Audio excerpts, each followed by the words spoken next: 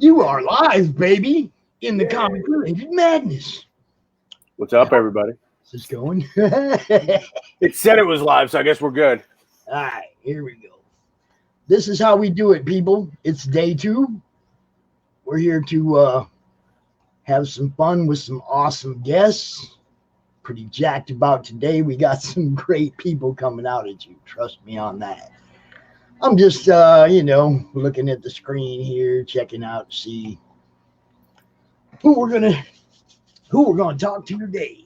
We're gonna start out with Pete's friend. We're gonna throw a little introduction out there, Pete. Let us know who. You got a few people coming out today. A ton of people. Yeah, it's gonna be fun. We're gonna start out with some cosplay this morning or afternoon, whatever. I never know what to call noon. For everybody else, it's morning. For us, it's noon. Yeah, there you go. She goes by the name of Chocobobutt Cosplay. She's a local Long Island cosplayer who's been doing a ton of great, amazing things. And I wanted to get her on to get her to talk about some of the stuff because she does a lot of gaming and a lot of anime cosplay. And I thought that would be fun for the folks to see. And she's like ridiculously talented, and just the attention to detail is. She totally becomes the character, which is really cool. I mean, a lot of cosplayers do, of course, but it's hard to see her in the cosplay. You see the character, and it's just so impressive to me. So I definitely can't wait to get going with that and get her in and get chatting with her about that. And then we got a ton of people. She just hit the backstage, buddy. Oh, it's cool. You ready? I'll break it out 4 minutes. Ready. Yeah, go for it. Are you ready? I'm ready. Yeah. Are you ready? Here we go. Where are the links? There she is. You're there now. It doesn't matter where the link is. There you go. Oh, no, I mean to share. I just want to share it. Yeah, he's going to do that in a second. Okay. We will be sharing it out all over the internet. Nice. Everywhere. It's going to be great. Yeah, sharing is one of Pops' thing. First off, Christina, Pops Christina. Hi. I'm just going to quickly plug in my computer. I have enough power anyway, but just in case I'm We have that entire. See, I mean, look at that chair. It's got me beat. It's got ears. Like, that's not fair. I don't think that's fair. The tail. Cool chair. Man, if the grandkids see that, I'm going to have to buy one of those. That's horrible. It's got a tail. Oh, yeah. And it fell off. There you go. What do you want? But the ears can come off and you can wear them. What do you want, dog? Jesus. The wolves are everywhere. Wait till halfway through the show. They're both here messing with me now. Love me, dude. Zeus. Quit eating my face, man. God. What do you want? Oh, you two? That's Zeus and Rocky, and they wanted to invite everybody early today, I guess. They weren't waiting until later. That's how you start a show with the dog. Yes. What? You can't see the one. Dog is for the show. The one making the noise is off screen. This. What? What? We got 2 big boys. And okay, that's enough. Go ahead. Bye. Oh, so they both come back. It didn't work. Hello. Welcome to the show. Zeus and Rocky wanted to say hello. That's all. Aw, they're very cute. And vocal. They do it to me every time I'm live. They'll come in here. Ask Pete. He knows. They get every time. They gotta get involved. It's hysterical. It's fantastic. They're just like the grandkids. They gotta be involved. What, dude? He wants to press buttons. People saw you. Look at the camera. Look over here at the camera. Say bye, everybody. Okay, that's enough. That's a ham right there, huh? They're not gonna leave me alone unless I chase them out the room, man. So should I switch to live comments to look at? Or yeah, if you want to see the comments that are up, as they come up in the group, we're only expected to go out in about a minute, so we're actually out a little bit early. Yeah. But Just getting it started, getting it comfortable. How was your 4th of July? It was good. How was yours? I was doing this, so it was awesome. We had honestly, it was the most fireworks I've ever seen in my neighborhood the whole time I've ever lived there. Everybody got fireworks except us because I'm just not into it, and my dog hates it. So we had my brother's girlfriend took video of it, and I think my boyfriend took video of it too. But we had there was parts where we sat, because we were the corner house, so we had kind of an awesome spot. But you literally could just go on the corner of our house, and everywhere you turned was fireworks at some point. It sounded intense most of last night until I passed out. So yeah, it was like Silent Hill. It was so foggy because of how many fireworks last night. Yeah, we had firework pieces falling on top of us. So when I went and took a shower, I was like, oh, here's some ash from fireworks. Fantastic. Crazy. It was so cool. I've never experienced it like that. So. Well, I know we live way out in the boonies. We're not in town, but I'll tell you what, all night long, boom, boom. It was crazy. It was all night long. I didn't sleep. I was in Bayshore, Suffolk County, so I knew they were gonna do stuff because we always do stuff in Suffolk County. People just always buy a lot of fireworks, but this went on for. It was straight fireworks for 3 hours. I don't know how much money these people spent, but it must have been a lot. I live a town north from her. And I know, first off, I saw a flyer going around everywhere for discount fireworks, which I've never seen before out here. Oh, wow. I didn't see that. Which is weird. And then my buddy who lives in Fishkill, just a little bit north of Westchester, was saying that, which is just a half hour outside of New York City, was saying that there was they're legal by him. And that they were pumping the flyers down here, and people were just going up. So instead of going to Pennsylvania or deep in Jersey, they were just taking a 45-minute drive, grabbing their stuff and coming out. My one neighbor, literally, because when I'm saying they were setting them off right by my house, it literally was the neighbors. Oh yeah, stuff was going in my backyard. Yeah, my actual cross the street neighbors. The guy took out 4 crates of fireworks from his truck. He kept coming out with bigger crates of fireworks every time we thought he was done. I was like, this is crazy. That's phenomenal. That's cool. So I do have one question for you. Mm-hmm. How did you come up with the name? All right. So I'm a big Final Fantasy fan. And in my little bit on Tumblr, I used to have an account where I would kind of role play as some of the characters from the games, and I used to do Cloud. And one of the names I always used to call Cloud was Chocobobutt Head, because the way Cloud's hair looks like the back end of a chocobo. Okay. And so I had the username Chocobobutt for Cloud on my Tumblr, and because I used to be called something else, and I just one day was like, you know what, I really like this name. I want to be called Chocobobutt now. So that's where it came from. Cool. I've been stewing over that question ever since Pete said you were going to be in the show. It also works out because everyone likes to say oh, Chocobobutt's got the booty, so now it's the chocobo and then the butt of me.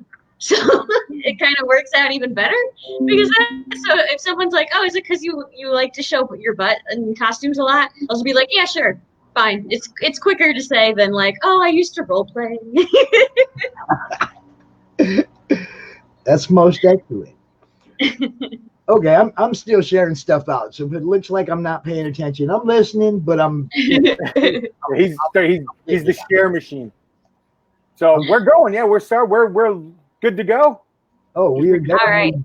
All right, just good to go. Just making sure, just so blah, blah, blah, blah, blah, blah. All right, so we got the name thing handled. Now, when did you talked about being on Tumblr and the role playing and stuff like that. When did you start yeah, you know what? I'm cosplaying. I'm doing this. So I've been doing it since 2008 is when I started. That's a while now. Yeah, it's over 10 years. So I went to Bayshore High School, and I had a lot of friends because I was part of the drama club in high school, but also the art club, because I love doing art. So like my art friends and drama friends kind of all used to watch anime, and I used to watch it already. So I was already like into that and everything. And I played video games because of my cousins.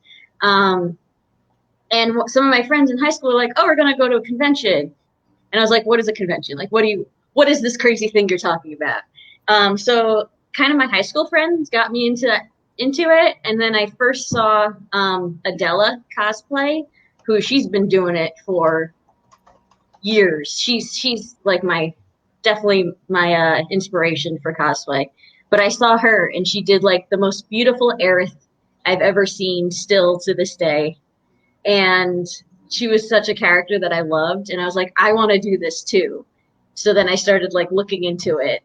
And then in 2008, I did Misty from Pokemon, and I used my real hair and I dyed it orange. It was great. And then I did Misa from Death Note and used my real hair and dyed it again. The big guns right off the bat, huh? Yeah. All in. Now, I had mentioned that before, that you definitely, and this is a compliment. I know it'll sound weird. This is a compliment. we see you now, but then I see you disappear, and I see when you cosplay the character, I see the character. She's still there, but she's the character. Like the perfect example for me was this past Anime NYC, your Lemillion. Oh, thank you. Just the way you styled the wig and the way you styled the costume and the armor and the outfit and everything was like, wow, she's him. Like, yeah, she's in it. In fact, let's see if we can. I'm going to see if I can do this. I'm going to try to, so people can get an idea of what's going on. I'm going to share the screen a little bit. I'll get out there and play with the button. So me and my friend Kayla. Let me know if I'm sharing it. Oh, yep. Okay, cool. Me and my friend Kayla, who goes by Paladin of Stars, it was like such a passion project of ours to do Tamaki and July. Yeah. My late 4th of July, where it was already midnight, so I was too late for it. If I can find a. Well, yeah, this will be a good start to it. The Lemillion. Oh no, actually, yeah, there we go. Just look, we were talking about it before. It's the wig, the styling on the wig, just the way everything. That was such a hard style. Oh my god! The way everything is designed, though, it's so on point. You know, you have that skill set. Like, we'll go here too.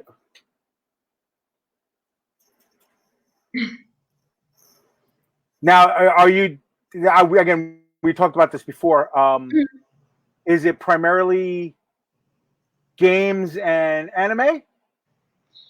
I do anime is my top one, and video games would be second, and then I'll do like random things, like I'll do Lord of the Rings. I'll do superheroes sometimes, sometimes Disney characters. It's more that like the way my like whole body is shaped and my face shape is, and occasionally Stranger Things. Yeah, occasionally Stranger Things.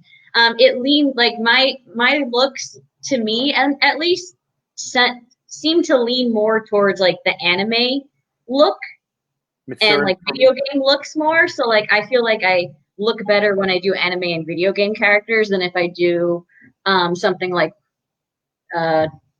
Black Canary or something, which I did in the past, but because I feel like I have a baby face, so I feel like baby face leans more towards anime than it does like superheroes, because superheroes always have really nice jaw lines, and like granted I can fake it with some makeup, but I have a very round face, so it's just my preference though that I like to do anime more. And I love the character designs more in anime and video games too. They're just always so wild, so it's always like just crazy to try and do one of theirs, because it's like these are things that obviously would not happen in real life because we don't have a real person wearing it. Completely fair. But like I said, it's I know cosplay is a lot. There's some folks that are just super famous and blah blah blah, and that's fine. But there definitely is a passion with what you're doing, and you definitely pick characters. I've noticed that you pick characters that you absolutely adore. Yeah, it's very rare that I'll do a character that like I don't really know anything about, and there's nothing wrong with doing that. Like sometimes I find characters that are like just very aesthetically pleasing to me, and I'm like, oh, I really want to be that character. They're just beautiful. Like that's such a pretty look.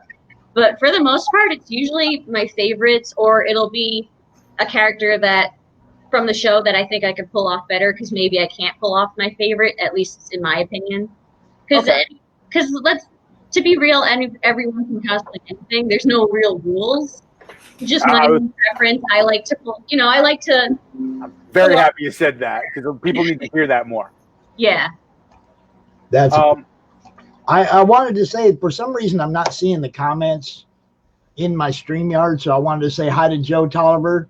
He's out here. He said different artists do different faces. I feel like you could do a great new Avengers character. Rich Perotta just wanted to let us know he's watching. He's over there on the other side of the pond. He comes on later. Oh, there it is. Forward to that. Hi, Joe. Okay, you guys go on.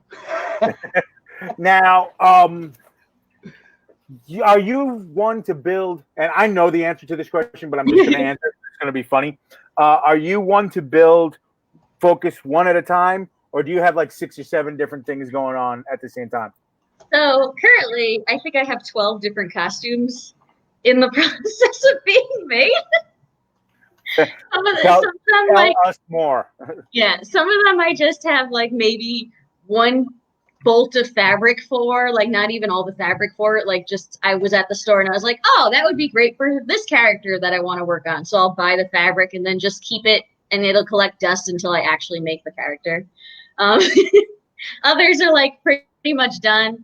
Like I have a bunny version of Red Hood, so it's like a female Red Hood from DC Comics, but like as a bunny girl, if you can picture that. So that's pretty interesting. I can't wait to see that.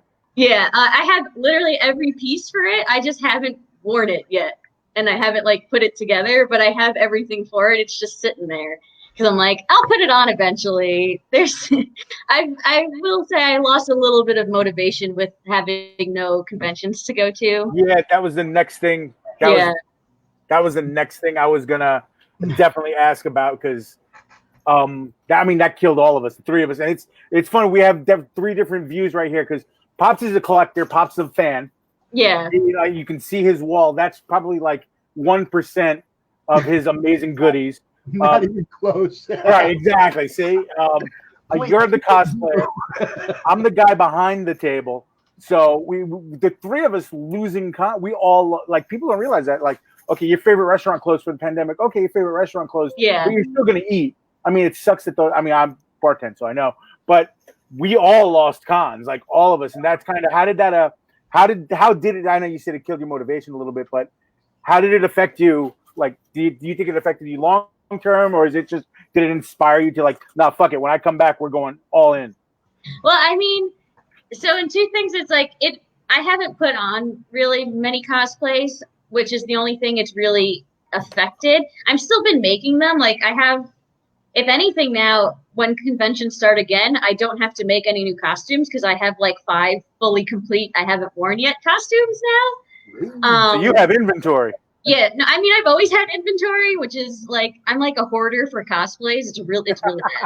But I live with one too, so I understand. So, so if anything, it's helped me in that I now have like a whole backlog of stuff. So for the next couple of cons when they start again, I don't really need to make anything new unless I really, really want to do something. Like say I see like a new character design of something, like, oh my God, I need to be that.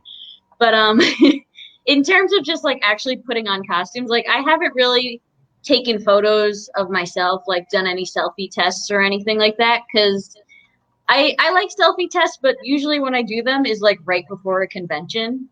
Cause Sure. I'm so lazy with makeup. Like I don't mind doing like a costume. I don't mind putting on a costume, but like if I want to do like a full picture to post and I can't do any shoot, like I want to do makeup to do the whole look because I feel like makeup is part of the costume, at least for how I like to do it.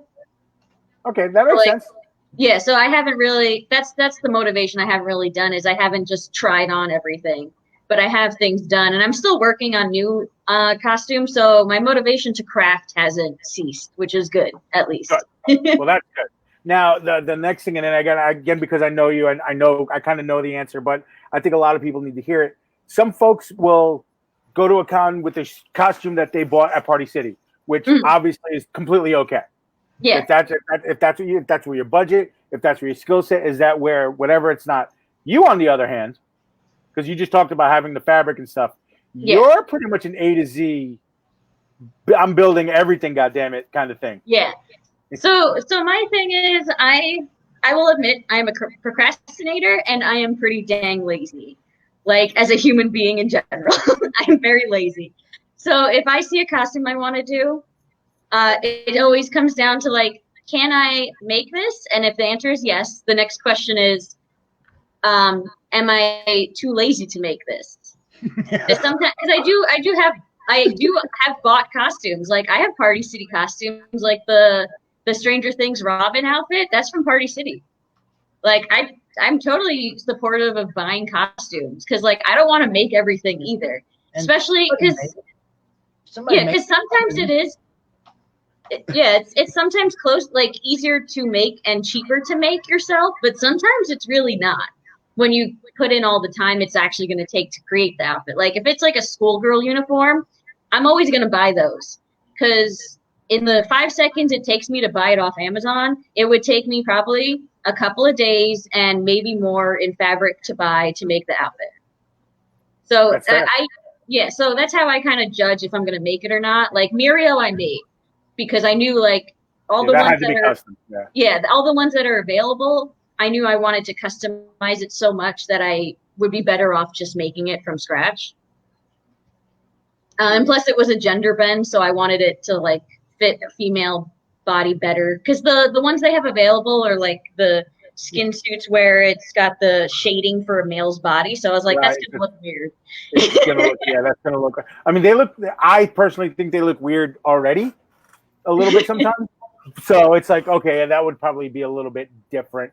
I'm glad you mentioned that too, because a lot of folks, because we're in a weird time, obviously, a lot of folks, and cosplay is like definitely taking an opportunity. It's been taking an opportunity. You see the cosplays and consent and all those signs, you know, how it's starting to raise itself up in that regard of being something to empower everyone, but something also where it's protecting itself and it's showing everybody that it's an okay. It's okay to go to Party City. It's okay to build yourself.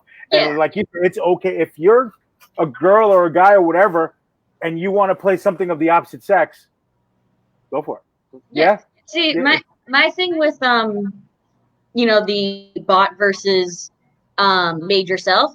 My only thing with that is like, if you bought it, just own it. Like, like if you bought it, be like, yeah, I bought it. So what? I look amazing. Like my as someone who like has made up their own costumes, I just can't stand it when people who bought costumes, which again, nothing wrong with it, then take credit for it. Okay. I see that. That's where I draw the line, because it's like, okay, like you bought it, that's great. I bought costumes. Just say you bought it. There's nothing wrong with it. Like don't go and say like oh yeah, I made it, and you're like, but you know you.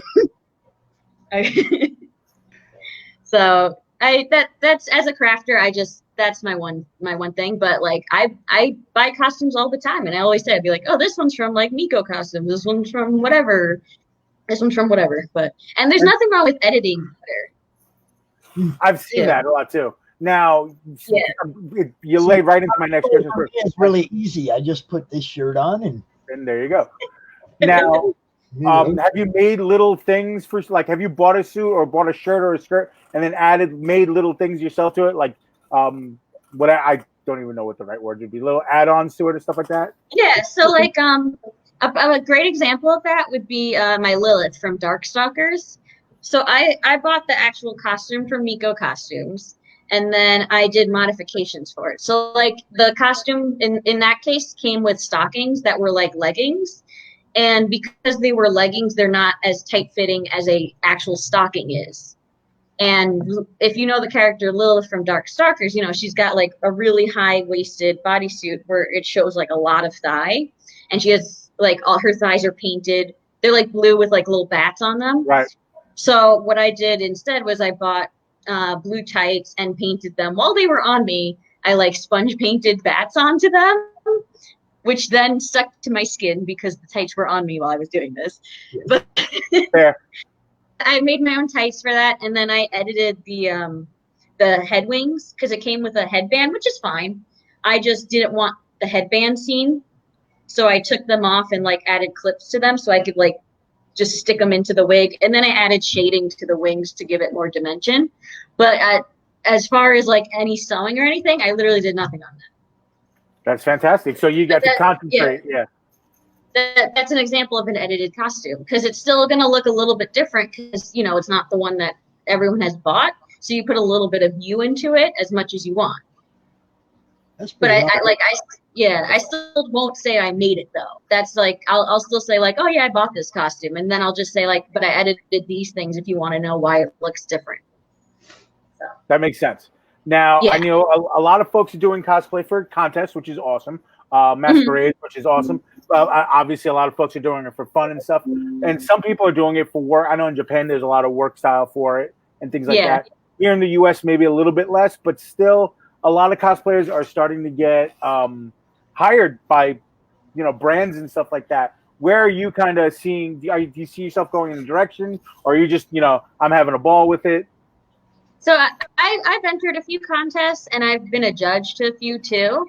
So like when I'm a judge, like it depends on the convention too, because the convention, and I wish more conventions would be a bit more clear on their contests too. Cause like if it's a costume crafting contest versus just a costume contest, right. I wish more conventions would like be more clear on what type of contest they're holding. Cause like if I'm told I'm going to be a judge to a crafting contest, like you're welcome to enter your bought costume, but I'm going to pick someone to win who made their own costume. and I'll know they made it because I'll ask them about it, and you can, yeah. I've seen it's pretty intense with some contests are pretty intense with the rules. It has to be a percentage bought or a percentage made or completely handmade for a contest, depending on the contest. Some they'll check seams, they'll check how you made this. I'm a seam checker. Yeah, there you go. Some contests have prejudging the day before, and it's some are just whatever. Like the little itty bitty bar show that I do. There's no rules. Show up, and if we like it, you win. But there's some kind of like that. I know the Masquerade at Anime NYC. The list of rules is gigantic. It was bigger than me, but it made sense though. And I've also noticed that depending on the rules for the show, doesn't matter. People are still going to come and try to win everything with what they do. Now we have a question. Yeah, and that's why I say if say I'm a judge on a crafting contest, like you're more than welcome to enter your bought costume, but just say it's bought. And like you're free, I'll let you still go on the runway and do a walk. Like I'll let you do all that stuff, but just know like you're not going to be allowed to receive a prize. Like especially if it's like a really, cause some conventions give out like money prizes and stuff. Right. Yeah. But like you're more than welcome to do a walk on. Like, and I'll still like comment and talk to you about the costume, and I'll still enjoy seeing your costume. But that's how I do the judges. But it depends on, again, if it's just a walk-on cosplay contest or if it's a crafting contest, which that's a little deeper. Yeah. Speaking of which, I do like the fact. Do you got Joe's question? I have Joe's question. Yeah. Go ahead. Joe Tolliver has asked, and it's a good question actually. What about if you buy it and make adjustments? How much percentage does it take before it's yours? Meaning the modification. I mean, I personally wouldn't consider Lilith mine because like all I did was like detach wing ears and like make my own stockings, but that's still like most of the things I'm wearing I had no makeup. I think because a lot of conventions will state in their rules you have to be this much % made. It's usually about 50 or 60, like 50 and up to be made by you. So if you like made all the accessories and say it's like an armor build and you did all the armor, but you didn't make like the bodysuit underneath, like that's fine. Enter that. That's totally acceptable. Because like you can be a fantastic armor builder, but maybe you can't sew, so you can't make like the undergarments, and that's fine.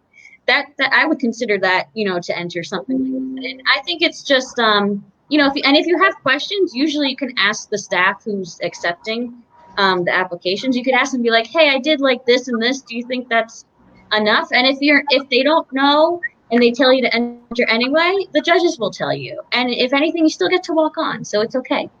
People see it, right? Yeah. It's a beautiful thing. The more questions you ask, the better. Yeah. I think that's generally in life. I think that absolutely is the way that goes.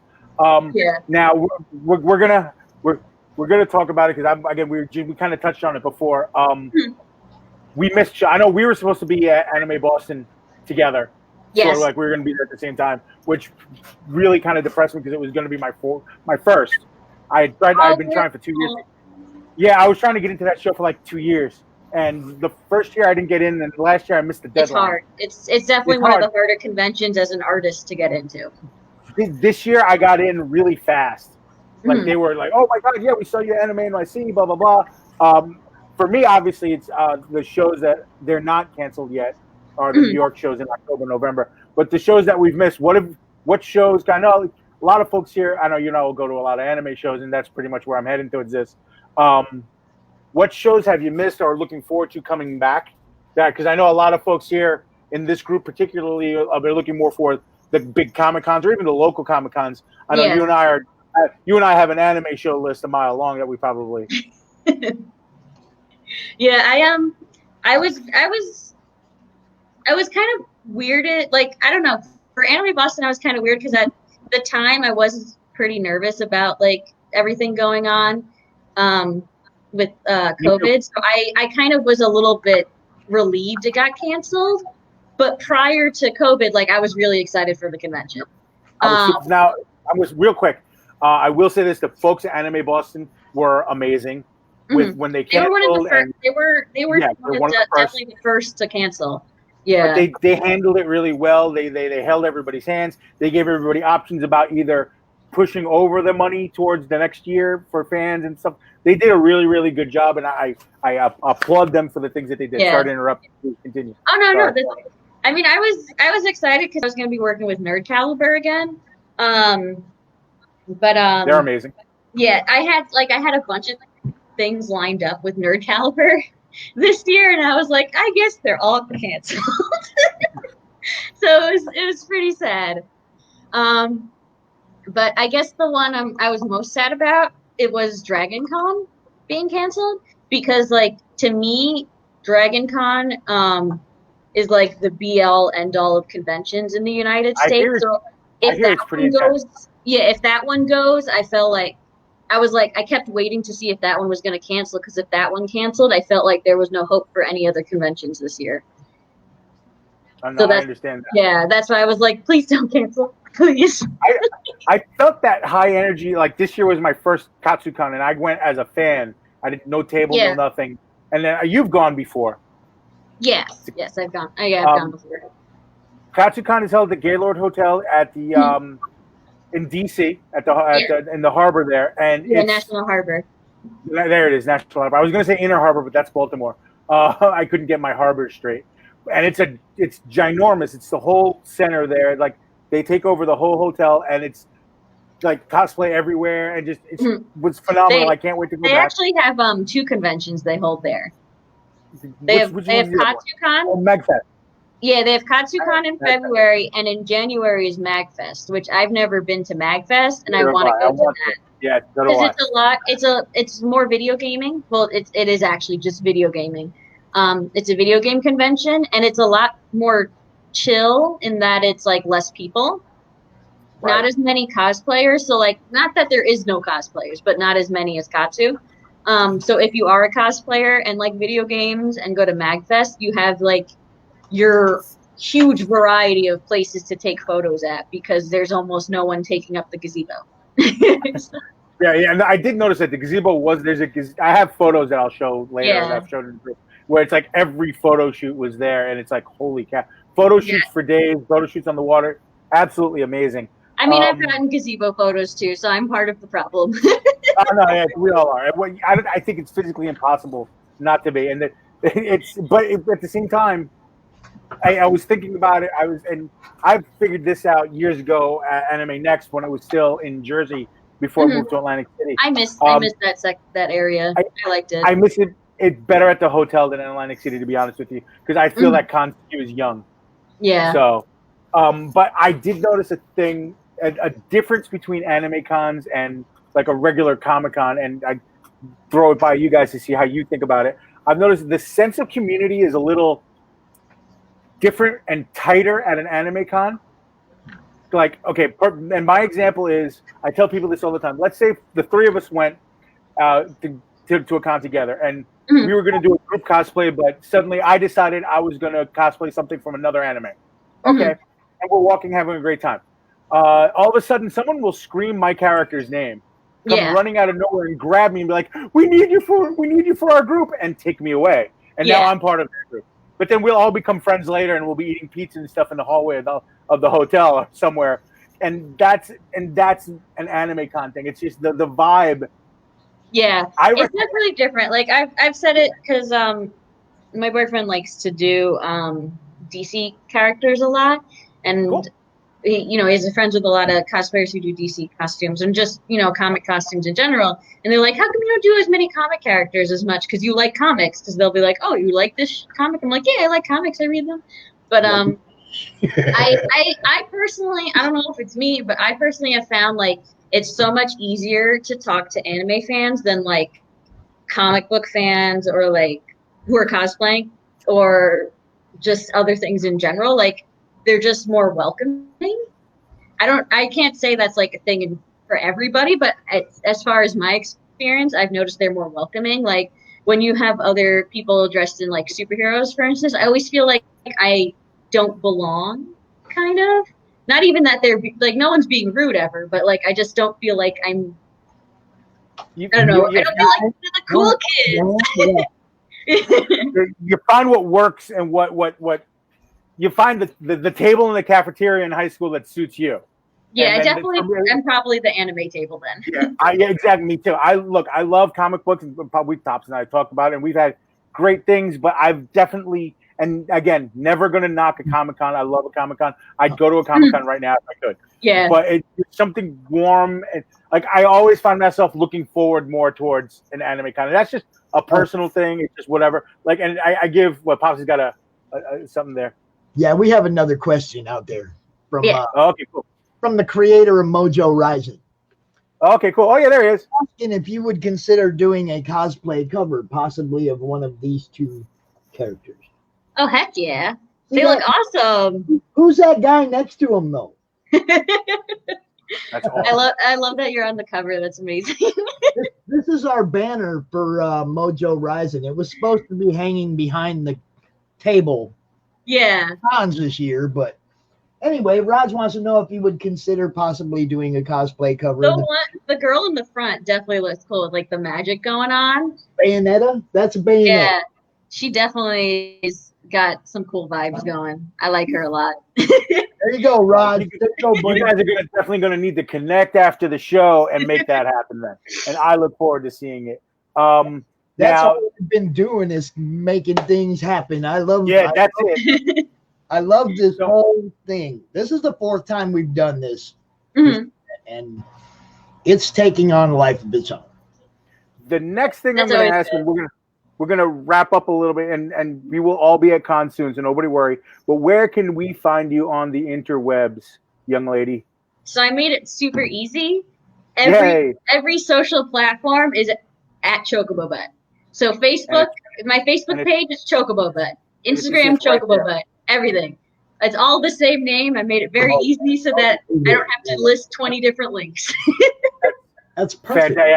I'm doing the similar thing. I'm trying to streamline everything to that. Yeah. But very cool. Awesome. I would say probably Instagram is best because I have my Instagram connected to my Facebook, so I don't really go on my Facebook page. It just automatically posts for me. But like I will answer on my Instagram best. Well, you are more welcome to share anything in the comic-related madness because that's what we do.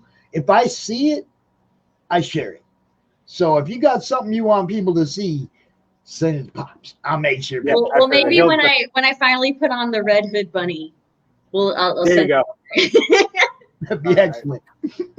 And I'll talk Young to lady. you. I'll talk to Raj. I'll talk to you soon. We'll see what's up. You guys talking. It'll be one. I can't wait to see it because I know she'll knock it out of the park because she knocks everything out of the park. Young lady, thank you. Thank you. I'm sure I'll talk to you in a little bit later about random Long Island nonsense or Yes. random cosplay stuff. You guys have fun today. Don't blow anything up. Thank yes, you. and hopefully we all get to go to Anime NYC. I'm praying it doesn't cancel. I'm hoping. I like the way New York has been trending, though. It's trending towards us. New York is okay right now. Yeah. So I know they made a post saying that they're gonna, like, as soon as they're working with the Javits right constantly to make sure they can have the con, and the second Javits says no, they will post. So if anything, we'll get informed very Yeah. But so far for them, it looks good because they have their layout already out. They have almost a full guest list already of who's coming. So, and all the guests are like on board still. So it's looking good. I will cry if that's definitely my favorite con. So yeah, it's my favorite too. That's the one I will actually cry on. Yeah, I will. Tears, both of us, all of us. Yeah. So, but thank you so much. You enjoy the rest of your day. You Have too. fun. Again, don't blow stuff up. Wash your hands. Yes. No. Wash your hands. All right. Thank you, darling. Bye. All right. That was pretty awesome. Yeah, she's fantastic. She's absolutely phenomenal. And that's why I let her go over my time a little bit. So. Oh, yeah.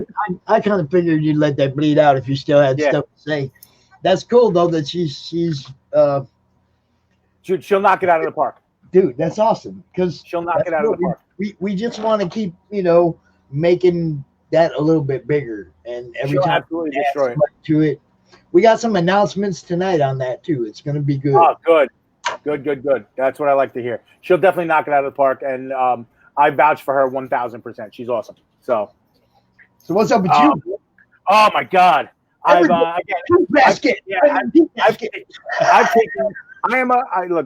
I do a lot of fan art, obviously. I do a lot of mashups. I do a lot of my own stuff. And I have Fat Guy Inc., our studio, we had a comic book. Fat Guy Inc. Presents. It was kind of had a bunch of different stories and stuff going on, all original and stuff. And we put it on permanent hiatus. I had then at that point decided that I'm going to put out 2 titles. I put out 1 book. The other one's still in creation. And that's what I wanted to talk to everybody about today. So we're going to go back to the sharing screen thing. And then we're going to talk about everything. My entire screen, buddy. There you go. So we're going to talk about that in 2 seconds. Look at all them. Look at all them little boxes. Oh. Yep. The first thing we're going to talk about is, because this is going to be the easiest, is this Jimmy Friday here. Jimmy Friday is a book, and Pops, you'll get a kick out of this. The elevator pitch is we take the Lucha Libre world and we mash it up with Kill Bill and Kane from Kung Fu, and we get Jimmy Friday. It's a world where most people are wearing masks and they're all wrestling and fighting each other to get the chance to challenge the champion when the champion comes to town. There are several different champions, and they're all doing like Kane from Kung Fu, walking around defending their titles. Now, Jimmy is a little bit different. Jimmy is, and I'm going to show you guys the first page of the first book and the last page of the last book as kind of a tease. Jimmy inherited his belt. He's the only one to ever inherited his belt from his father, who died under mysterious circumstances. Jimmy is kind of a mix of Rey Mysterio and the cool bad guy Shawn Michaels from back in the day when he kicked Marty Jannetty through the barbershop window. He's the sexy boy, but he can throw down and do all sorts of fun things. And then in the cover that you see, that's the belt that he inherited from his father. Jimmy's walking around. His problem, though, is he wants to know how his father died, and he really doesn't know what other than being champion and defending his family's legacy, he doesn't know what his situation is in life in generally. And now he finds himself at that point partying a lot, having a lot of fun with the senoritas, but he also finds himself getting challenged a whole lot by a particularly persistent group of guys. They're run by the Lex Luthor of our group, of our world, El Rojo, the red guy. He's the boss, kingpin, luchador of everything. He runs a tournament, the Tournament of Champions. And in that tournament, all the champions fight so that they can win the ultimate title and be the ultimate campeón, the ultimate champion, which El Rojo owns. No one's beaten him for that belt except for Jimmy's dad. So that's where we start thinking about things that are going on now. The first page gives you kind of just a jump right into some action, but the second page, and I'm going to bring that for the last page, and I'm going to bring that up to the front. And this is where we get very comic booky. Jimmy, and trying to find himself, enlisted the help of the only luchador to have ever been allowed to retire with his championship, and that's his uncle El Gordo, the super heavyweight champion of this land. So his uncle went to owning a bar, running a bar with a lot of senoritas and a lot of beer, a lot of food, because, you know, the fat guy. And he decided, well, you need to go on a vision quest. Anybody who did high school wrestling knows that Matthew Modine movie, Vision Quest. Jimmy decides, okay, I'm going to go on my vision quest. And that's where we get him heading into his vision, heading into that world right now. And I kind of wanted, that's where the next couple issues that I'm writing for are going to land right now. And they're going to be very, I wanted them to be very Steranko, very early Eternals, Jack Kirby, very just like, okay, I gave you a lot of as much realism as I can with the Lucha Libre in the first book, but I'm going to give you some really fun fantasy, you know, a guy in a mask fighting a lizard on top of a bar top kind of stuff, you know? I had to jump out and say goodbye to my son. He's headed to the golf course, but good for him. Good for him. Good day for it. That's what's going on. Yeah, it really is. And I'm going to talk about both books, why I don't have both books out at the moment, but I'm going to talk about the second book really fast. This is a piece I drew. First thing I drew as a member of Fat Guy Inc. Based on the anime Attack on Titan, I was like, okay, the anime is very harsh, especially the first episode. It is tough. So I decided, how do I soften it up and do a mashup? Well, I put Cookie Monster in instead of the Colossal Titan, and I did Attack on Cookie. So instead of burning buildings, we got burning cookies, a carton of milk, and blah, blah, blah. It has been a ridiculously successful art piece. The original sold at New York Comic Con in 2014, and I can't hold on to prints. People just, I've done so many copies of this, and it's a very popular piece. I love it to death. It's my baby. And a couple years ago, a buddy of mine by the name of Jay Hewer, who's a comic writer, a pretty good guy, came up with an idea. He's like, hey, can I write a short story that you could illustrate with this piece? I was like, sure. A couple weeks later, he comes back to me, tells me, I wrote a book. I wrote a comic book. I was like, well, then I'm going to have to draw a comic book. He goes, perfect. I'll turn it into a script and we'll get going. And even if we do just one, we do just one. And the Attack on Cookie comic book was born. The premise behind it is excuse me, Pops, I'm sorry. Are you seeing the questions? I'm on my, okay. Go for it. Hash is out here and he says, what's the inspiration for the title and what's the belt's heritage? Okay, Jimmy Friday Jimmy Friday was actually a nickname we gave to a cook when I used to work at TGI Fridays, all he did was cook and talk about wrestling, and he happened to be Mexican. Right, people. And then on certain days he would actually cook, sometimes in a Lucha Libre mask or cook in like a Rey Mysterio T-shirt or an NWO T-shirt. So I was like, you know what, I'm going to honor this because I don't know what happened to him. He just disappeared one day and we never saw him again, as many line cooks do in the restaurant business. So I wanted to name the book after him. The belt was actually, the design of the belt was done by an artist buddy of ours, Justin Fischetto, who is stupid talented, and I'm going to get him into this group and I'm going to get him into this show one day. But the heritage behind the belt is it was passed down from luchador to luchador in Jimmy's family, and then and then if you saw Last Ride with The Undertaker, if you're a wrestling fan, you always get the thing that's like when you retire at the end of your career, you always give back to the business, which means you always end your last match is always you on the floor looking up at the lights getting beat. Well, that's basically how it happened in Jimmy's family. The guys would lay down, would get beat basically by their sons or whatever, and their sons would carry on the tradition, kind of, you know, yeah, exactly. So that's the heritage behind the belt, which is really making it weird for Jimmy because he didn't beat his father. His father was killed. His father died, and he doesn't know how or why, and he wants to figure that out to get that closure and to feel like he earned that belt. Okay, and we also had another question from Angel. Okay. He wants to know what's Dude's finisher. Yeah, he is. I've done a couple different ones for him, but that's the thing. He doesn't have a finisher yet. That's part of the Vision Quest. Okay. Where he's gonna find himself, and he's gonna go. He's basically at this point, like I said, this is where the Kane from Kung Fu thing comes into. He's walking the earth right now, kind of almost aimlessly trying to find answers, and his finisher is one of the answers. And his finisher is gonna hopefully, not trying to give away too much, but during his Vision Quest is where he's gonna get not answers about anything on the external. It's a lot of internal questions that are gonna get answered for him, and hopefully his finisher is gonna be one of them. Nice. Now you can go back to talking because there's no other question. All right. I have a question though. Go for it. Inspiration for the outfit. Oh, this was a couple guys. I liked that. I wanted to show off his guns a little bit because I when I was drawing it, I drew it without his shirt first. I liked his shoulders and stuff, but I wanted him to have kind of the way I thought about it was I see a lot of guys in the gym with the hoodies with no sleeves, which I think is stupid, but it kind of fit this guy because I wanted him to have a hoodie covering his mask because the mask is also going to change eventually. And I basically wanted him to look like a gym rat. I wanted him to look like a guy who's in the gym because he's going to walk around a lot too. So, he's not going to – I don't want guys walking around in their wrestling gear, like with how my sister always jokes that like Randy Orton really needs to put pants on. I don't want people saying that about my guy.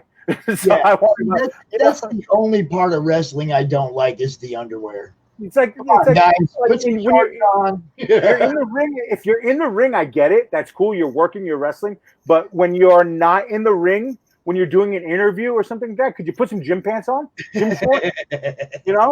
Like, do you always have to have your gear on? Like, it's a little weird to me. I mean, but that's just me and whatever. So I didn't want him to be, I didn't want him to go to quote the Young Bucks. I didn't want him to go full gear all the time. I wanted him, he'll have his wrestling gear, and that'll get, that'll be another surprise that I have planned for a couple issues down the road.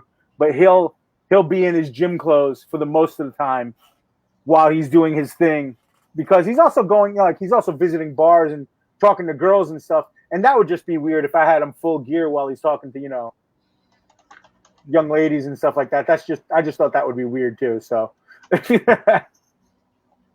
cool. So that was the inspiration behind his out. He's kind of just fresh from the gym, gym tan laundry like the old Jersey Shore days, and now he's just in his casual gear, but he's going to carry his belt around because that's what they do in this world. And he's always going to have the mask on because that's what they do in this world. Not everybody, but that's what he does.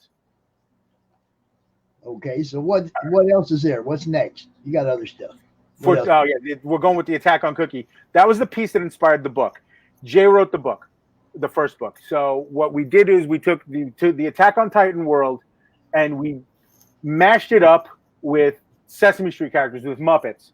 And then we kind of mixed it around and created a third product, and a completely unique product that has notes from this world, from these two worlds, but they're different. And I'm using this and describing it from a printer and a copywriter that we talked about, where we're in the Weird Al Yankovic kind of world with this at this point, where not meaning that we're doing Weird Al Yankovic stuff, meaning that we're in the parody satire. The story that Jay wrote and the way that I'm drawing it is satirical of both present times and a couple of other things in the world. So we're using these two worlds to basically do a little bit of satire on the world that we live in now, a little bit of parody of and we're using a parody of these two products to do a satire on the world that we're doing right now. So we created a completely original third product, which is cool. Fantastic. And even if this is just a book where I end up, selling it at shows and whatever, I'd be happy with that. But I'm really excited that we created something new and different. And then would be the cover of the preview that we did. I have a different idea for the first cover of the first book. I did for the preview, however, we did the first 3 pages of the book. I drew them and prepared them for the preview. And then this is the splash page. This is page 2 and 3, where in this town that's behind these walls, which is kind of like Attack on Titan, there was a grandmother baking cookies. And then all of a sudden she heard this guy show up. and then everything had changed. And we, again, we made some changes. We did some things, and there's a lot of ridiculous things that I'm doing with this book, but it's going to be a lot of fun, and there's going to be a lot of things going on. Now, the reason why I don't have a Kickstarter or anything like this for these books yet is because, first off, I'm still redrawing a lot of the Attack on Cookie book, and that's been going on for a while just because some things have happened, some health things and other things. And Jimmy Friday, I want to not change anything, but I want to redraw some pages. I went back and looked at some pages, and I wasn't happy. And I want to redo the pages and get them a little bit better. I just wasn't. I rushed too much. I just know I did, and I want them to get better. So once I have both books drawn and done and ready to go, then and in the meantime, and I thank you, Pops, for this, giving me the resources to meet guys who are doing Kickstarters and to see all these Kickstarters that you promote, where I'm starting to get an idea. Okay, I can do this. I can do that. I can do, okay, now let me give such and such a ring. And hey, when you did your Kickstarter, how did you do this? Hey, like I'm definitely going to pick Larry's brain from Niobe and talk to him about things like that. I'm definitely going to talk to him. I'm going to talk to a couple other people, and I'm just going to try to figure it out so I can start putting out these books. Hopefully I'm going to, at some point in 2021 is where I'm going to start a Kickstarter for them and stuff like that. I want to give myself I don't want to rush. I want to give myself some time to get the art where it needs to be, because for the Jimmy Friday book, a lot of the art wasn't where it needed to be, and I'm stepping up the game with the Attack on Cookie book and getting the art to be where it needs to be. And then yeah, that was the cover. And then like you'll get a lot of stuff. Like now, these are older pieces that I had, but I'm going to start bringing in a lot of these ladies, the Day of the Dead stuff into the Jimmy Friday book. So a little stuff like that. What is that? Sugar face? Yeah, the sugar skulls. Absolutely. Trying to bring a lot of that kind of stuff into it, and then a lot of that into the covers and things like that. That's the other thing. In case you noticed, the covers are in color, but the pages, and I really love this this idea. I love having the pages in black and white and black and gray. I really, really enjoy it. It gives me an opportunity to do a lot of different things and to use it. And with Jimmy Friday also, there's going to be a lot of Spanish in it, just because it's a Lucha Libre world, and I think it fits, but nothing where it's like you need to, Google what I'm saying. This is stuff that you've definitely heard on TV, and you can figure out what he's saying. For 35 years, I'll be able to read it no matter what. There you go. I want to do a lot of stuff like that. So that's what I'm doing right now in indie comic world. In the world of Fat Guy Inc. and in the world of just drawing and stuff, it's this. It's basically this. I'll blow that up a little bit. I'm putting together. I have a stack. This lockdown has allowed me to just sit and draw, and I haven't been complacent. I've been busting my ass trying to put out new artwork. I got a piece on the board right now. I don't know if I have a picture of it. It's basically I'm doing another mashup. I'm having All Might from My Hero Academia versus the Hulk, and I'm super excited about this piece, and I'm just going really deep with it right now. Here we go. I do have some things. I got that going on. Do I have that in here? No, I don't. We still. I don't have it in here. We also, like I said, I'm talking about the little show that we do, the Indie Art Show, Fat Guy Inc. We've already set the date. Hopefully, it stands February 6th, 2021. That'll be out here on Long Island. I'll have more details coming up soon. And this is kind of like your show here, Pops. It's a lot of indie guys, mostly indie guys, all indie guys. Lots of cosplay, lots of people networking, having fun, and doing business with each other, and an opportunity for the fans to get in and to touch their, these new people who may not have gotten an opportunity to, be at huge cons, but now they can be at this con, this little show, 12 tables. It's a bar. It's free to get into. And you can come in and you can talk to artists. You can hang out and see what's going on. And you can, have a beer, have a sandwich, talk to some artists, get some cool art, maybe win a cosplay contest, listen to some good tunes, and kick back. So that's another thing that I'm working on. Again, doing another one of these in the winter. But yeah, the lockdown has been good for commissions and stuff. Not super, whatever, because I don't want to take money off people that need to use it for other things, obviously. But the commission list is out there. We got tons of sketch covers. We got tons of prints. I'm working on a ton of new prints See if you have any of the new stuff. I have a file on my computer. Somebody's going to read it, so I'm just going to say it now. It's I wrote down the file as 2020 COVID prints. So these are all the prints I did during the lockdown.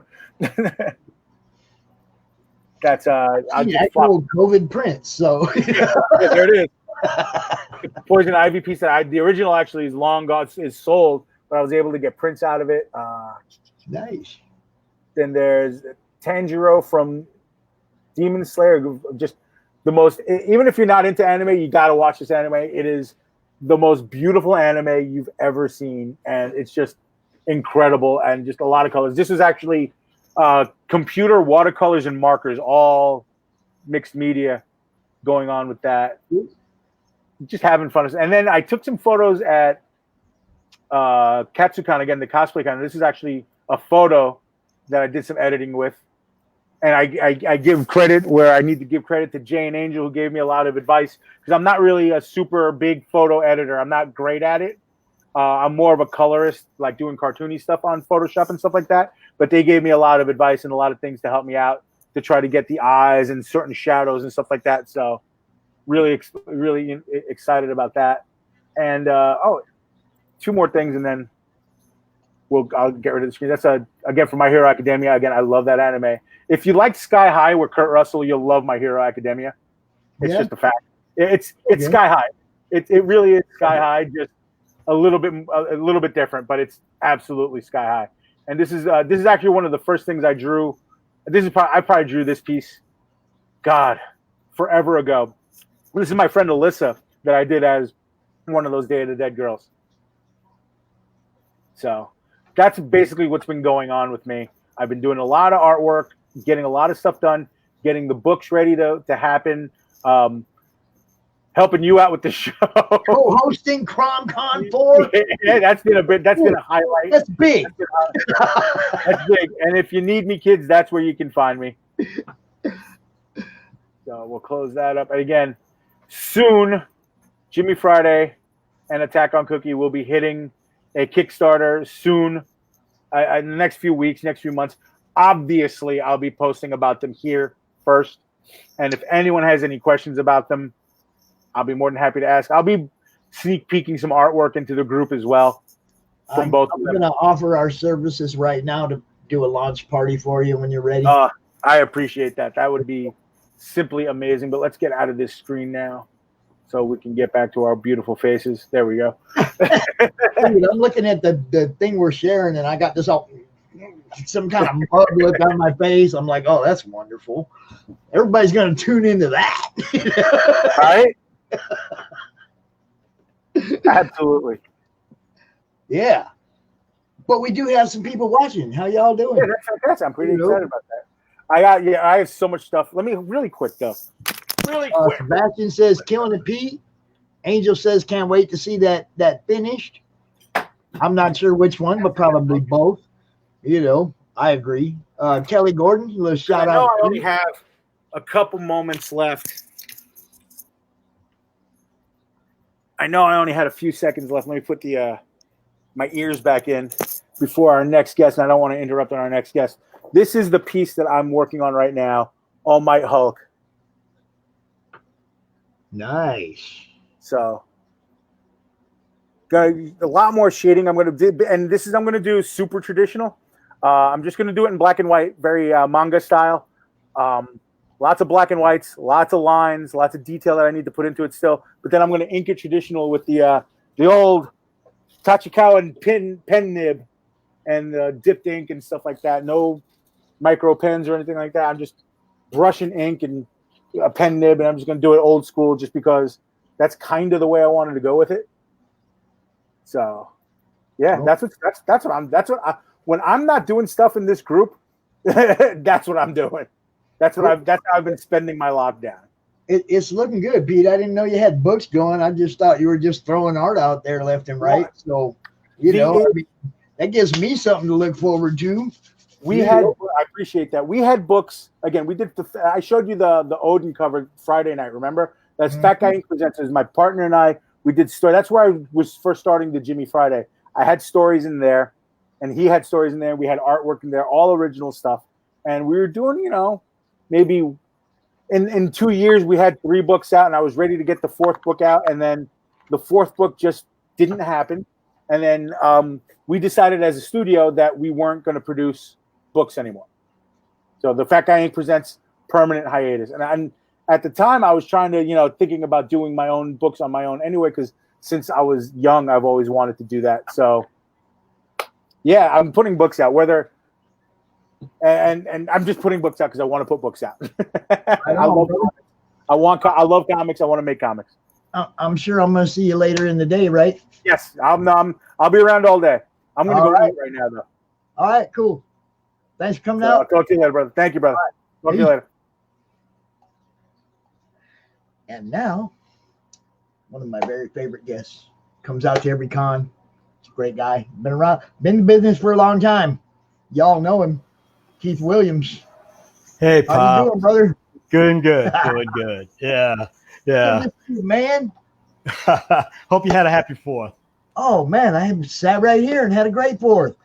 Well, then, fireworks all night long. Oh, yeah. Oh, man, it was crazy. Yeah. I mean, we're on the boonies, but we got lakes. So people live on the lakes got boats, and they firework. They firework. Right. They firework. And we had them all over the place. They were everywhere. I used to get, when I lived in Phoenix, it's like you could stand on the roof and look in any direction and see fireworks everywhere, I mean, that's what we did last night. Yeah, we did that. I'm out in the boonies, and you can still look everywhere and see them. It's crazy. We're not supposed to have them here. Well, no, I don't think anybody's really supposed to have them this year, but we got somebody back here. What's up, hey, there he is. Hey, dude. Hello. How you doing, sir? I'm doing good. I'm doing really good. I'm in what was supposed to be my studio, but because of the pandemic and everything, my wife re-annexed it, and now it's her office, and I'm relegated to. It's okay, but I'm relegated to the living room. Oh wow! Oh, the living room. Yeah, I know. Well, I have no life, so that's where it is. All right. Wow. Yeah. How's everybody doing? Doing good, sir. It's good. great. Good. All right, excellent. We had a wonderful Trader Day. Oh, all right.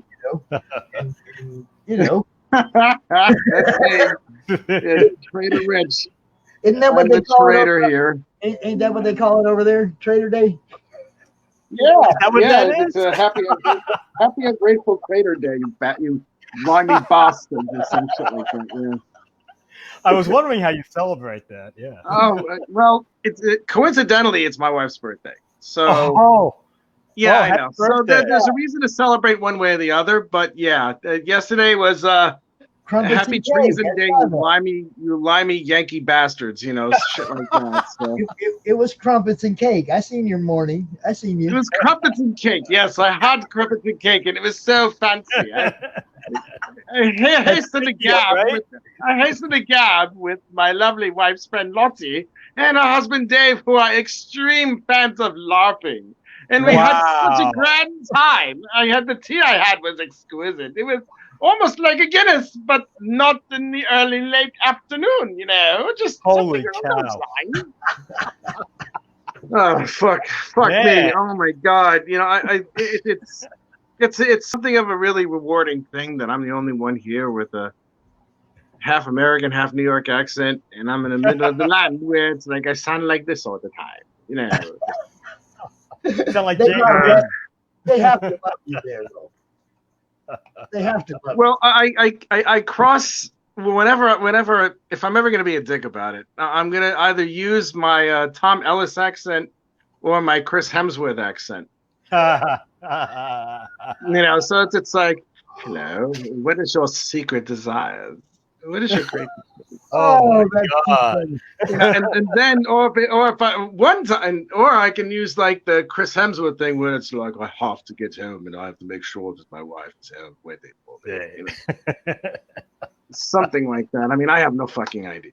But anyway, doing pretty good. I have the privilege of doing the one thing that I have not done yet.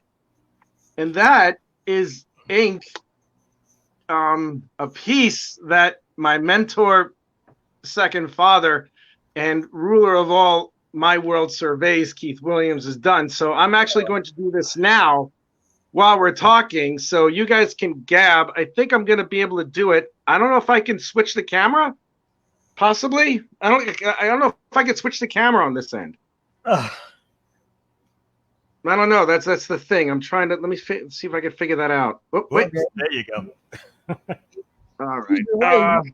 We'll talk about it while you're doing it, and you can just show it technology. off later if we can't watch you do it. We can always show it off. Well, I'll tell you what. Let me get out of here for a minute. Okay. Let me configure my camera, and then I'll join in. Okay. Okay. All right. So give me a minute. I'll be right back. Let me see if that works. All right. Bye. It'll work. So how you doing, brother? So doing good. I've been keeping pretty busy. I'll show you something I've done just recently. I think it was also on Instagram too, but there you go. This is a copy of Superman that I did for somebody, and I sent it out just recently. And yeah, so had a lot of fun doing this. And wait a minute, let me show you another one. You know I post everything I see of yours, right? That's right. That's right. You know, Thank you, sir. everybody sees it. That's great. And there's a Metamorpho, the original cover that I recreated. That's going to be going out. That's going to be going out soon. So I did the repenciled, did the inks, and then I did the colors and Copic markers. And hopefully, I guess it turned out all right. Yeah, it turned out sweet.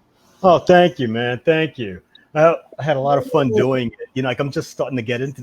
Wait, hey, there it is. There it is. A little bit of glare. Put something over that window, boss. Yeah, right behind you. All right. Yeah, block that off. Oh, I can see it.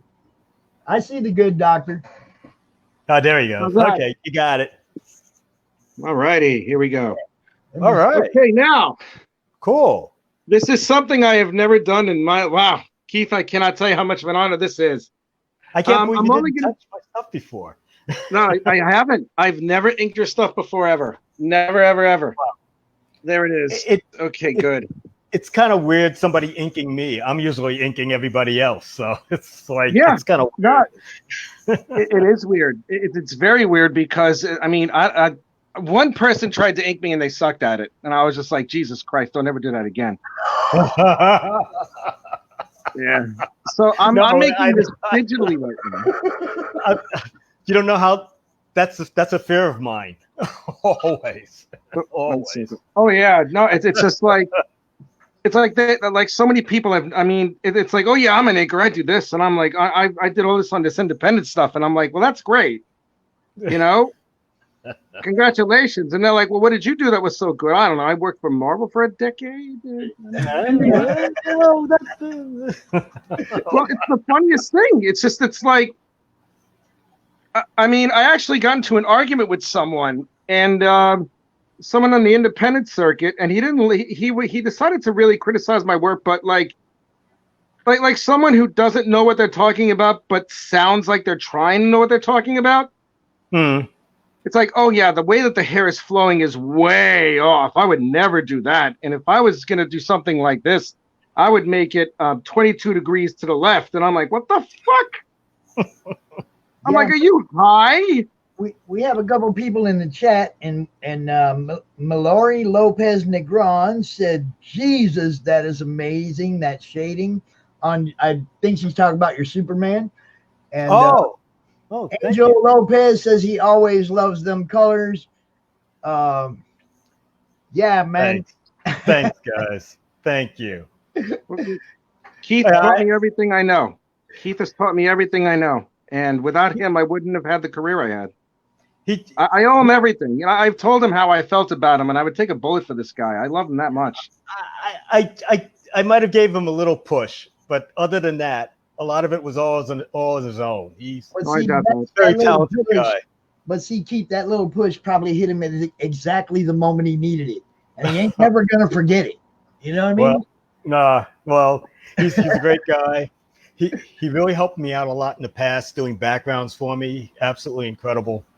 You know, like he saved my life a million times. So, you know. Yeah, well, you resuscitated mine when no one else believed in me, and I know it sounds really hokey and all, but it's the truth. Yeah, that's what I was saying. It was probably at just the right time that Keith said, "Hey, yo," and you know, that was all it took to make Rich come out. You know, it was weird. It was just like, here I am. I'm in the radar department for like all of a month, not even. And then this guy shows up. He's like, I need a background inker. And I'm like, okay, I'll do it. Not knowing what the hell it was. So I'm like, okay, cool. I'm like, yeah, I'll do it. Yeah. Fell into my trap real easy, like, you know. Oh, forget it. Oh, yeah. No, hey, look, it was like when I worked for, you know, like other inkers myself, you know, like as a background artist, inker, you know, like with Joe Sennett, Mike Esposito, those guys. Oh my God, you worked with Joe Sennett. Holy shit. Mike, who I never even met. I never talked to Mike, you know. But I guess he liked what I was doing because he never said anything. So, yeah, working with Joe was great. Oh my God. God rest his soul. Really gonna miss him. You know. God rest his soul, man. Jesus. So Keith, are you just doing like commissions and stuff now, or you got something serious you're into right now? Right now it's just actually commissions. Cool. And fortunately they're continuously coming. I'll show you another thing that I did. Please do. I'm not a superhero. I do dog portraits too. So you got this. That was for that was a commission for a friend of mine. And it's a little dog. And I get cute puppy. I do that. You know, and I'll show you a few other things that I've been working on. Yes, please. Okay. This I don't know if I showed this to you already. This North Wind. It's a cover. I'm sorry, I can barely see it. You can show me after the taping, man. Oh, I yeah, can't you're really busy. see it all that much. You're busy. You work. But this is a cover for a person. His moniker is North Wind. So is that the name of the book too? North Wind Comics or something? It might be. Yeah. I think I might know who you're talking about. Oh, okay. Yeah. So I did this a little while. I think that's one, either in the group or on my friends list, one or the other. Ah, okay. Okay. Yeah, I had fun working with them on this. So I did the pencils, inks, and colors on this. Nice. And this is another one for North Wind with another one of his characters. So I love it. I can see it from here. I do love it. I really had fun doing the witch. Nice. It's like really creepy. Try to make it creepy and eerie. You know, awesome. Atmospheric. That's good to me, man. Thank you. And what else do I got here? Yeah. Okay. This is Swamp Thing Poison Ivy that I did a while back. And I was experimenting with my inks and stuff at that time. Nice. It's like now, since I'm just doing commissions, I have more time to experiment on like inks and coloring and working on my penciling and stuff like that. So because I was basically just an inker for 30 years, you know. Well, you're more than that, Keith. The one thing that you are is a shit ton more than that. First off, you make the penciler look a hell of a lot better than he actually does, and I can even say that for Byrne's work. When you want John Byrne, because no, I'm serious. This is not even me being like flattering to you. I mean, the only inkers that I know of who did a better job over his stuff than you did was maybe Joseph Rubinstein and oh God, who's that other guy? Oh man, there's someone else. Tom Palmer? No. Tom Palmer's no, not that guy. Terry Austin. Hey, Joseph Rubinstein. The only reason why I say that they're better, quote unquote, or like the best inkers on him is because they've had I don't know if Joseph Rubinstein had a longer tenure than you did over Mr. Byrne. Oh, but he did. Terry Austin was his inker forever. So, yeah. Well, Rubinstein worked on him with Captain America. Yeah. So and I loved that series. That was great. Yeah. Rubinstein's one of my favorite inkers. So is Austin, of course. Joe Sennett. They're absolutely amazing. Their style is in there, but you can still see the other person's style. That's what I like. That's what I like to do when I'm inking other people. I don't want to overpower their style. So I want them to be happy. As inkers, we save deadlines. You hear that, Rich? He said he doesn't want you to overpower his style, bro. I'm not overpowering you. You gotta be kidding me. Rich can do what he wants. There is no possible way I'm ever going to overpower anything that Mr. Williams does. That subtle hint, man? I'm not one of. No. I'm okay. I'm okay with that. Oh, dude, there's a story. Holy crap! Can I give you? Am I allowed to use profanity? We're not on YouTube, but. All right, I won't. Holy crap! I'll tell you. Holy goodness gracious me! I can't. The words I'm using. I mean, we're not on. Golly gee willikers, you would not believe this poo-poo that I'm about to talk about. Oh my God. Anyway, I was the inker for Booster Gold for a while. Oh right. And I worked over the incontinent Chris Batista. I don't really give a rat's patootie if he hears what I'm saying. He is a urethral membrane that is very, very minimally protruding, if you know what I'm talking about. Wow. That's what I think of him, yeah. Oh my God. Well, I say that because for the first issue that I worked over him, he pestered me on how to ink the work. Now I will grant that he got me the job, yes, because he asked me to submit, because I did a good job on him over Thunderbolts when he was working at Marvel for that short stint. So he asked me to work over Booster Gold. And I beat out a bunch of guys. And I did the work exactly what he wanted, and then he screamed at me on the phone for a good 20 minutes. But screamed at me. And Wow. then what he did, you're gonna love this one. What he did was in the middle of starting the second issue that I was gonna work on him, he took it upon himself to get another inker to do the pages instead of me without consulting the editors. Oh, jeez. You can't do that. Oh, he didn't know that, huh? Well, Mike, the editor, I'm not going to say the editor's name, because I have respect for that editor. I don't have respect for Chris Batista at all. And I don't care if he hears it or not, because he is a membrane of minimal endowment. You know what Chris Batista reminds me of? Yeah, you know what Chris Batista reminds me of? He still dresses the same way that he did 20 years ago. He looks like the last rejected backup dancer for any Janet Jackson video. All right, if he was any more douchier, he would have been discarded a while ago. He would have been used in a trailer park. Okay. No bad feelings between the two of you. I can tell. Well, he decided to. There's this thing that he did. He decided to. Well, I was at a convention and he was there.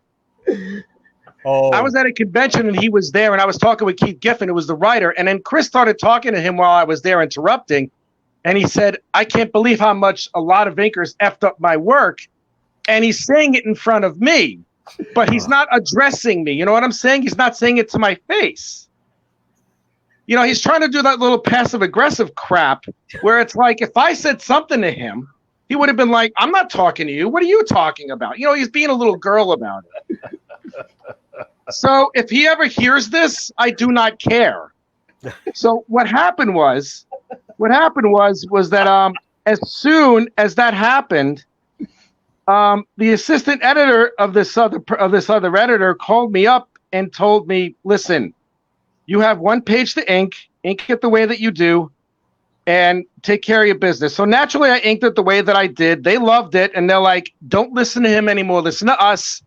And he said that the main editor that he talked to, he said this as far as I know. I don't know if it's verbatim, but he goes, Richard is the anchor on this book. He is not going to be replaced. If you ever do that again, we will fire you. Okay. That's good. All right. That's kind of what they should have said, though. Yeah, I think so. Yeah, right. Well, they should have fired him at that point. Yeah. Because that's just absolutely. Well, he was under contract. Nowadays, you get fired right now. There you go. Yeah. You can't just take it upon yourself to do that. You know. Well, the thing is that he's not a bad penciler. It's just that he has, and I know a lot of artists who are like that. They have no concept of deadline. I mean, Keith, you and I have known how many how many pencils have we gone over that they've handed it in at the last minute? Oh, I can't. They're too numerous to count, but yeah, that happens. It does happen. Yeah, I have to say, deadlines are usually pretty tight. You know, you could sometimes have like maybe 2 weeks to do a book. And you know, like sometimes might have to do like maybe 5 pages in about maybe 1.5 days. I did 3 in 4 hours. There you go. 3 in 4 hours. You know what that's like. Yeah. Yep.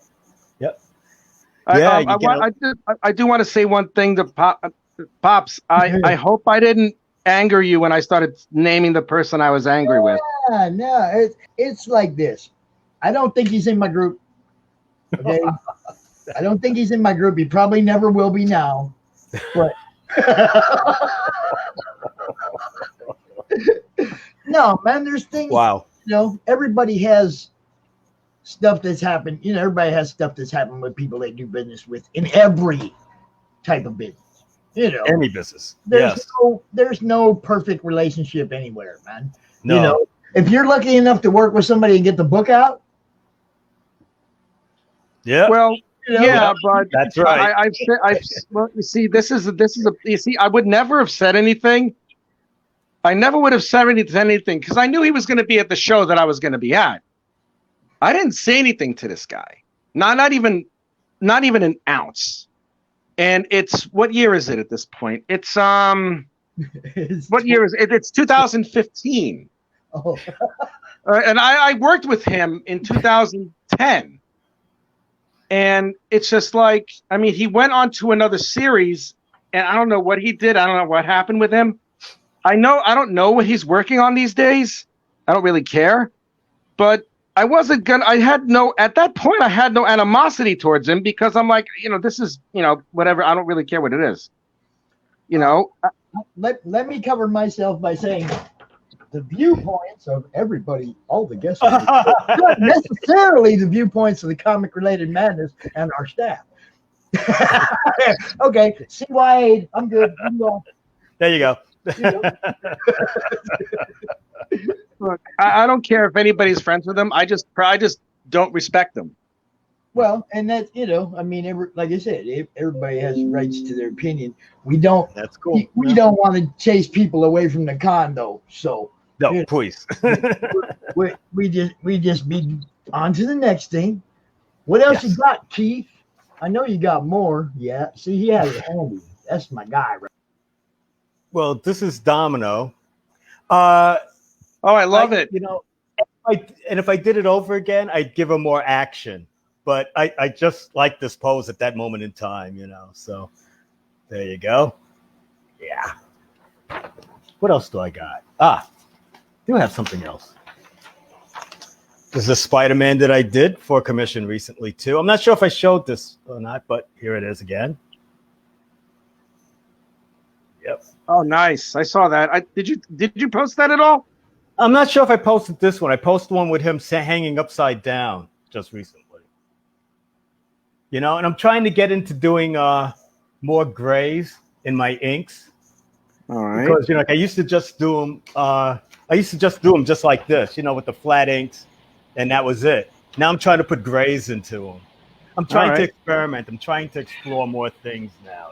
So there you go. Hey, Pete, what do you think so far? I want to welcome my other guest. good, sir. Hey guys, hi Keith. Hi. Hey. Okay. How's everything? Good.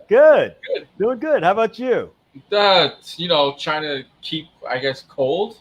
Because I live on the top floor of an apartment building, so everyone knows how hot it's been getting here in New York, and especially since we live in Brooklyn. Oh yes. How is it in Brooklyn there? Disgusting. Yeah. I expect everyone to leave Brooklyn eventually soon. Myself as a resident for God knows how many years. Keith can probably attest to this as well too. Sooner or later, us New Yorkers will no longer be New Yorkers. We will be the new transplants in new cities. Yeah. All I got to do is just find a place. How bad is it in Brooklyn at this point? How bad is it in Brooklyn? Yeah. Well, it's not. It's. I can't explain it. Yeah. All right. So let's just say 20 years ago, I couldn't walk down the street, saying it may be. Now anyone can walk a dog at 4 or 5 o'clock in the morning. Then that's not okay. Then you have the idea of rent. Some people still have the old rents, are under rent control, while others have a free market rent that is over $3,000. And the current rule that's happening here in New York is that all rents are frozen except for free market rent. And landlords and other people cannot really collect because no one's paid rent for the past several months. That's right. Wow. Oh yeah. Right. So if you're a landlord, you're crap out of luck. If you're a tenant, you're eventually do have to pay your rent that you haven't been paying, and you actually do have to pay your late fees. So there's a tick for tat happening currently in New York. That stinks. You got to pay your late fees too. Right, they're actually going to add late fees. So people that don't. So when you go to landlord-tenant court, that the judge will be like, oh, you don't have to pay the late fee. Now they're adding on the late fees because, because no one told anyone you couldn't do this. So, I know. See, but I saw that coming 6 months ago. Yeah. Saying they were going to forgive people's rent. I was like, no, they're not. Yeah. They're not. They're going to get theirs on the other end. You know it. Well, if the mortgage companies are charging landlords with their rent, the New York State and New York City is charging the landlords for the taxes. So if they don't pay their bills on time, they have to pay they have to pay the late fees and the taxes. You ever notice that anyone misses a cable bill or anything else, everyone's late fee has now gone up 15% and no one's paid attention to it. There you go. That's really bad. Welcome to New York. Yeah, welcome to New York. That's why when we move, if we ever did move, we'd have to go to another state because we wouldn't be able to afford this anyway. Yeah. It's so bad. I was telling someone, you know how everyone gets McDonald's, right? It's $5 for a Happy Meal. It's $8 here, so don't get it. Everyone can keep the $5. It's $8 for a Happy Meal here. That's crazy. We're artists, man. We can't pay these prices. No, we don't have a convention. We're still waiting on the one. No conventions. We were all looking at Florida going, okay, Florida, are you really going to do this 4th of July weekend? And they're going, nope, we're not doing it no more.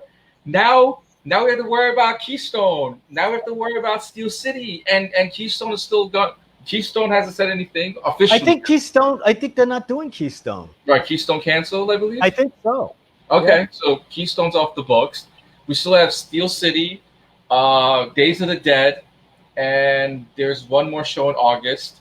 Then September is New Jersey Horror Con. So if anyone lives in Jersey, right. Okay. So anything horror, because this is a horror, pretty much. This is total sci-fi. Yeah. 130, 129. Yeah, but Rich hasn't finished inking. I mean, we're looking at this Doctor Strange appearing before our eyes and not even discussing it. Well, because we know he's going to show this finished piece to us later on in the group. Anyway. Well, I don't want to walk. I don't want to walk all over I your. might even period have of him time. come back out. This isn't my time. I Come just back out when he's done. I might even have him come back out when he's done and show it to us. right. Oh, there you go. He's out here all day, right? So, Rich, you I'm there? fine. I'm. For me, it's looking what time good. is it now? Thank you. It's 6:30 in I live in England. I live about an hour and a half away from London, and it's 6:30 now. Yeah, I'm just saying, when you're done with that, you go ahead and shoot me a message. We'll bring it back out and show it off. No, I want to know when is his tea time. Don't get this straight. Like where's his tea? Crumpets. All right, really? Did you just say tea time? Really? Yes, you said you're That means something different. That means absolute nothing. Are you kidding? Are you? No. I had tea time yesterday. All right, there you That's go. it. There you go. And for me, I had tea time Friday on the golf course. That's what tea time means to me. Rich, I just want to ask you one thing because I see you constantly switching between, I guess, pen settings on your app. Like, how many pen settings are you using during the current piece? Well, I have one brush that's that I fluctuate in size depending on how I want the thickness and the line weight. I mean, what I'm using right now is for the monitor is the XP Pen 15.6 Pro. It's a friggin' godsend. I love this thing. I mean, and it was silly me because I originally wanted to pick this up so I can color more. I can do more print art with it or fan art with coloring. Right. But then I'm like, holy crap! I just realized I can draw with this. And I'm like, wow. Yes. Yeah, I know how smart of a guy I am, you know. So it's like, let me do this, and I've been digital for the last 6 months, and I love it. Well, speaking of someone who is digital, you also have right here son of a saint, Angel Lopez here as well too, who's currently, he does all his work on on his pen. Currently, what you're doing. That's I just picked up that, what is it, a Galman PD 2200, and it's like the inexpensive version of the Wacom, and it works great. Like pen settings are great. Like its reaction time is great, and I haven't had any problems with it. So I'm kind of wondering why people are still spending like 3 G's on like a Wacom. I mean, if you got it, awesome. Oh, you mean like me? Yeah. Well, it's all in the settings, really. This is all in the settings. I mean, when I have the setting and all that, the cursor is just a tiny bit past where the end of the pen is. Mm-hmm. Yeah. And the lag time, I mean, whatever lag time is supposed to be there, it's like less than like 2/10 or 3/10 of a second. It's almost imperceptible. And I mean, this thing only cost me $400. I've already made its money. I made its money back within like a couple of weeks. Yeah, buddy. I mean, really, it's like, and don't. I mean, I was scared crapless of digital. I mean, whoever's going to try and use it, don't be afraid of it because it's an incredible tool. It is. It is. It really but I is. still like paper. I love paper. Don't get me wrong. I love paper. At the same time, yes, the Cintiq that I have, I love it. It's great. Great for coloring, great for sketching out your idea. It's great. I love it. It's fantastic. It's fantastic. I take care of everything here. And right now I'm using Autodesk Sketchbook. Yeah. And if you see over here, I don't know if it's perceptible at all. This is my toolbar. If I want to make circles, I click on the circle thingy right there, and it's like, hey, I got circles. Right. It's super easy. All right, Rich. It's like it's right there. Rich, do me a favor now. Make sure you come back out when you get it done, so we show it off. All right? Do you need me to go now? Well, it's okay. It's kind of Angel's time now. It's 11:30. You're running on someone else's time. I'll see you guys later, man. Thanks a lot. I didn't know it was a half hour. I apologize. Hold Love up. you, Rich. Take care. Hey, hold up. Don't just jump out. Look, you guys got the open invite every month. First weekend every month. You guys are in. You know that. So I think Rich should come back and show the finished work on that. So that's what I want him to do. Come back out later and show it off when you're done. Absolutely. I will. I promise. Thank you for letting me on, man. I'll talk to you guys later. Rich, take care, man. I'll see you later, boss. All right. Good meeting you guys. I guess it's my turn too. Take care, guys. Hey, man, like I said, you know you got an open invite, man. You're always Thank welcome you, to come out. Yes. Man. Always. It's always fun. Thank It's you. great seeing you, man. Great seeing you too, guys. Hey, Have a take great- care. Have a great rest of your holiday, man. You too. Bye-bye. Angel, sorry, 5 minutes, but man, you know, I know you like talking to Keith, anyways. Yeah, man. Keith, Everybody likes talking to Keith. He's awesome. and it was good to see, Rich inking too for a bit there too. That's pretty dope too. I enjoyed it. Hell yeah, it's just another one of them good days. How you doing, bro? Not bad, man. Keeping busy, I do know.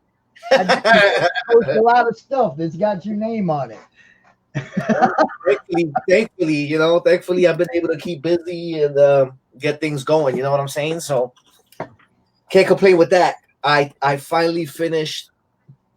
Excuse me for anybody who has been following me or following the process of the comic book cover that I was commissioned for the Outlier series. I just finished it, literally, as I was watching the show. So I do have permission to share it. I do have permission to, so you guys could get a sneak peek of it real quick. I do have to do some color grading to it, but as is right now, I have permission to show what is right now. It's gonna change a little bit, but and that one, when that's done, you're gonna have to wait for that one. That one I can't show, but this one for the most part is done. I just want everybody to know. I know we see your comments. I can't, for some reason, pop them up on the screen. I don't know why my banner thing ain't working, but we see you. We love you, Phil. Everybody that's out there commenting, if you have questions, make sure I see them, so that I can ask. Lee Reese is watching. Sebastian Bonet is watching. All right, here we go. This is my first comic book variant commission here.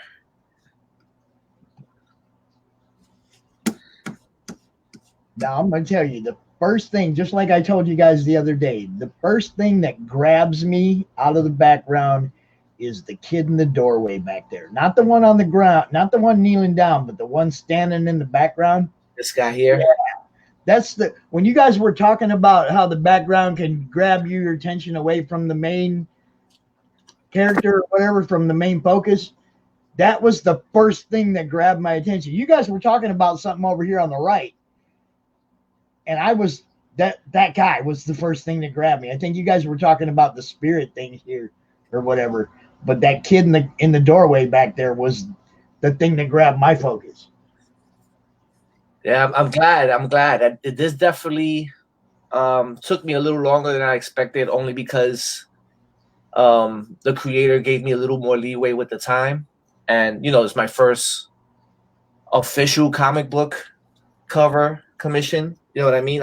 I've done a bunch of other stuff before, but this is actually something that's going to go into circulation. So, I just wanted to take my time, especially with the shading and the highlighting and, these little light effects here that probably took forever to paint in, but it was worth it. I had a lot of fun with this. So there's no title on the book, so people don't really know what book's for. There you go. There you go. Is now digital? is this a LCS type book gonna come out to the comic stores, or is it a Kickstarter or Indiegogo type one? To tell you the truth, I'm not really sure. Last I spoke to the creator, shout out to Nathan Reed, their Kickstarter, they got everything they needed from their Kickstarter. So okay, so it's ready to go. Right. So I'm not really sure where they're gonna distribute it, or they haven't given me that information yet. They've just given me the commission. So, and this is probably going to be either a variant or well, it's going to be your first cover, and somebody like me is probably going to want it. See, because but the my friend's first cover. Yeah, this is going to be a variant because the official cover for Outlier is going to be done by Ken Hunt. So definitely check that out. If you don't know who Ken Hunt is, he's nasty with it. He's somebody you're supposed to be inviting to the group. Is that what you said? for sure, 100%. 100%. Every time somebody name drops somebody and they're not in the group, I'm like, and nah, but he's dope with it. But he's doing the official cover. My cover is gonna be a variant, and you know, that's okay. A variant cover is still a first cover. Yeah, I mean, you know, no place for me, bro. I'll take what I get. if it's gonna be the first cover you have published out there on a comic book, then me being somebody who likes what you do, I'm gonna want that particular cover. You know, I might not want the Ken Hunt cover because I don't know Ken. You know what I'm saying? It's your first cover. It's probably not Ken's first cover. Oh, those definitely not. You see what I'm saying? I'm gonna want your cover because it's a first. You see, I'm a collector. Hopefully, from a totally different outlook. You know. Hopefully not the last either. Yeah. This is definitely one of my.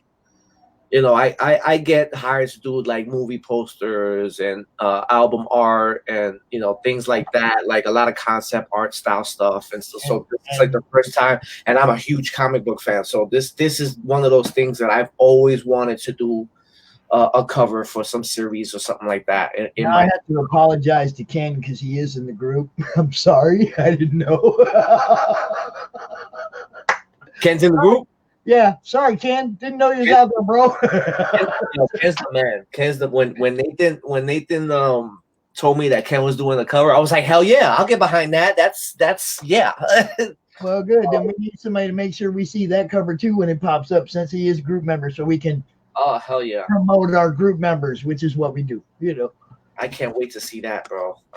That's gonna be great. You know, and I'm grateful. I'm grateful for every opportunity that comes my way. You know, like Nathan didn't have to reach out to me. He didn't have to include me in this. Just like any kind of you know, situation that I have going on. Whoever hires me to do something, they don't have to do it. Obviously, you know what I mean. But I'm always grateful for all of it. You know. Right. And see, it's, you know, the community's starting to kick right now. You know, everybody's getting. It seems like everybody I know is getting some work somewhere that they didn't expect coming their way. You know, it's like everybody's like, I got a new surprise. I got something new coming out. I got something new. You know, and I see it a lot because I share everything. You know, but I get more and more excited as the weeks go on here because the group keeps growing. I keep getting to show off more of you guys stuff and more of you guys stuff. And I know you got more to show me. Oh yeah. That one cover. Oh yeah. So we're gonna start because of the outlier stuff that I was doing, I took a step back from the When Worlds Collide series that I was doing. Mm-hmm. But we're gonna pick that right back up again. As soon as this is done, which I'm pretty sure this is going to be done by today with all the other changes, which those changes I can't show you guys. You guys are going to have to wait for that one. But let's see if I can pull up. Now, for those of you who don't know, he'll get a whole bunch of people to suggest a character, and he'll put all those names in a hat, and he'll pull them out two at a time and base some kind of story and drawing. Him and his buddy, writes a story and he does drawing based on the two characters and their clash. Yeah, for sure. And it's been really good. Shout out to Rafael Tavares Jr., man. He's been killing it with that. Like he's been writing some really, really great stuff for the series. The way it's been working out is that we're having like this. Someone's responsible for bringing all these characters together, right? Like bringing them out of their worlds and putting them together. So she's going to be the big bad. We haven't named her yet. We're kind of like building towards her. So you guys should definitely follow the series. So you're going to create a game master type character to be the overlord of. Yep. Nice. So I'm going to actually create an original concept character for this, and it's gonna be a female. And so far, with the elements that me and Raphael have discussed, she's gonna be one of those big bads that, you know, when you got somebody that's just overly confident, nothing. The Beyonder. Yeah, exactly. Character design wise, she's gonna look funky, boy. So like, there's no other way to describe that but that. So, and this thing is not letting me pull it up. Technical difficulties here. We'll work it out. See if I can pull it up on the Photoshop, maybe. So the last, what was the last battle? Was it Storm? Yes, the last battle was the Batman Who Laughs versus Storm. Yeah. We'll pull that guy up since that's where we left off. And share screen. And here we go. Check it out, y'all. So this. Bro, what'd you do? Yeah, Way back. completely messed that up. All right, here we go. There we go. So that's where we at right now. That was the last battle, the Batman Who Laughs versus Storm. You guys would have to go to my Facebook page, Saint by Design, The Art of Son of a Saint, to get the whole gist of the story behind this, and definitely go back and read everything up until this point. Things are going to get interesting, especially with the Batman Who Laughs involved. Because even if someone's pawning him to jump into a universe, he always finds a way to just take over and use it for his own gain. So this is where we are right now. The next battle that we're going to have, that I haven't really started yet, I kind of started it, but not really, is Akuma versus Doctor Strange, which is going to be great. And then we've got Hawkeye versus Thanos, which should be fairly easy. Violator of the Spawn series versus Hulk Hogan. And someone actually asked me like which version of Hulk Hogan I'm doing. And I'm like, I got to go with Hollywood. Hollywood Hogan just seems to make sense to fight Violator. Yeah. And then we got Wonder Woman versus Captain Planet, which my buddy Atra Mesa is gonna jump on. He's gonna paint up Wonder Woman for that battle, and I'm gonna do Captain Planet. So that's gonna be a great collab for that as well. Atra Mesa, which I believe is next after me. So stay tuned for him. And the last battle is gonna be Pinhead from the Hellraiser series versus the Macho Man Randy Savage. Oh yeah!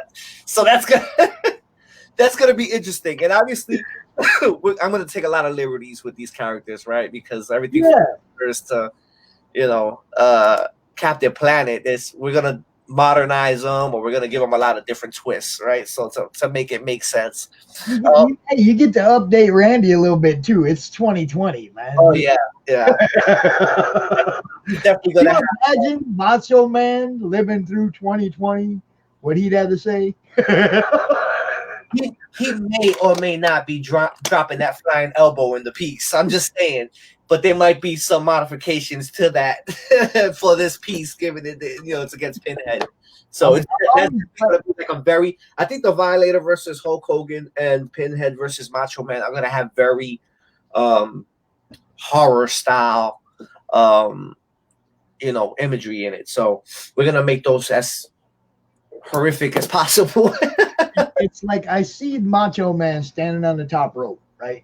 And you know how he's like this, and then when he goes to launch that pose, every guy that goes off the top rope comes off it a little different, and they all have that different look. Like Eddie Guerrero, Snuka, they all have a different look to their launch. I love the Macho Man's look when he goes to the air. It's like better than anybody's. The facial expression, all of it. I used to love his promos. Yeah. I grew up watching Macho Man. I used to love his promos. The cream of the crop, and too cold to hold, too hot to hold. You know, what's not to like about that? You know? Oh, even the stupid Slim Jim commercials were great. Oh yeah, for sure. I mean, anything he did just cracked you up. It was hilarious. Oh the yeah. superpower meeting. Remember the mega powers? Oh, the mega powers. They were just, that just like this, trying to shake hands. That was great stuff, man. Oh yeah, man. I enjoyed all that stuff. So, when Worlds Collide is gonna pick up again this week, so definitely sometime this week, expect the first round of Akuma versus Doctor Strange, and you know that series. I'm looking forward to that one too. It's gonna be fun. It's gonna be fun. This series got me through quarantine. You know, like being able to engage with people and just challenging myself to adapt to different styles, right? Because if you're grabbing in other characters that are from other universes, that their kind of artistic styles or their stylings kind of clash with each other, you got to figure out how to make it work, you know. And so I definitely have loved it. It's been extremely challenging and a lot of fun. And I'll keep it going so long as people want to see it. Like, it's fun for me too. So you know we want you to keep doing it, man. Because I appreciate that. The more content I can throw in this, the better. You know, I mean, the group grows by what you guys are doing, not by what I'm doing. You know what I mean? It's you guys that are bringing people to the group. I'm just showing everybody you're here. It goes by what you guys. Oh, whoa! What happened there? That's you, huh? That was me. Yeah, I was like moving screens around. I'm just trying to get the link out to Jay real quick. Atra Mesa. You know, me and Atra have been doing this so long. I was kind of looking at some old stuff that we used to do. I found a hard drive, and I'll spare him and not share some of that stuff. But we were bad. we were not good. But it's great to see, like, you know, the progression. Like, you know, Jay, he's become a monster in his own right. You know, like he's done some amazing stuff as well. And it's been a good journey. It's been a good journey. Sometimes together, sometimes apart. But it's all part of the process, right? Yeah. I'm just glad to see you guys are like, you know how I was when everybody went pencils down. I went, what? I'm gonna do everything I can to give people a reason to pick the pencils back up. You know, it's like, come on, we're fans. You got fans out here. You can't put them down. You know, I mean, that's anything. You know, supply and demand, right? If there's a demand for it, somebody's gonna profit off producing that supply. There's a demand for comics, people. Hell yeah, man! And listen, I love watching like this kind of stuff where we're doing this interaction with other artists, like, you know, Keith Williams and Pete Vazquez and all these guys. Like, I love sitting here as an artist watching other artists and their progress and what they're, you know, how they got to where they are, and you know, because we all kind of, as artists, we get in our own head. And, you know, it's good to see that other guys, I don't want to say struggle, but, you know, they have those hiccups in their run, and then they figure out a way to get past it. And it's inspiring. You know, it makes you want to keep going. It makes you want to say, well, you know, if he got there, I'm going to get there eventually. I just got to keep grinding. I got to just keep working. You know, I just got to keep practicing every day. I just got to keep pumping out the content, you know. And I love that so much, that everyone in here is supportive of each other. Like, that's one of the biggest things I've always loved and want to see, because, yo, as artists, we're all doing what we love. Like, we're all doing it. So whether others are on other levels and stuff like that, that's fine. But, like, I love seeing the love for one another, you know. And you know, granted, you got the one or two knuckleheads that don't, and that's on them. They got to deal with that. That's when they find themselves by themselves. So it is what it is. But I'm more so encouraged the whole support one another. You know, we don't got to cutthroat each other. Everybody's got different styles. Everybody's got different things that they can add to the table. You know, as this is like a Thanksgiving dinner. Everybody can, you know, make their dish and bring it to the table to eat. From the fans' point of view, I can tell you, man, there is so much cool stuff out of different genres coming out. And I'm telling you right now, if Pops had a wallet, there's about 40 books I'd buy right now on Kickstarter and Indiegogo. Like 40 books. There's good stuff out there, man. And, you know, I'm trying to figure out how I'm going to come up with these later because I know I can't get them all right now, you know. So, I mean, that's 90% of what I'm doing sitting here is trying to figure out what I'm going to do to score some of these books that I can't buy. Speaking of which, yo, James, I got them, bro. It's a good read, man. I enjoyed Death Witch. It was really good. Shout out to James. His last name is escaping me right now. Look at the book, dumbass. Okay, yeah. Avila? James Avila. Yeah, he's one of our guys. He's one of our guys that comes out. He's part of these books. He did the art for these. I picked these up because, you know, I watched them on here and he sold me on the story. I had to pick it up. And I must say, it's a damn good book. Definitely go check out his stuff and make some purchases of these indie books. They're really good. Death Witch definitely gets my approval. It was a great read. I enjoyed every bit of it and the artwork as well, obviously. Shout out to James for that. I did send Jay Jay's having a little problems with his camera. He's trying to get his camera working. He's switching it from his OnlyFans to this now. So, you know, it's gonna take you know, we gotta make some adjustments. We get it, Jay. Gotta switch from the wide angle to, you know, I get it, bro. I get it. Everybody's familiar with that shirt you got on now. Oh yeah, everybody in the group starting to know who those guys are. I'd rather this is Jay's creation, so I'll let him talk about it. But the premise pretty much is if you're an artist and you're grinding for your craft, you are part of Artist Club. This is not some exclusive crew, or, you know, this is not like invitation or no. If you're grinding out, you're putting in work, you're an artist that's trying to do the right thing, and you are Artist Club. That's pretty much what it is. This whole thing is exactly what I'm talking about with artists supporting one another, you know, giving each other support, loving each other's stuff, you know, even working together. That's what the Artist Club is about. We you know, myself, Jay, and Pete Vazquez, you know, that was the vision we had with putting Artist Clubs together. Just this unity, this necessary unity. Because, you know, you go to a con sometimes and you'll have those guys that they'll be not so pleasant, you know what I mean? And for whatever reason, they don't like you, or they don't like your style, or they don't like your artwork, or they want to just kind of bash you for no reason. Like, dude, like, we're all doing art. Like, what's the problem? Like, I don't get it. And a lot of stuff is people suffer for lack of knowledge, right? So me being a digital guy, and you look at my stuff, you probably say, well, this guy's using Photoshop. It's all like a copy and paste stuff. And that's why I started doing the live streams. Like, you know, yeah, that's why I started doing those live illustrations. So, sorry for those who thought I was a cut and paste guy. Yeah.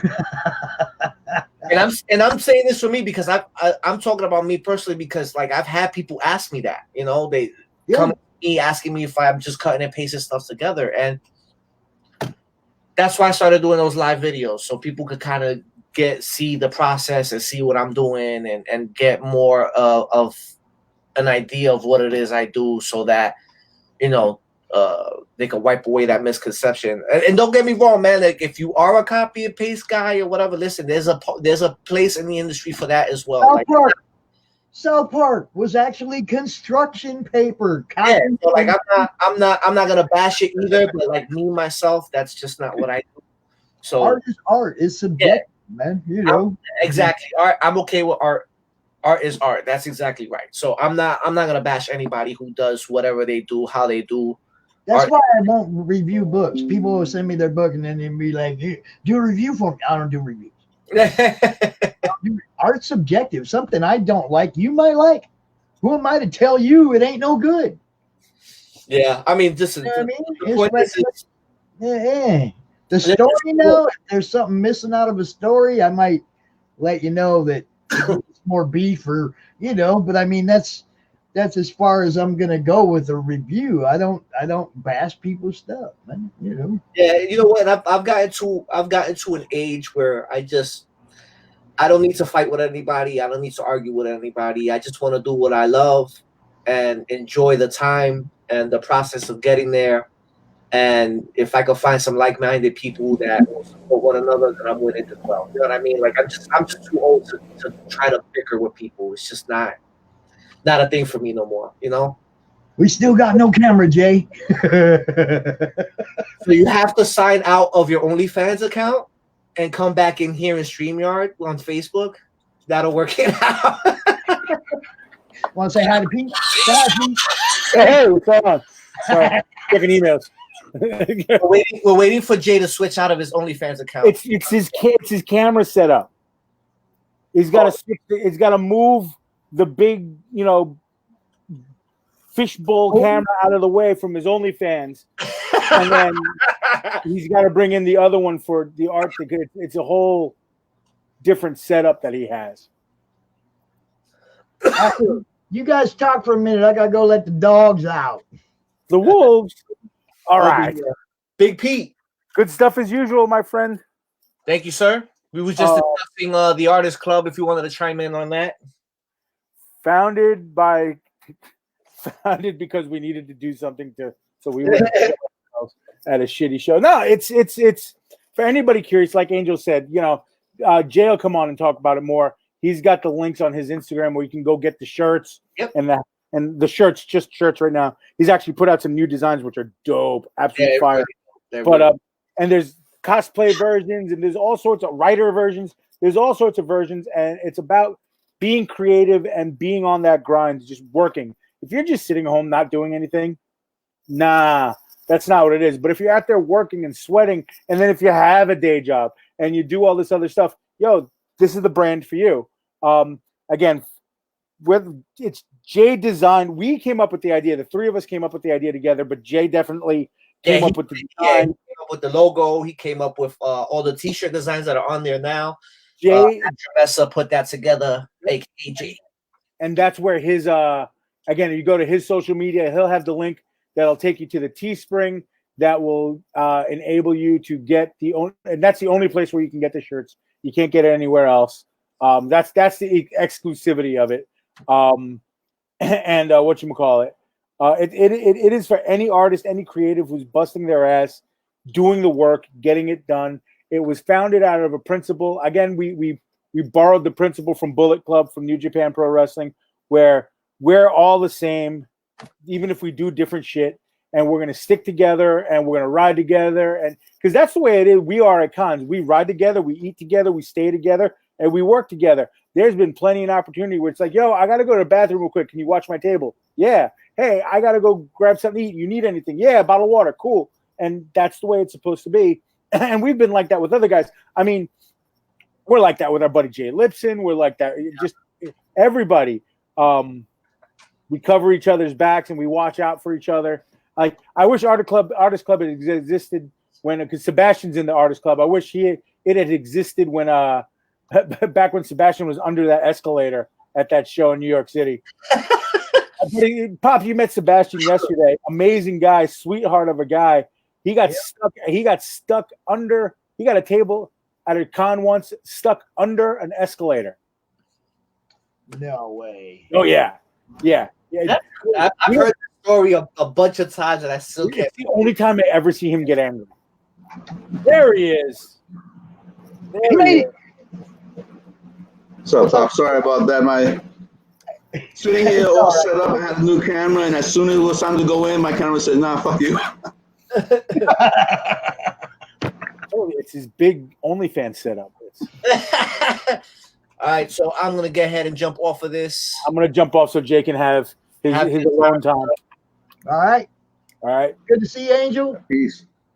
Pete, I'll see you in a little bit. Yep. If I can. Mr. Peralta. Hey, what's up, Pops? How you doing? I'm good, man. It's my weekend. Once a month I get to shine. This is my weekend. So, how you doing? How was your fourth? Well, Doing the show and everything. It was great, man. I was sitting in this chair, Nice. but I had so much fun. I didn't even bother with the fireworks last night. I was just like, I mean, everybody else is doing them for you, so you don't got to. eh, I mean, we live out in the sticks, but we have a couple of lakes by us. So Yeah. the people that live around the lakes we're blowing stuff off all night long. It was crazy. Over here, it's been about a month and a half now of daily fireworks, pretty much 24 hours a day. shooting them at our windows, shooting them at our cars. It's great. Where are you at? I'm in Brooklyn. Oh yeah. That response time's pretty raw now, isn't it? Yeah. I gotta make sure I park my car a couple blocks away because they like their big thing now is they put the M80s on top of the cars and blow and light them up. Yeah, so it's fun times. It's fun times out here. See, and I lived in big city all my life until the last 7 years when I moved up here where the grandkids were starting to appear. And I'm like not missing the big city at all today. Not even. I'm looking forward to leaving. I can't wait to leave. Honestly, we got lots of room. I've been wanting to leave New York for a couple of years now. We got lots of room in Southwest Michigan, bro. I'm thinking. I mean, not right now because everything that's going on. But I want to go like down south, down to like Florida. Yeah, I mean, everybody's going down. I'm just like, I hate moving somewhere where there's more than enough. I mean, there's more than enough crap without adding in the natural catastrophes.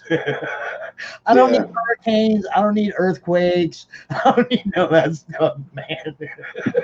I could deal with the rain and the hurricanes. I'm just tired of dealing with snow. Well, now see, I went 35 years in the desert in Arizona, so snow's kind of refreshing. I mean, I was born in Minnesota and back and forth between there and Arizona a lot in my childhood, and then I just stayed in Arizona for 35 years and baked. Okay. Now it's kind of refreshing, that cold air. Well, nice. That heat was draining. It was starting to drain my old ass. That was what was going on. So what do we got, Jay? Show me some stuff, man. Well, I mean, I've been, usual thing, quarantine and stuff like that. You're stuck here doing whatever. I've been mostly working on background stuff, but like I have some things in the works. Like one of them was a company called Toolbox decided to sponsor me, hook up with me, and do some work with them. They're like it's a graphics controller that you work with Photoshop and Illustrator. It looks like a video game controller. Right. So I have that. There's another company reached out to me that I can't talk about it yet until I get the equipment that they're sending me. But besides that, it's just been work. One thing I did finish yesterday, I think was yesterday I posted? Yeah. I haven't done it in a while, like the fan casting. Right. So like when we hear like a character is going to be coming out. So, everybody was talking about the rumor was they're making a Zatanna movie. Right. So I was like, well, who could play her? And I was told it to one of my buddies, and he's like, well, have you seen Riverdale? I was like, no, I don't watch TV. So he's like, there's a girl on Riverdale, Camila Mendez, that would be perfect for Zatanna. So I was looking her up. I was looking at her pictures. I said, you know what? I'm gonna make a Zatanna concept art. So let me see if I can pull that up here. But I had to jump on my laptop. I just threw everything on a USB drive over here. Let me see.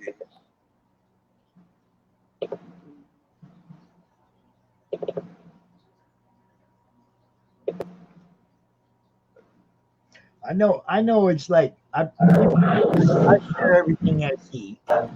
Every time you pop something up there, I'm like, all right, Jay's working. Now, the controller thing, I think I saw you post something about that the other day. The controller thing, I think I saw that the other day when you posted that. That was pretty cool. I'll show you in a minute. Let me know if this is working. There we go. My screen share thing. There she is. So that's the one I finished yesterday. Let me turn my AC off because I can barely hear you.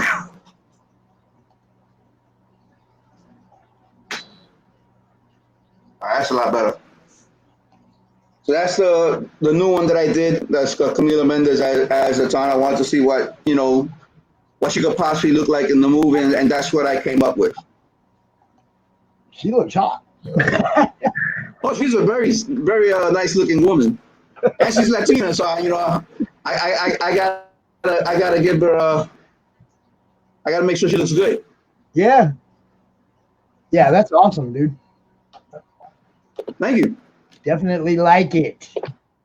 So that's one of like the new ones. I have some other ones that I've been working on that aren't finished yet.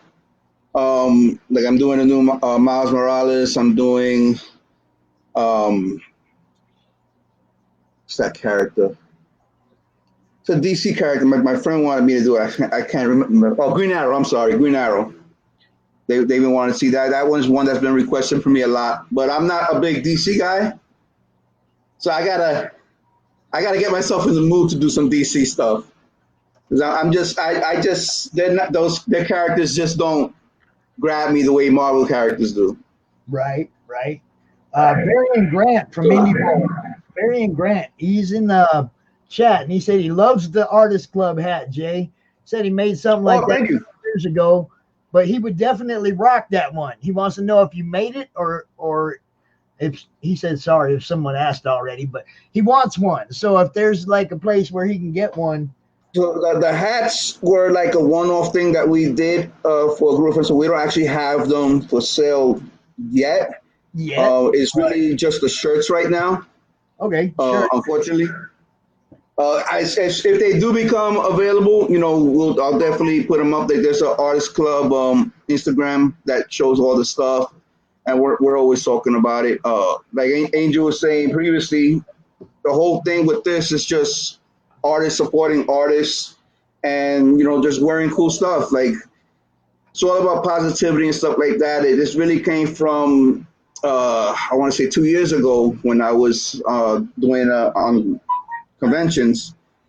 I was at a Keystone, the very first Keystone in Philly, and it was just a very bad experience that went there. I don't want to name names, but there were artists there around me that didn't appreciate that I'm a digital artist, and they made sure to let me know all weekend long. So they basically just were like bad mouthing me and like coming to the table and just trashing me and like openly, like customers there, customers not there, before the show, after the show, during the show. And I just toned it out, did my thing, whatever, it is what it is. But that's where it really came from. I was like, why it's got to be like that? Like, why do we got to break each other down to try and climb up when we could help each other up? And what really bummed him out is that the main guy that started doing it, when I found out that he was sitting next to me before the show, I was excited because I really wanted to, talk to him. And, I had met him once in the past. He probably doesn't remember me. And I was looking forward to it. And then when that happened, it just like, it really bummed me out. Like, I was like, man, I was looking forward to meeting you and hanging out all weekend, talking to you. And yeah, that would ruin it for you, man. But see, I hate that because this is what we've been talking about. It's all about artist subjective. You did the work. If I like it or don't like it, doesn't make any difference to the next person. If I don't like it, next guy might love it. Now I'm not going to go tell the next guy, don't buy this. You see what I'm saying? That's when you start overstepping your boundaries as an artist, when you tell people don't go look at that guy's stuff. That's and for me, like that's something that would never even come into my head to do to another artist. Like I'm always about, go, or you like this kind of art, go check out this guy. He's over at table C18. He's got really dope stuff. You'll like it. Go. Like I'm always about doing that and helping, artists that I like get more stuff, because even though I'm an artist and I might be a semi-professional artist, if that's even a thing, I'm still a fan myself. Like when I go to shows and I'm walking around and I'm like, oh my God, this guy's here or that girl's here, I gotta grab something from them because I love their stuff. I would never go and be like, yo, don't like their stuff. Their stuff is crap. Come look at my stuff. Like there's no point to that. There's no reason for that. Right. I mean, I hate when people are like not unified in this community. I mean, the whole divide, the whole political divide thing is stupid. The whole not supporting each other, it's like, come on, man. Somebody comes up to your table and isn't going to buy from you, I mean, and they're looking for something different. Like you said, point them in that direction. Help a brother out, because that guy needs to eat too. Exactly. We all need to eat, but the thing is, you forget that we all can eat without starving the other person. Right. That's what I'm saying. It's kind of the group mission. I want everybody to succeed. Not, I'm not cherry picking. I want all you guys to have a good summer, because obviously you're not having as good a summer as you're supposed to be having. Like right now, nobody's been able to do anything. So like I'm hoping when the shows eventually do start, be it if it's end of this year or sometime next year, that it's opened his eyes to a lot of people where, what, we all got to be in this together. We all got to help each other out. We all were starving for a whole year. We all need to eat now. Let's help each other. I'm hoping that's the mentality when we go back. I want to say that if you guys all come to C2E2 next year, I'll find a way to get there. I'll hang out with the Artist Club, man. All right, that's dope. How far? Where are you at? Well, you said you're where again? We're in Southwest Michigan, man. It's just right over there. Okay. There ain't too I love Chicago. Like going out there, it's a lot of fun. I'm supposed to go there October this year for Ace over in Rosemont, because Ace was actually the very first show that COVID canceled. Like when they started canceling everything, Ace was that first weekend. Like it bummed me out so much. I prepared so much. I was looking forward to that show, and it was literally like 3 days before the show was supposed to happen, they canceled it. And then they postponed it to October, and they changed it from Boston to Chicago. So I'm hoping it still goes through. We'll see. Maybe I'll get to speak to that one, man. But like I'm saying, that's the closest big one to us. Okay. We got Grand Rapids and Indiana. Well, they just canceled Indiana. That one's done. I don't know, man. I just know there's going to come a time when I'm going to get at one of these big cons and I'm going to get to meet all you guys. Actually meet you, as opposed to talking to you through wire and technology. Yeah. So there's something different about that face-to-face interaction, and this is amazing. This is great. But there's just something about when you meet that person face-to-face and you get to talk to them and spend some time with them, especially if it's an artist that you've really look forward to meeting. I mean, that's happened to me many times where, I've talked to artists maybe on Instagram or Facebook or whatever, and I really like this stuff, and they've been really nice. And then when I finally go to a show where they're also at, and I go to meet them, and they're just as nice, that makes me feel good, because it's like, okay, they weren't just being nice to me for the likes or whatever, or the social media BS. They're a genuine nice person. Right. And that's always really me personally, I always try to carry myself that way. Also, if someone was to meet me at a show or talk to me, I try and be as genuine as I can. I'll talk to them. Sometimes I'll talk to them way too long than I should be. But I don't try and turn anyone away. I'll try and be like, even if I'm having a bad mood or I'm not feeling good, that's not the person who's coming to meet me or coming to talk to me. They didn't do that, so I shouldn't take it out on them. So I always try to make sure I'm always, nice. I'm always genuine. I'm always, I'll talk. I'll interact with you. Because you got to build relationships that way, and I want them to leave with that positive experience. One thing that kind of sucks though, when talking about the Comic Cons, is because of all the postponements that they're doing and things like that, and no one knows what's what. A lot of shows are booking next year now. So, I had about 30 shows I was supposed to do this year. So now I'm trying to reschedule 30 shows for next year on top of getting new shows. And a lot of them are picking the same weekends. I knew it was going to happen. And it's killing me because now I got to pick and choose what show I'm going to do. Like it just happened to me with Terrificon and GalaxyCon. And what about the ones who kept your money? Let's say two different cons kept your money this year and they both schedule the same weekend next year. How do you get? I've been lucky where they've understood and had no problems, either refunding me or moving me to, like, if they had a second date, I'll choose the other date. But like I said, Terrificon, which is in Connecticut, is a show I love doing. GalaxyCon, which is North Carolina, which I also love doing. They both postponed, and the dates that they've chosen for next year are the same weekend. So I'm like, you hate having to choose, 'cause it's not one is better than the other. You want to do them all, but it's just looking like you're just not going to be able to. Like, you're going to be making some tough decisions next year as an artist about, if they do the shows, where you're actually going to be able to do shows. You can't do them all right now, especially with the way things are going with them choosing the same weekends, the same dates and everything. Right. And they should, it's hard for all of them. They don't know. Mm-hmm. We're trying to schedule, trying to get caught up, trying to make it up, really is what it is. They got to make up this time to you guys because they took your money. Mm-hmm.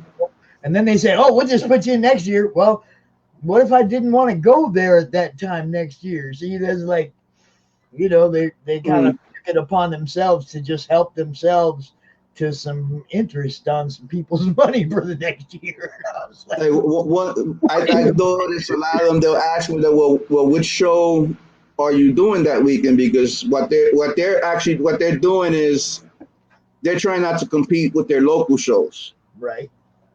But the out of state shows, they're gonna end up competing with the bigger out of state shows. Right. So that, like with Terrificon, that's what happened. They didn't want to get the same weekends as Fan Expo Boston or Keystone or whoever, because they're all tri-state. Right.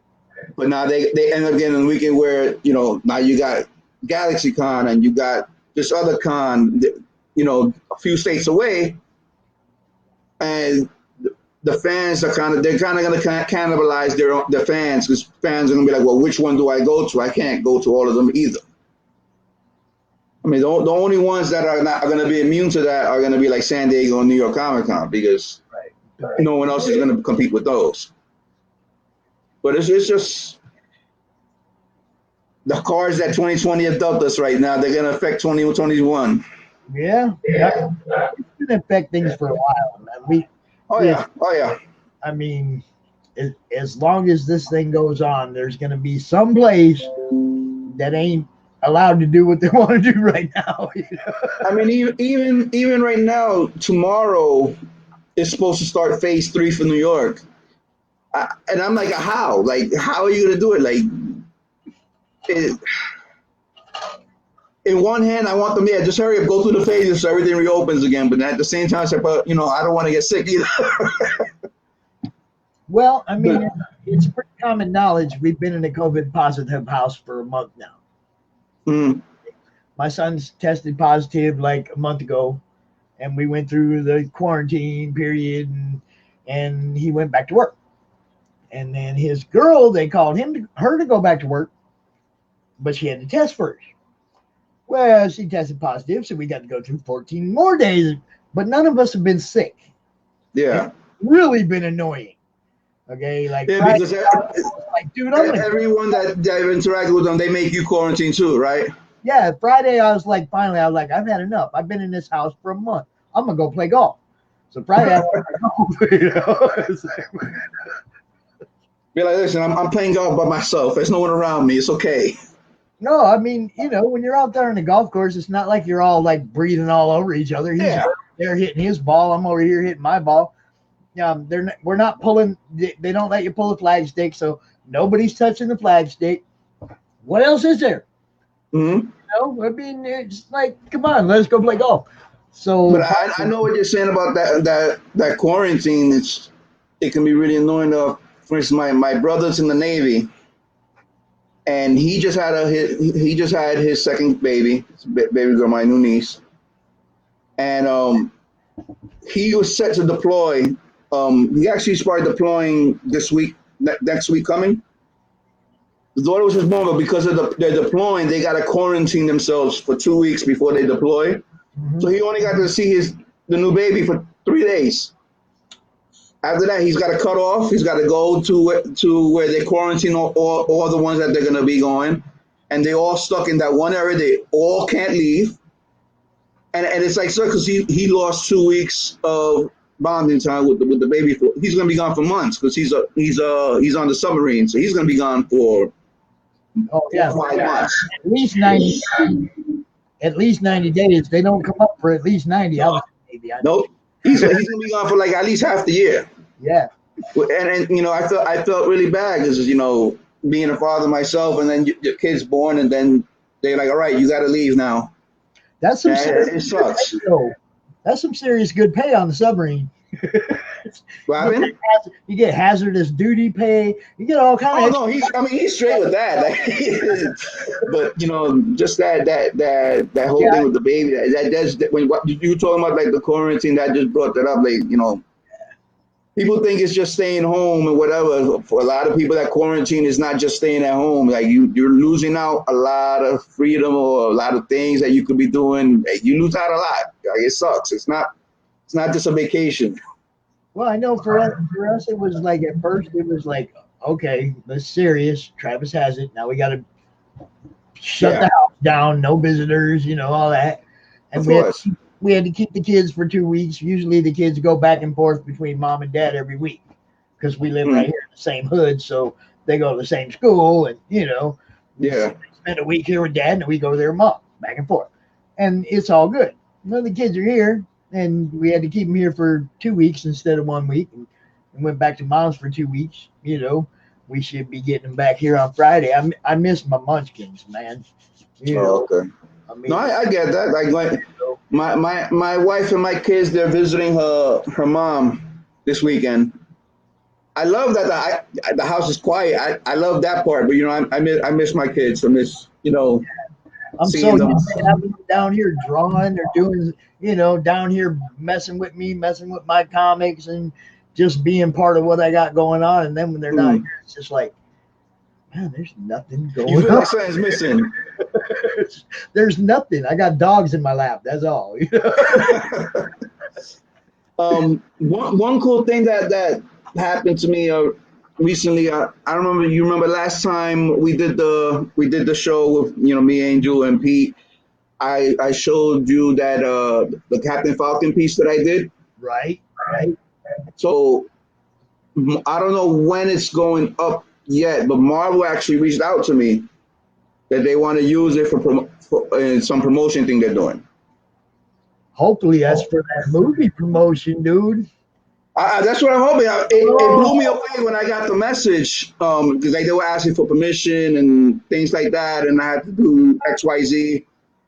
I don't know when, but you know, that blew me away. Like, that was one of the things that, like, all right, this is not just there's good things happening too. It's not just all bad right now. So that was really cool. I'm really excited for that. Like, I wish I knew when they're gonna do it so I could say when, but I'm just sitting here waiting. Yeah, that's awesome, man. That's like great news. We get to say, Oh no, yeah, I was blown away. Like that was, that's a dream. Like, I mean, it's nothing big. They're just gonna use it in their social media promotion, whatever. That's still dude, Marvel coming to me and saying, can we use this? Can we do that? dude, that's big when they come to you. Okay, it ain't like you were submitting 100 things to them and they finally said, okay, let's throw this kid a bone. They came to you, dude. That's big. Oh no, I still get giddy thinking about it. Like every day I look to see if the thing started they're doing it for. I'm a little giddy hearing about it. Oh, thank you. That's awesome. Thank you. We got our next guest is having a technical difficulty. Her laptop went to updating and it ain't stopped updating yet. So I just wanted to throw. I know those feels. I know those feels. So I'm gonna go ahead and let's go, Pete or Jay. I mean, I'm looking backstage and I'm talking to you. Okay. You could consider me the cuter, nicer looking Pete.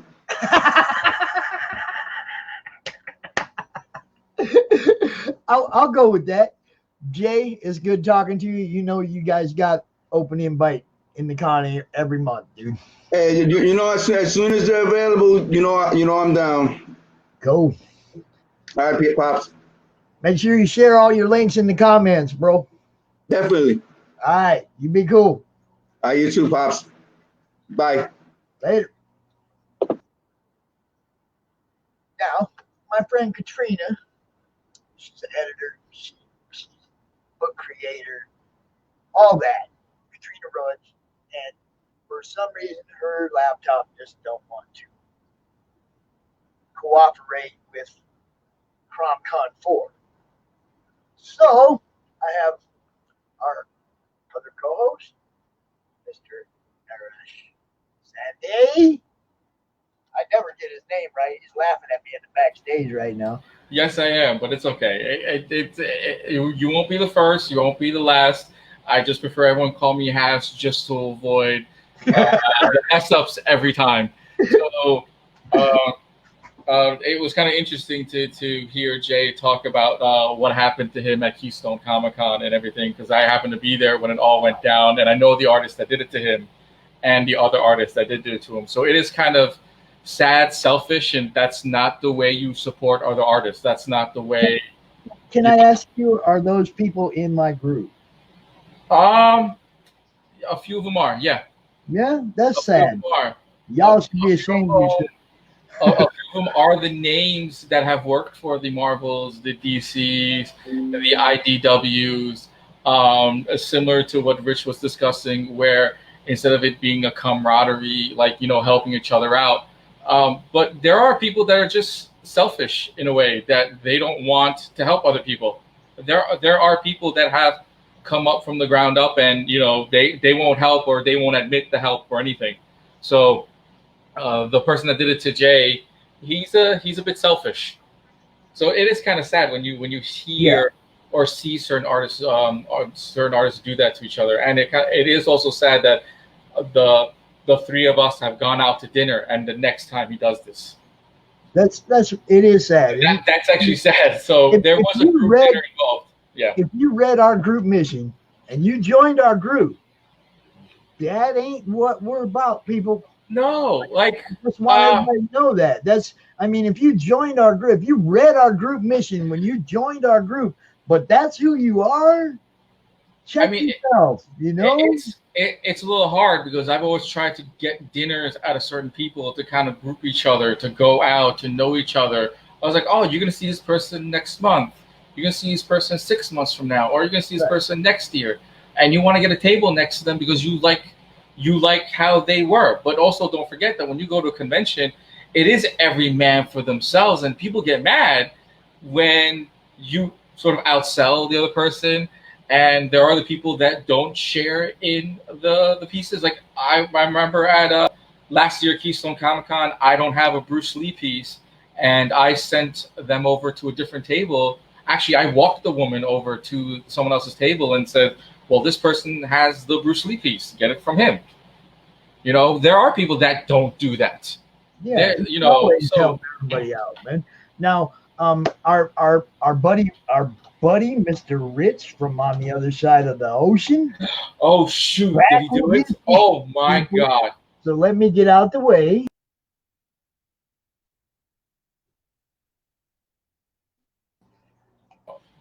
Rich, Yes. Rich. Rich. Can you even hear us, Rich? I'm here. Okay. That is So, sweet. that's I'm here. amazing. So Thank from you. 12 o'clock till about right now, almost a good 3 hours, we'll say. Solid 3 hours. Right? Well, no, I actually had dinner first, and then I came back and finished it. Nice. So we'll say 2 hours. About, yeah. That's It takes about, like, I mean, I don't ink anybody else's work anymore. I usually take care of my own stuff, and it takes me about maybe 4 hours to 6 hours to finish a whole page. But I mean, it's that quick because, you know, I've already really essentially eliminated the middleman, so to speak. Like, I don't have to pencil it out and then ink it. All I got to do is just go on the monitor and it's there. You know, but I was listening to what you were saying before. What's your name? I'm sorry, dude. What's your name again? My friends call me Hash. Everyone calls me Arash at the shows, or at other states, especially in New York, I'm known as Mayor Hash. All right, Mayor. I gotta tell you, man. I was listening to that conversation for a minute or two there, and you know, I mean, as an artist, as someone who's had to do all that stuff, you know, I mean, the road to doing whatever I've done and whatever anybody else has done really isn't easy, you know. Right. And there needs to be something of a give and take when it comes to, you know, we're a really small incestuous industry. Everybody knows everybody, and it's nice to help one person out or suggest to someone out because that does come back, but. As I said before about the former penciler, who I really don't want to talk about anymore, correct. You know, I mean, that's who that person was. And he's done it before to other inkers. Yeah. A lot, you know, so it's like, you know, I mean, give lack of credit where lack of credit is due. You know, if there's going to be someone who supports the opposite of what all of us should support, then, you know, I don't care about this person. I don't care about that particular other person who might do something like that. You know, to me, you don't exist. And if you say something, I say it back a lot, you know, because I'm like, no, that's just not going to happen. Yeah. I'm sorry. Listen, give me 1 second. So can I come back and turn the camera around? Yes. Let's see that beautiful face. Oh, I am a handsome F. I'll tell you that right now. Give me a minute.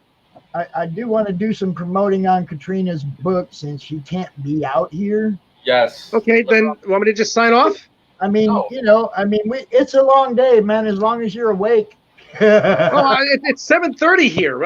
I'm not going to bed for another 3 hours, dude. Okay, good. So, you know, I mean, actually, I think, hold on. Let me tell you, let me look at this schedule real quick because we just had one of our guys let me know that he's having a serious migraine and might not be able to come out.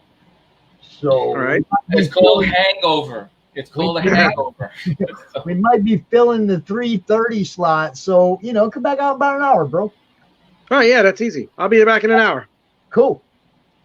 All right, I'll see you later, man. It was a pleasure. I'll see you soon. The pleasure's mine as well, sir. Take care, you guys. Okay. Bye. Yeah, England, London is another long piece that got screwed up for this year for me. I was supposed to do the MCM show. That's supposed to happen, and that's not happening either. Okay, Raj, Hash, I'm gonna send you a link. I want you to do a share screen on if you can. Okay. Because I don't know. I'm Thumbs up. glad I did that crap, man. It's very simple. We discussed this last time of getting the the functions, and you were like, "No, I'm busy," or I heard another excuse come out here. So. It ain't worked for me yet, man. I think I've shown off one thing is all I've been able to actually show off. It hasn't. I don't even see the comments. Like even on like the actual page and everything, it's like lagging. And like the link that you sent, did you even send me a link? I don't see a link. Now I do. Just said. It's a blank link, and we're going to see all the tag marks and stuff, what I actually go through. Oh, and it's on Amazon, so if anyone is curious, this is not a Kickstarter. This is not a Indiegogo campaign. If the Amazon page does come up, Katrina's book is available currently on Amazon, so we can actually purchase it as soon as possible. Hopefully I'm able to share screen something. Actually, darn it, work. Is it just me, or I believe everyone today is having a lot of technical difficulties with their computers? Pete, do you got it on a share screen? I can, yeah. I have her Facebook up. One second. I got it. First one I see is going up. No, man, it took me like 20 minutes. Yeah, to show my thing loads. yesterday. Be great. Okay, we want to see the link for this Really? book. I already got it. You got it? Okay. I got the link. It's already up. There Wow, it yeah, is. right there it is. That's the one. Yep, there you go. Get it? Tales from the toy store. Now, Book is. I have not read it. Get it on Kindle. Get it on paperback. The copy on Kindle is $4.99. If you like the paperback version and need a physical copy, like some of us do, you know, if you have Amazon Prime, it's only $8.99 to get a physical copy. So if you guys are interested, and you guys just want the digital form, you know, some of us do like the digital form, like to print out ourselves too. $4.99 is her copy of Tales from the Toy Store. It is a good little story. It's a kid's story. It's a night like bedtime stories type thing, if I remember correctly. I wish she was out here because I'd really like to hear her rundown on it. Because it's good. I mean, I've talked about it with her before. I think she was out here last month when we were talking about it, and I really want this. I really want her to succeed with this one, guys. I want this one to sell. If you got kids, this is one of those books, like Discover Your World. Mato Zapata's book is like that. It's one of those books you want your kids to read, or you want to read to your kids. One or the other. It's one of those. There's a lot of them, you know. But nowadays, in our world, when our people start doing the kids' books, you know, our people care. It's probably going to be a book with a good message, and it's going to be something that you'll want your kids to read. Well, it's pretty much there in the words. You know, can you uncover their secrets? In this world of monkeys on the move, dragons breathe fire, and the gnomes explore the wilderness. There are plenty of fun stories to keep you and your children entertained. You will be able to stop with just reading one at bedtime. It's so like these are not just one story; these are multiple stories carried in this book. So, you know, these are all. You know, I wish she was here. Yes, she would explain all the short stories that are included in the book. But to me, I mean, the fact that the monkeys are on the move, dragons can breathe fire, and gnomes can explore is a nice little fairy tale fantasy that I would actually read if I had kids. Yeah, I'm looking forward to it because of, you know, all my munchkins here. It's like, last time he was out talking about it, Isaac was like, "Grandpa, are we going to get that book?" Right. So you know, there's times when I get pressure from the kids on what I'm going to buy too. You know, it's like it's kind of fun because they do give me input. You know. No, Pops. Pete was saying something. Pete, what were you saying? I lost my ears. Sorry. She did a live reading. Yeah. She did a live reading in the group a couple days ago, and she did a live reading on her Instagram and on her Facebook a couple days ago as well. And she also has I think a blog that she does. She does a blog. Let's see. Hold on. I think I can get you guys to it. She's an editor at geekorama.net.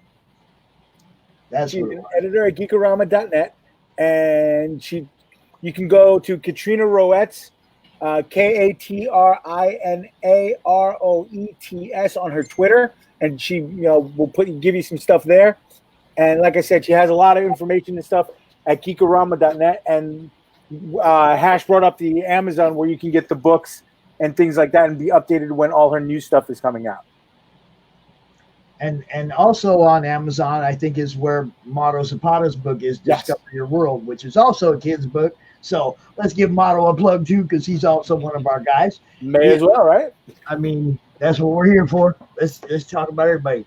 I wanted to also throw a little shout out to Randy Hardenbrook over there at Redline. Is it Redline LLC? We were supposed to do an interview this week. We had technical difficulties, couldn't do it, but little shout out to him and his people over there. Joe Tolliver at Comics Cast doing our opening yesterday. That was fun. That was awesome. That was really good and informative too. Let's take up these few minutes we got here and let's just plug everybody who ain't here. What do you say? Yeah. Talk about Hash. Pretty much. If everyone remembers Javier Cruz, we had him last month. He just recently posted his brand new Harley Quinn piece. So granted, he's not part of the chat or any type of thing today. Go and check out Javier Cruz on his Instagram. He was previously a guest here before. I guess we can stop sharing this. We also have, Peat right here. Peat's been working on some new stuff. He's got new books. He's working on 2 books still. And he'll be working on, and he's always posting his art. So go check out his Instagram as well, too. It's already under his name. And you guys are watching the Comic Related Madness, which we're here every single day, every week, every hour, every minute, and every second. So that's true. I have a friend, and that's also a friend of Hash's here, and he's a friend with everybody Artist Club. He does the scenes with us, and he's basically at every con in the world because he's a machine. And that's our buddy Bun Leung. Hash, Bun. The guy is stupid talented, and I'm going to try to get him into the madness sooner or later. I've been giving him, he's been pumping art out, but I've been giving him a little bit of break because he also has got the kids, and I don't want to, anybody with kids, I don't want to mess with too much during the pandemic and stuff because they got bigger fish to fry, But Bun is one of the more prolific and incredibly talented guys that I know, and he's actually, I've gotten to pick his brain. He's smart too. I got to pick his brain about some techniques and doing not just artistic stuff, but doing stuff from a business point of view. Because a lot of people forget that we're artists, we're doing this, blah blah blah. But I know Hash will agree. This is a business too.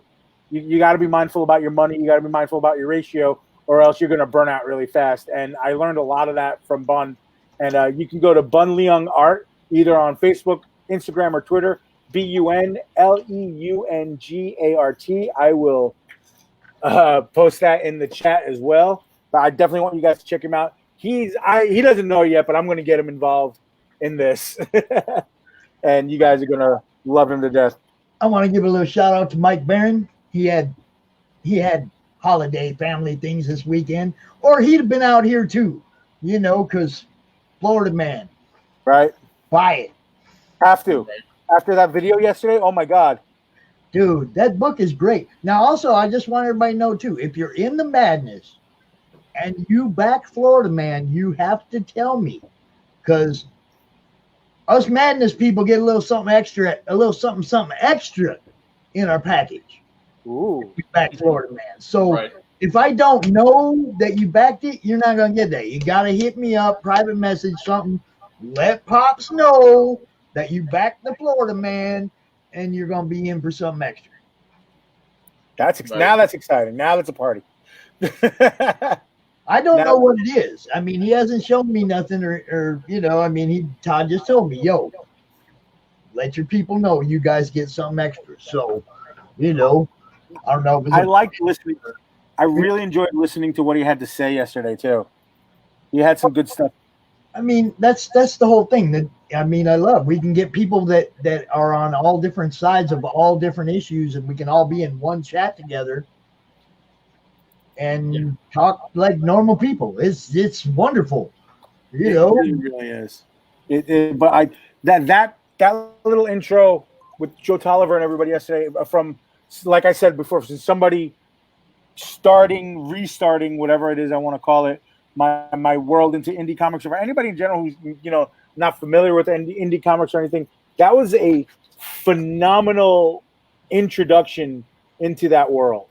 And I hope everybody, when we post it back out, I hope everybody gets to look at it and really get a good look at it, because there was some really good stuff about what's going on in comics and what we in the street, the guys actually doing the work, think about what's going on in comics in general.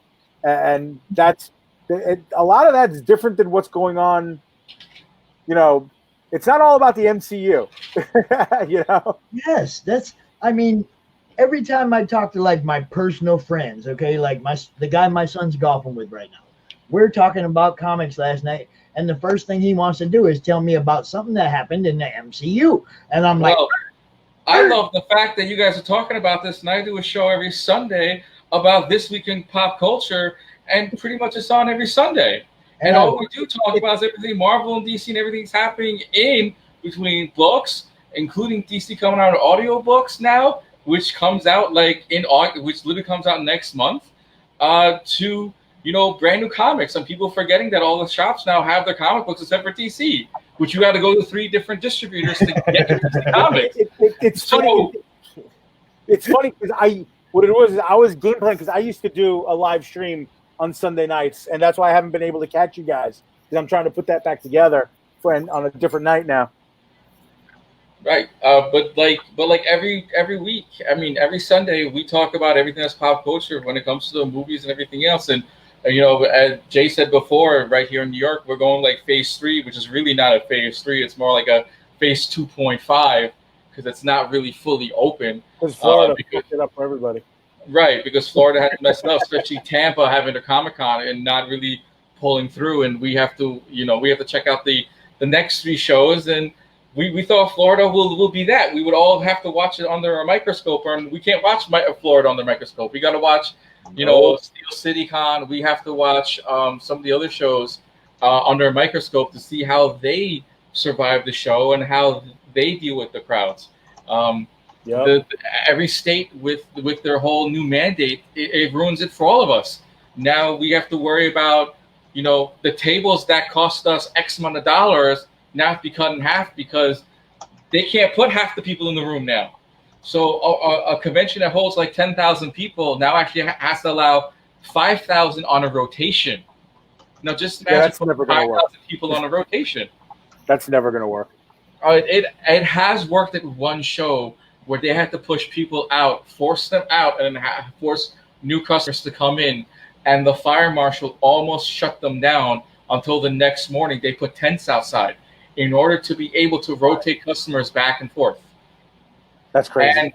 And the new rule and the new rule for every show is you're going to be sprayed down from head to toe, from Lysol to Purell. The second you walk in, you're getting your temperature taken. So please take care of your bodies. This also includes artists and vendors. So if you have a table and the next day you can't get to your table, you're literally out of luck for not being at the table. So you now have to take care of your body, and we now have to take up the extra toll of bringing somebody with us in case we get sick. They have to run our table.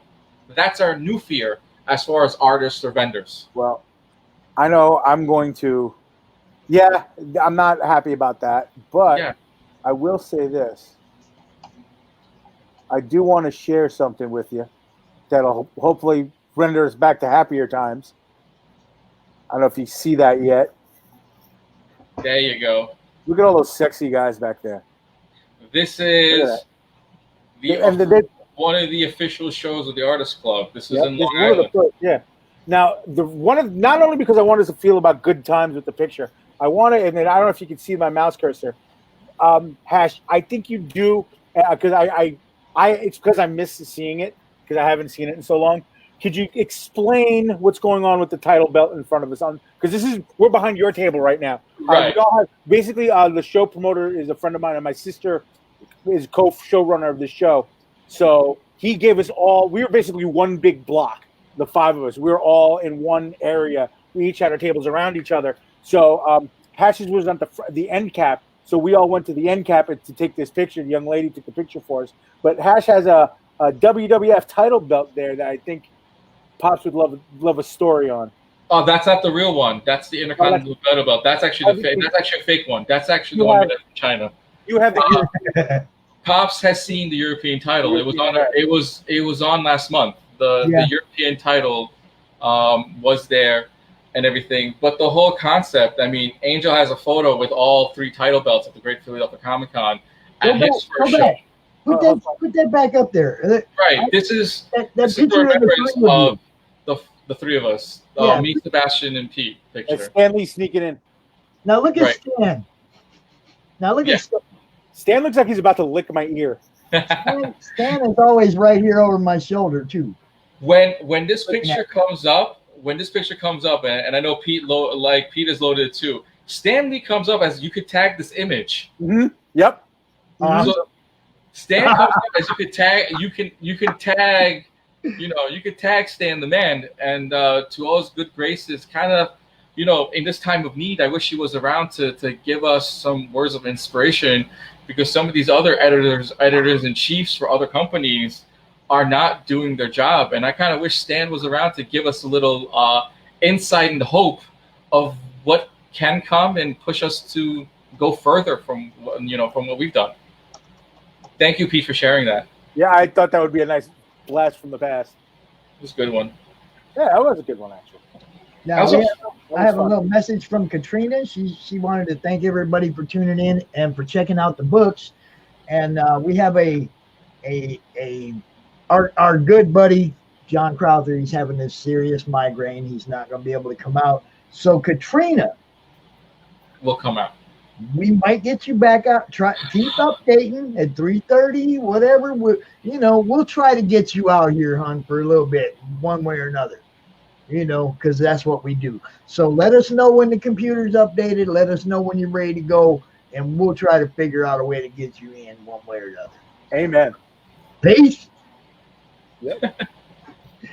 Now, I don't know if Roland got this link yet.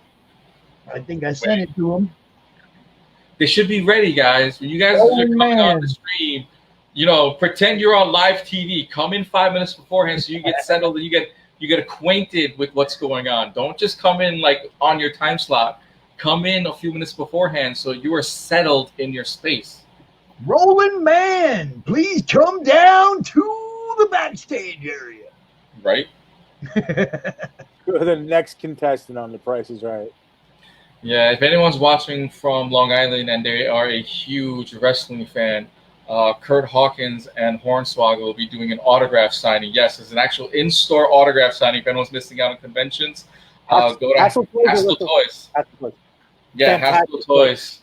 And that weekend, I will also unveil, if anyone's seen the Evolution Comics page, the exclusive Kurt Hawkins that will be available at the show and at the toy store. And there is also going to be a Kurt Hawkins and Hornswoggle exclusive as well too. And later in the month of July, if anyone's a huge British Bulldog fan, Harry Smith and his sister will be in the building at Haskell Toys. She will be bringing the awesome Heart Foundation British Bulldog jacket for the store. Cool. Yeah, that's cool. Love them. That's really cool. I was actually thinking about it when I was watching the Vice, the Dark Days of Wrestling. I was watching the Owen Hart one. I'm like, wow. I remember the redo Hart Foundation with Brett and Pillman and Neidhart and Bulldog and Owen, and I'm sitting there going, wow. The only one left is Brett. They're all gone. They're all gone. And I'm like, wow. Just wow. It blows my mind.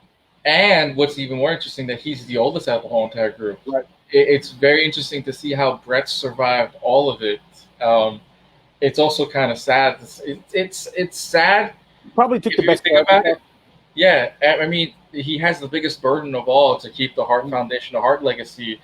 And I also hated that WWE put it on Tyson Kidd and Harry at the same time, and Natalya. But they wouldn't let them use their real names. They wouldn't let them do certain things. Yeah. I mean, it's a crying shame. Absolutely, I agree with you. But I liked what happened in Major League Wrestling, where Pillman Jr. Harry Smith and Teddy Hart go around as Hart for the Hart version 2. They go around in there, and both Teddy Hart and Harry have become world heavyweight champions and tag team champions. Somebody was telling a story because Harry was in Japan with Lance Archer and Suzuki Gun. They were they're the Killer Elite Squad. They just murdered people. They were a great tag team. But there was on New Japan World, their streaming service, their New Japan's network. They were talking about Harry Smith, how tough he is, that he would just walk into actually shoot wrestling events or like judo events or submission events, like actual fight tournaments and stuff like that. Walk in, win, walk out, go wrestle for New Japan. I'm like, Jesus, that Hart family stuff is really legit. Jeez. Do you follow his Instagram or Twitter, Harry's? Once in a while. I try to limit my Instagram, my Twitter, because Twitter, like Pops and I say, Twitter's the devil. Twitter is the devil. You turn to that one person, we'll say, and it's, it takes you up the rabbit hole. Yeah, absolutely. It's a good analogy. Harry's work ethics, his commitment to wrestling and submission and judo and jiu-jitsu, it is beyond what I thought any wrestler would do. I thought seeing, oh my God, I'm blanking on Kenny Omega's work ethics when he brought his tag team back, and I thought, oh, that was pretty cool. But seeing Harry practice backflips to not only land on his stomach but also land on his feet at the same time is crazy, and then do the same thing off the top rope. We're looking at a guy who's over 6'4", 6'5", and he's doing backflips off the top rope to land on his feet. They wouldn't let him do it in WWE because that's because of what happened with Sid. Now, ever since Sid Vicious broke his leg on live TV against Scott Steiner, that is by far the end of any big man going off the top ropes. Undertaker and Kane are the last two people to do it. Mm-hmm. And even then they freak out every now and then. That's why Taker's only allowed to do old school and the choke slam or the clothesline into a roll. But that's about it. You don't see any guys over the height of 6 foot, I believe 6 foot 4. McIntyre. Yeah. he's a different. He's a freak. He's a beast. I like it. He's a freak. I love watching Drew. I love his redemption story too, because he really is he was Vince's boy. He was the golden child and couldn't hack it. Yep. And then eventually got fired. Did the indie thing. Didn't he go to Impact for a little while? Yeah, he went to Impact. He went to Impact. He fought Bobby Lashley and didn't win the title. Right. He was in Impact for a while. Then he came back. They gave him a chance at NXT. He developed, and then what I liked about this is one of the things I like about wrestling fans, that they like a good redemption story. Like if you're legit trying to come back and like, you look, really, this wasn't me. This is me. Like he's a really good redemption heel. Well, true. People back as a straight heel. Yeah, and now forget that like while he was doing the indie circuit, he became world heavyweight champion on several of the companies. So that's what WWE likes, is the fact that they're champions no location. Granted, they messed up on one person who was a former Impact heavyweight champion, EC3. Let the guy talk. If you've go look at his Instagram, and then you just sit there and go, "Oh my God, he has a voice." Right, he has a voice. Like you put him on TV, and he just looks like a statue. He became like the Chris Masters, and that's what they did. They treated him like Chris Masters, except never used him. Drew McIntyre. Somebody turned around and said, "EC3, you look so good. You don't need to do anything." Blah blah blah blah blah. And then I guarantee you that he was being okay. I trust you. And then all of a sudden he realized, nope, this isn't for me. And luckily, I mean, he's one of. I don't want to say lucky because that wasn't cool. 40% of your company gets fired or furloughed on one day over a conference call. I'm not a big fan of that, but whatever. I'm happy to see, though, that a guy like EC3 took it the way I've been talking about the lockdown. He took it as a kick in the ass, and he completely showed it. Didn't change himself. Just, this is me, and this is what I do. And he had a voice. What are you talking about? He bought his own toy, then trashed it.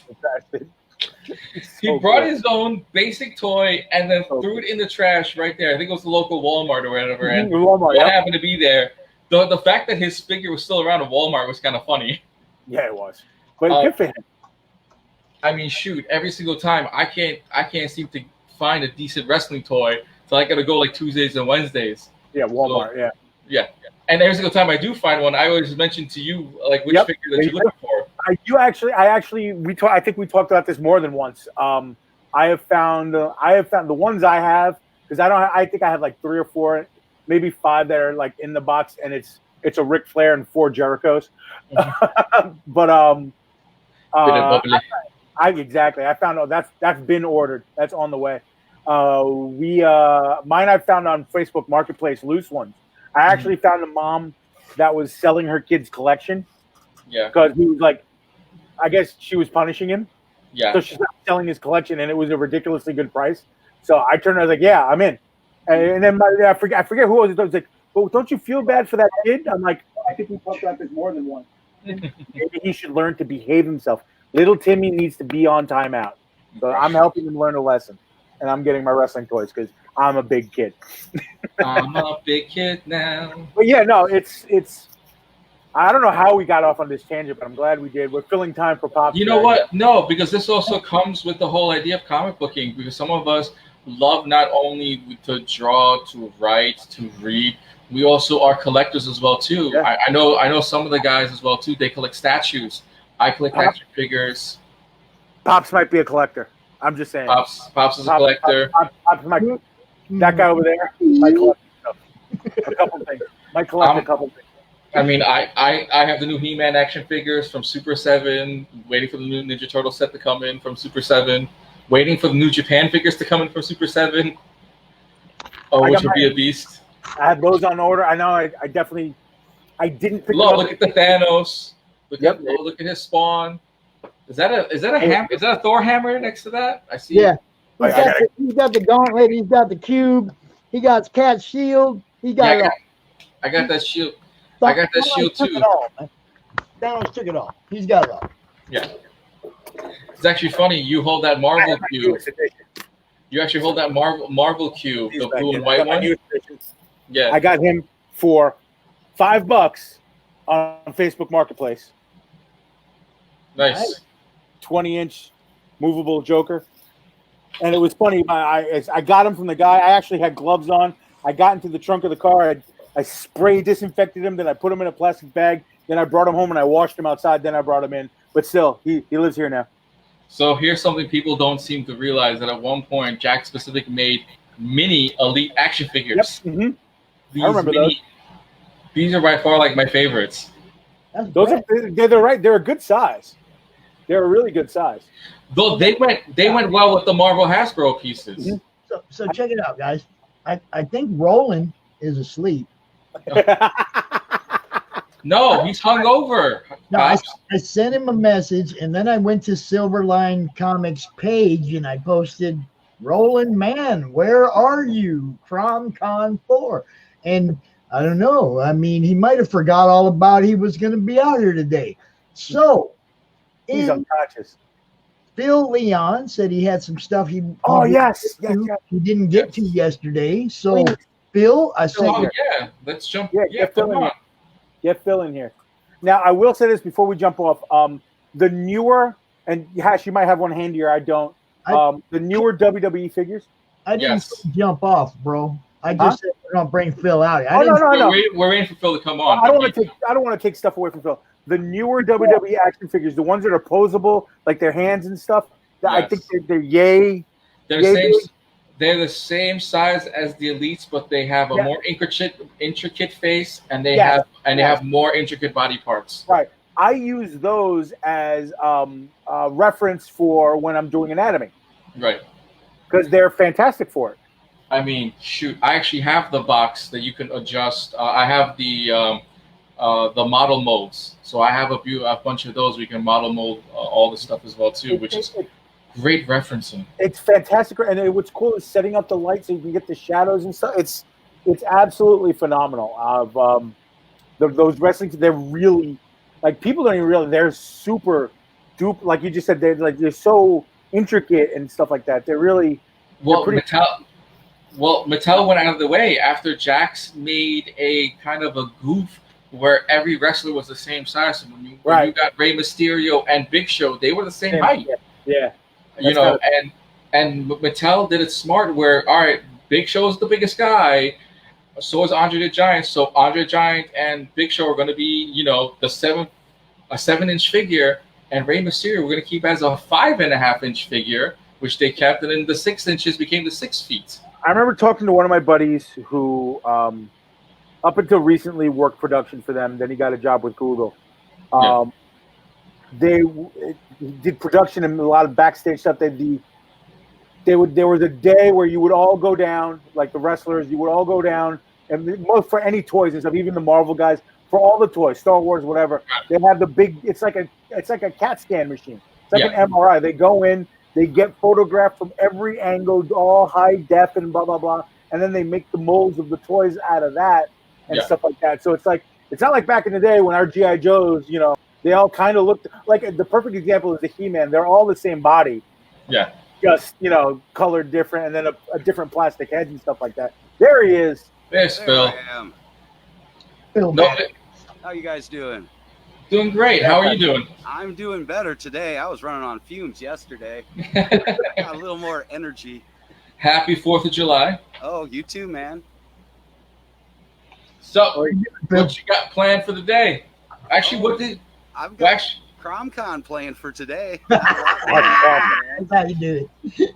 That's how you do it. Maybe do a little work on some pages while I'm watching later on and stuff. That's the idea. You go. Well, how about this, man? Pops is in the house. Why don't you take it away and show us what you're working on? Yeah, I'm going to just run to the men's room. I'll be right back. All right. Yeah, go ahead and share the I screen, had to Phil. do that too. That's why I took a second. I wasn't about to get stranded live on air. Well, what is one of your vices? I mean, Pete and I were talking about certain vices that we have, with just collecting action figures and stuff. What's one of your vices? One of my vices. One of your vices, not advices.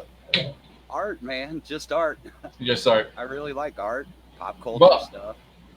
Like, does anything inspire you? I know some people will see a can of Coke or a bottle of Coke, and they see the shape of it, and it makes something out of that shape.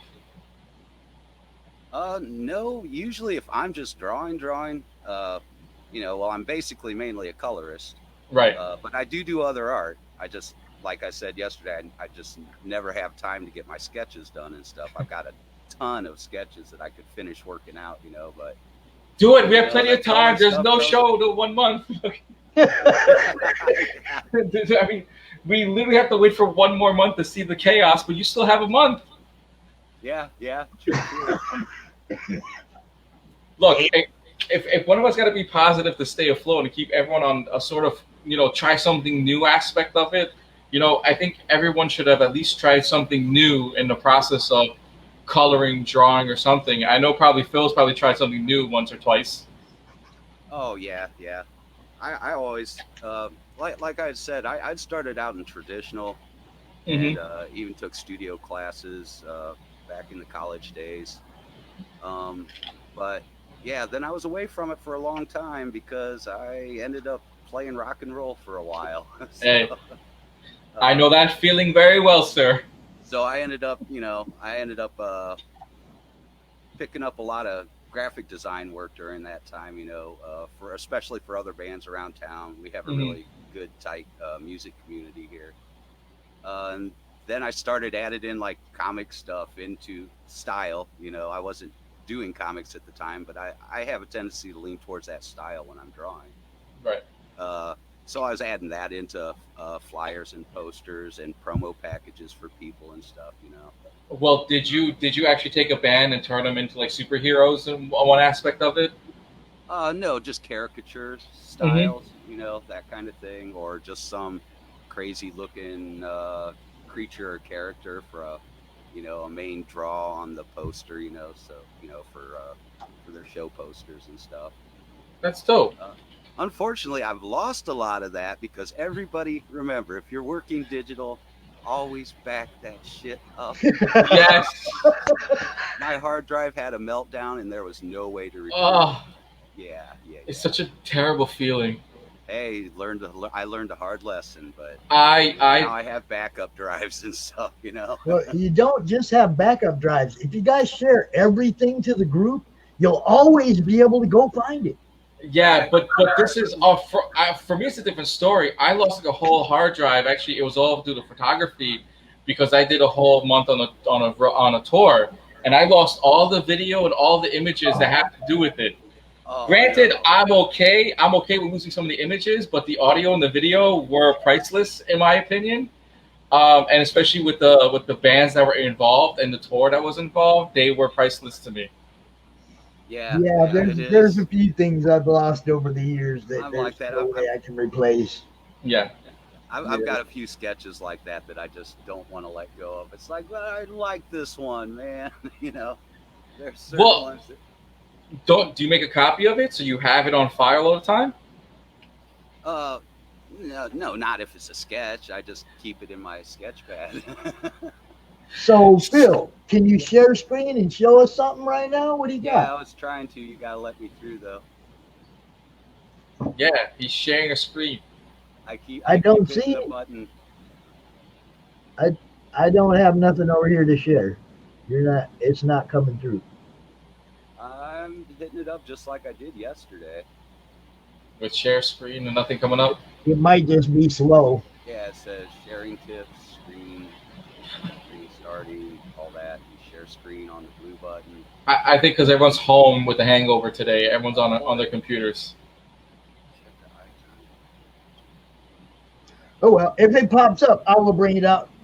Yeah, it's weird. Like you're saying, I think gremlins are out today, man. Yeah.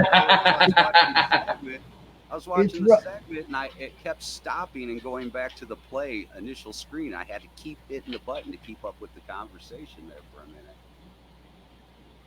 Oh, God. Yeah. Yeah, well, we're just talking about comics. Let's see. I want to give Katrina another plug. I told her to go ahead and keep working on that update, and we'll try to get her out. Anyway, we'll try to get her out here. I found it. Uh-oh. Here we go. I had to. So, Katrina, keep doing that update. Let me know when you're up and running, and we will try to fit you in for a few minutes and talk about your books. Because she has more than one, and I want to make sure she gets covered, you know. And we got right. Select a screen. That's the Amazon. I brought it back up. I'm getting used to this stuff, man. Yeah. So if anyone doesn't know, as we're waiting for Phil to load up, we'll plug Katrina one more time. If anyone doesn't know, Katrina's book, Tales from the Toy Store, is currently available on Amazon. You can pick up the other one there. The other one there too. What should Danny do? I think that's her book too. What should Danny do? Do you have that link too? It's right there. The little blue thumbnail on that screen. Okay. You see it? Yep, loading it up right now for everyone to see. I think that's hers too. I could be wrong. I don't know, but let's not take that chance because I don't want to plug something that isn't hers. I don't mind. I don't mind plugging anything for anybody. You know me. But anyway, you know what it is? Everyone's got kids. You know, get into some more books for your kids here. What Should Danny Do is another book, and it's the series of The Power of Choice. Granted, it was released by Admir Levy and Gannett Levy as well too. Artists and illustrations by Matt Sadler. So go and check that out. Yeah. Little plug for someone we don't even know if they're part of the group or not. So if they are, hey, free plug. Hell yeah, support indie artists. And right. You know, what the hey? That's what we do. Yes, and hey, Infinity browser screen. I love these, man. I see pop. Here will pop up. All right, here's another Greg. There's a Luke piece, man. This was something Greg, he threw out a basic sketch for me in pencils, and I just took it from there. He filled in a few of the edges and stuff because he'll let it kind of fade out at the edges, you know, so the full piece, you know, I'll fill it in a little bit. But yeah, we like to do Star Wars stuff. We always throw some throw some up for Star Wars Day. We occasionally have an event here, and I'll go and table at a couple places sometimes. Get some prints rolling. It's pretty funny because this morning my son was saying, if I ever get another tattoo, I'm going to get Darth Maul. And I thought of all the different awesome Darth Mauls I've seen in the group over the last 8 months. Oh, yeah. And I was like, whenever you're ready, son, we'll find you one you like. Don't worry. There you go. This is something me and Greg had been working on. Well, he's been working on it a lot longer, man, but he's been building it up. It's a story called Mech. It's a book we're going to try and get out as time allows for him to get it in. He's a busy guy. But it's a cool sci-fi story, of course. You know, this is one of the older pieces. I'm probably going to rework that background, though. I look at some of the older stuff I do, and I'm always like, I got to go back and fix a few things since it's not out and about yet. Since it's not been set free yet. Of course, we got to do this because aren't these guys going to come on today? Those are, later on tonight. About 4 hours. I really like those guys' work. That stuff's really cool. That's a Jim O'Reilly. Those were the it's Jim O'Reilly art, his pencils. And Greg Your Harms colors, inks. right? Greg Harms inks, I believe it is. Yeah, Greg Harms inks and then and Jim O'Reilly's pencils and your colors. And now hold that back up again because I want to show show everybody what the let's see. Which one is that? Oh, I don't have it. I was gonna show everybody the print of the other one, but I don't have it. Oh, okay. You good then? Yeah, you're good. All right. But that's beautiful. I love how you did it. You know. Thank you. I love all the Mojo art. You know. Here's an. Oh no, where'd that go? Bad Phil, no cookie. There we go. Chucky. Another earlier Greg and Phil piece. Nice. Took the pencils and I dig the way he does expressions and stuff on characters. That is cool. I liked it. I mean, that definitely brings out who Chucky is. That's for sure. That one I've even still got a few prints of. Okay. Hey, the first thing I messed around that Rich was doing, that I just did it for the hell of it, sent it over, and that's when we first started running into each other and hanging out. I forget the exact story that was for. I think it was from Inverse Press that he was working for. But that was the first thing I was messing with when I first ran into Rich. Well, I'm gonna go ahead and tell Rich to come out so you guys can talk about what your collaborations. Some Rich stuff. There's another Rich one. That was from a couple years ago, I think. Yeah, a couple years ago. I know you all. There's a bunch of Lady Death fans in the group. So. Oh yeah. I mean, the Archfiend is in the group. He's one of the founding members. Oh yeah, cool. You know, Mr. Polito himself is one of the original members of the Comic Related Madness. Then here's one. I don't know if you. Let's see. I will cursor some of this out, hopefully. Well, here you go. There was one that Rick was doing when he was doing the digital first, getting back onto the digital, man. I was like, hey, let me color that one up. So I really dig that because it's got that art style. Like one of my biggest. You're asking, Arash. Mm-hmm. You're asking like one of the things that I like or motivates me, and one that's always done it for me is I love heavy metal illustrated. Like for years and years and years, I always pick up heavy metal because there's such cool artists in there. The art's usually always unique, and it was stuff that you weren't getting in the normal mainstream comic books, you know. European comic artists, I love their styles, man, and I've been seeing a lot more of it here in Western comics now too, which is great. Right. I personally I like, you know, all the old Rush the old Rush album covers.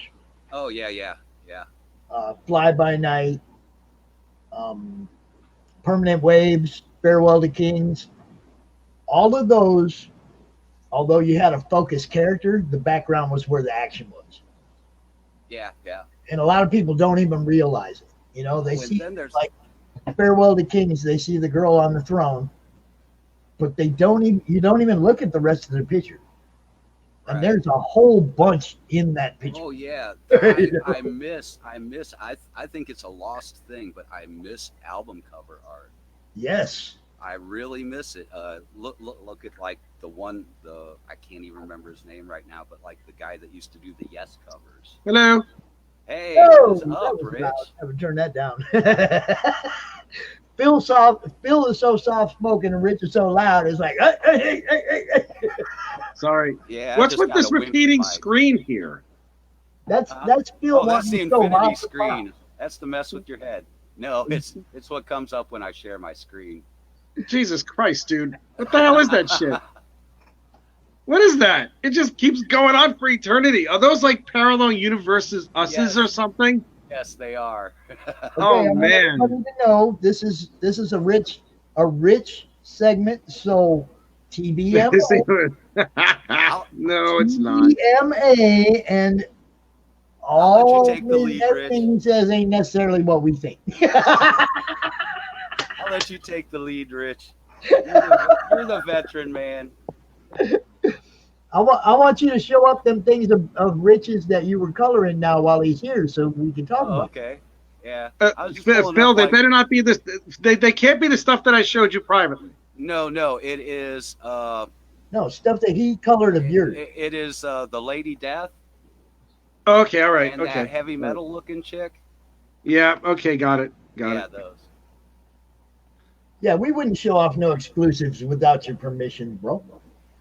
I know you wouldn't. I'm not saying anybody would per se. I was just like, oh shit, no, don't show that yet. You're like, Phil, you newbie, don't be pulling that up. Oh my god! Yeah, I want to see the colors, man. Show them off. Like, oh, there it is. There's the Lady Death. Yeah, I showed them that a little bit earlier. So talk to me, Rich. What were you doing? What were you thinking when you were drawing this one? I want to draw a chick with big boobs. Yeah. That's really truly it. I was like, you know what? Let me draw something. I'm bored, and I was like, all right, Lady Death. And then I was like, all right. I was telling him how much I really dug that one. Oh, hold it. Cursor. That one was weird. That was a strange period in my life for about 10 seconds. I don't know what that happened there. I like that though. It's got that surreal aspect, man. That's really cool. You let stuff flow on it. I really dug. Well, I'm realizing that I don't like traditional superhero type stuff. Yeah. You know, I was never a huge fan of like. I mean, growing up, always reading comics. Yeah, I loved all those superheroes and all those guys. But you know, I mean, how many times can you draw Spider-Man spinning a web through the city? Yeah. You know, I think it would be a dream to pencil the work. I mean, I've inked it most of my life, but if I can pencil it, that would be an honor. But at the same time, I'm like, I don't know. I mean, who knows? I mean, hey, I'm the same way with that. I like the superhero stuff, but you know, more so in the past than now. Like I was telling them, I've spread out. I like a lot of the European comic artist styles, man. That's something I really dig too. I'm wondering what my style looks like. Does my style look European? I mean, what does it look like? Sometimes. I don't even know. Oh well, yeah. You know, like I said, well, I don't know if I've ever talked to you about that. But did you ever used to read Heavy Metal Illustrated? Yeah, a little bit. A lot of that is European artists, you know, like Siempre. Oh, okay. And then you had other art. Well, Corbin was another one that I always dug.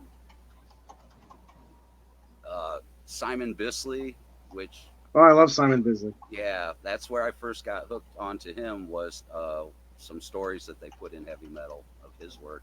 I really dig. It's almost like it seems like, especially in colors, he seems to take on the aspect of like a Frazetta or a Boris. Wow, that's up there. Well, you know how the mix of colors, you know, that you see, especially in like Frazetta, especially background colors and the way he mixes. I'm drinking my own pee. Wait up. No, you're not. Crumpets, man, crumpets. I didn't know. Pea and crumpets. That's what I had last night. Pea and crumpets. Is that what they sell over there in the UK? They man? sure do, man. I've seen some of the crazy different snack items and stuff they have there. It's like an alien land. You know what they put on their hamburgers? Hard telling. No. Ketchup and mustard. Oh my god. Ugh. You'd think that was from an alien planet. You know what I don't put on my hamburger? What? Mayonnaise. Oh God! Who puts mayo on a hamburger? I know, it's nasty. Heretic. You know what it must be? It must be those. It must be the commie French people. Those French commie bastards. Hey, be don't know, careful! man. You're It's not like too every time I far go to away Burger now, and King. they might hear you.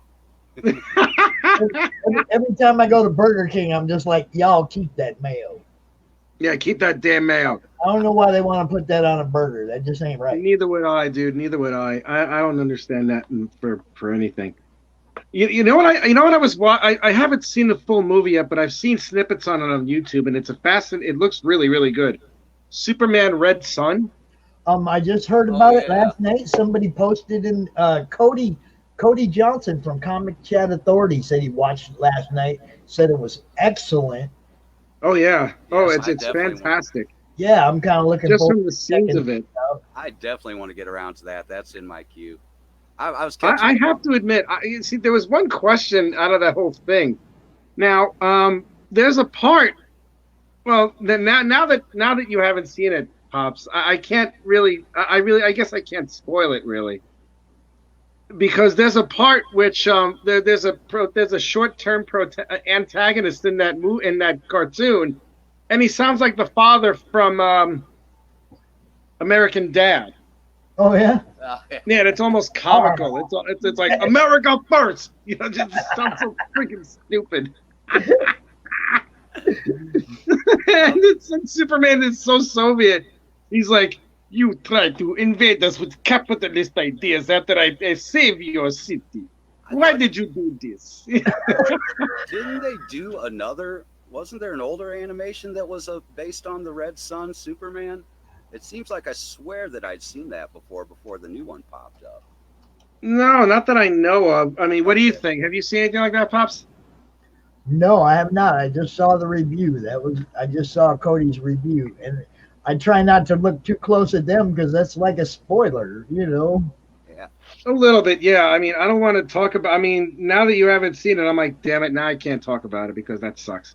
The one that I've been really digging, I'm glad the next season has started, is Doom Patrol. I am stuck on watching Doom Patrol, man. That is so well written and so trippy.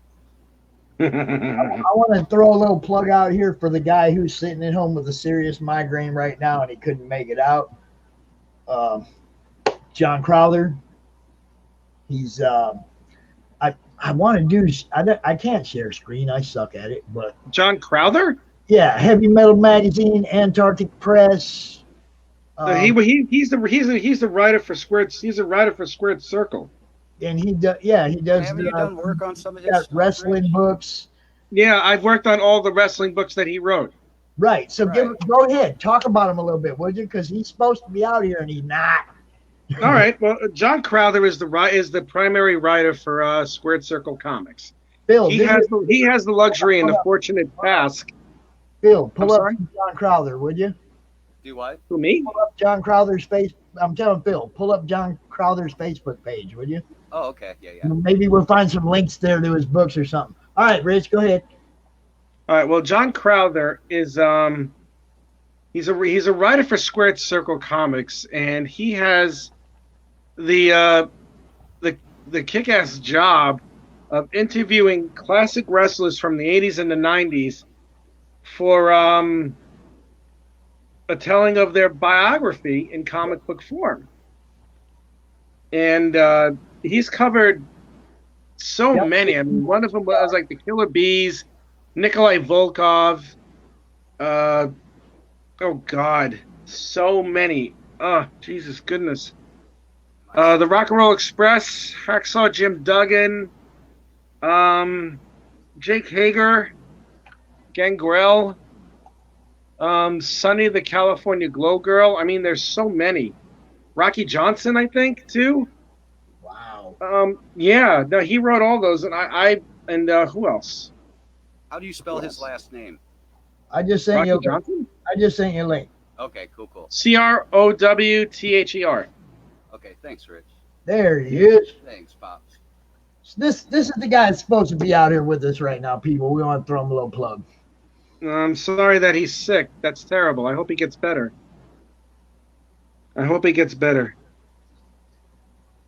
Yeah, I really do. Probably the fireworks last night probably just triggered a serious migraine, you know. Oh, yeah. It was bad here.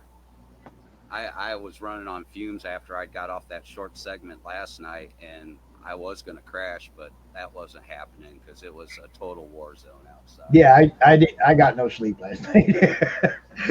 I won't get no sleep tonight either. It's just the way it is. But yeah, he was out last month. He's just an awesome, nice guy, man. He is a nice guy. I like him a lot. He's a good man. So if anybody, you know, it's like, there it is, the San Martino. That's the one. Yeah, I'm the artist on Bruno San Martino. Yeah, see, there you go, folks. Right. Like, you know, we're right here. We got it going on. Got the artist instead of the writer, but we're still here. we still got to the same place, man. There you go, full circle. Well, wait. Did you see the Gangrel piece that I did? Yes. Yeah. That's actually the last page of the Gangrel book. Right. You told me that. Yeah, I still have a bunch of pages to do, though. You know, I'm not really keeping up with schedule the proper way. I'm a bad boy. I'm sorry. I suck. That's awesome. That I didn't really catch that last month that you were working with him on those. Because I worked on quite a few of those. I'd have brought you out with him too if I'd have known that. Well, you still can. I mean, it just reschedule with him, and I'd be more than happy to show up.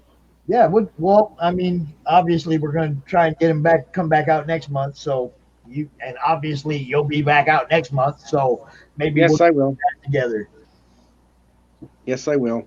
We'll let Keith have a half hour of his own, and we'll talk with John next time. Keith hasn't seen the piece yet, has he? I don't know if he saw it or not because I can't really see the comments or share the comments. It's crazy. All right, give me a sec. I'm going to show you the piece as it's fully done. Give me a minute. I think everybody's internet's messed up. There you go. There's the Chris Cole's out there laughing at you. He says, "It's Phil soft-spoken." Are we talking about the same Phil? Yeah, I'm usually a pretty loud, mouthy person, man. Ask Rich. Yeah. Yes. There it is. That's what Keith's pencils look like with my inkies. Nice. I just sent you another one to show up too. Oh, okay. Window. Who's got the window?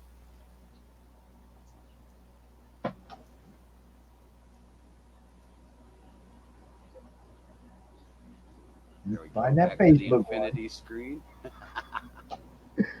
Find that Facebook. There it is. Look at that. Pop that one up there. There it is. Keith, are you watching, bro?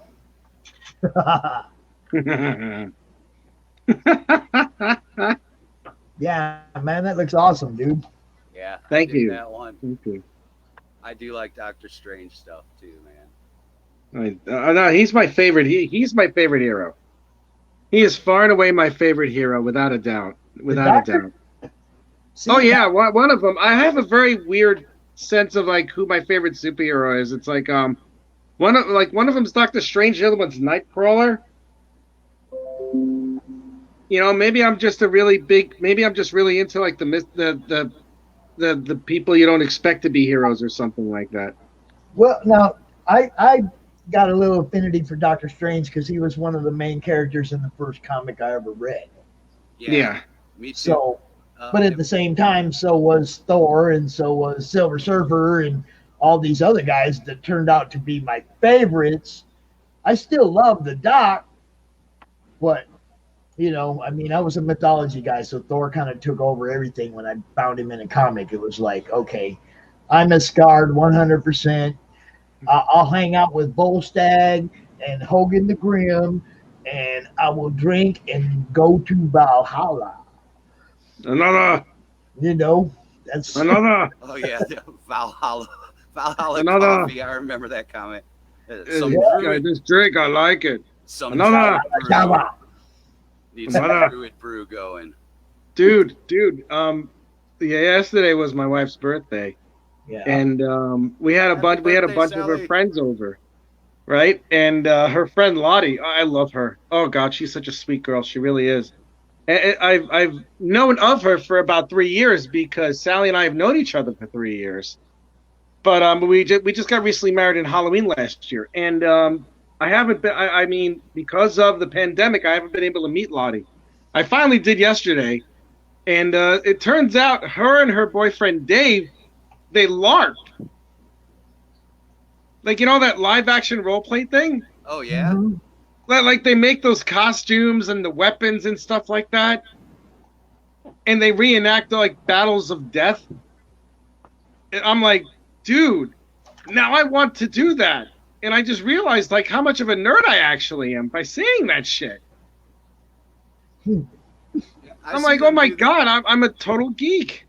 What the hell's the matter with me? I've lost all my coolness. There's a park right down the street from here, and there's in the summer, well, probably not now during the situation, but in the summer, usually drive through there, and there's a bunch of LARPers out there just beating the crap out of each other. Oh God, I want to go LARPing. I have to admit, I want to go LARPing and pretend I can kill people with indiscriminate recklessness. You know, the problem with that is, well, there's plenty of problems with it. I want to play for keeps.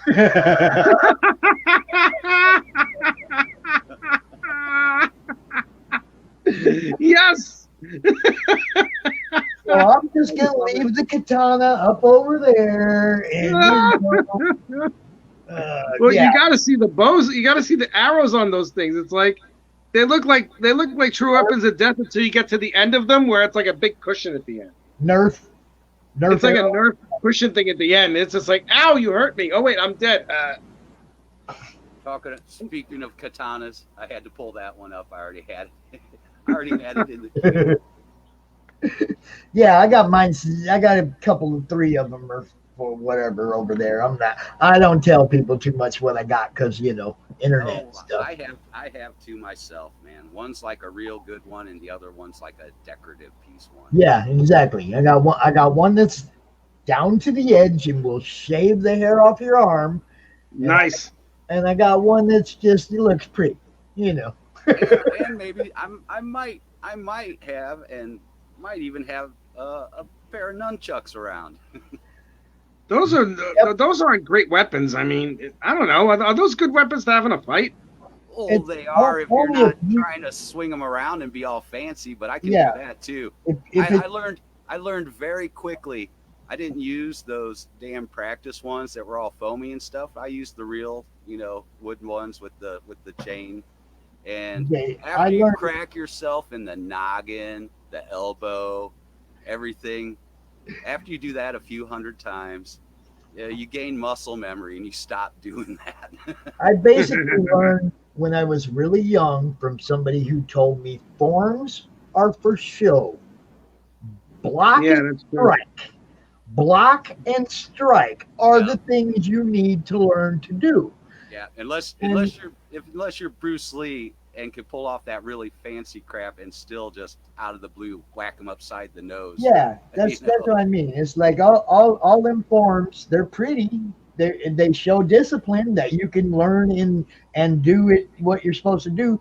But when it comes to you're on the street and that guy picks up a brick, forms don't mean anything. No, they don't. Know how to block and strike, because that's what happens in a fight. Block and strike. Pretty much. That's very true.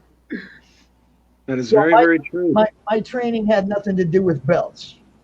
It had to do with protecting myself. Period. And that's all there was to it. When it came to weapons, it was the same thing. It was like block and strike. I like size. They're my favorite. I will take a pair of size over any hand-to-hand weapon, but I learned how to use them, not to flash them around and spin them like a goof.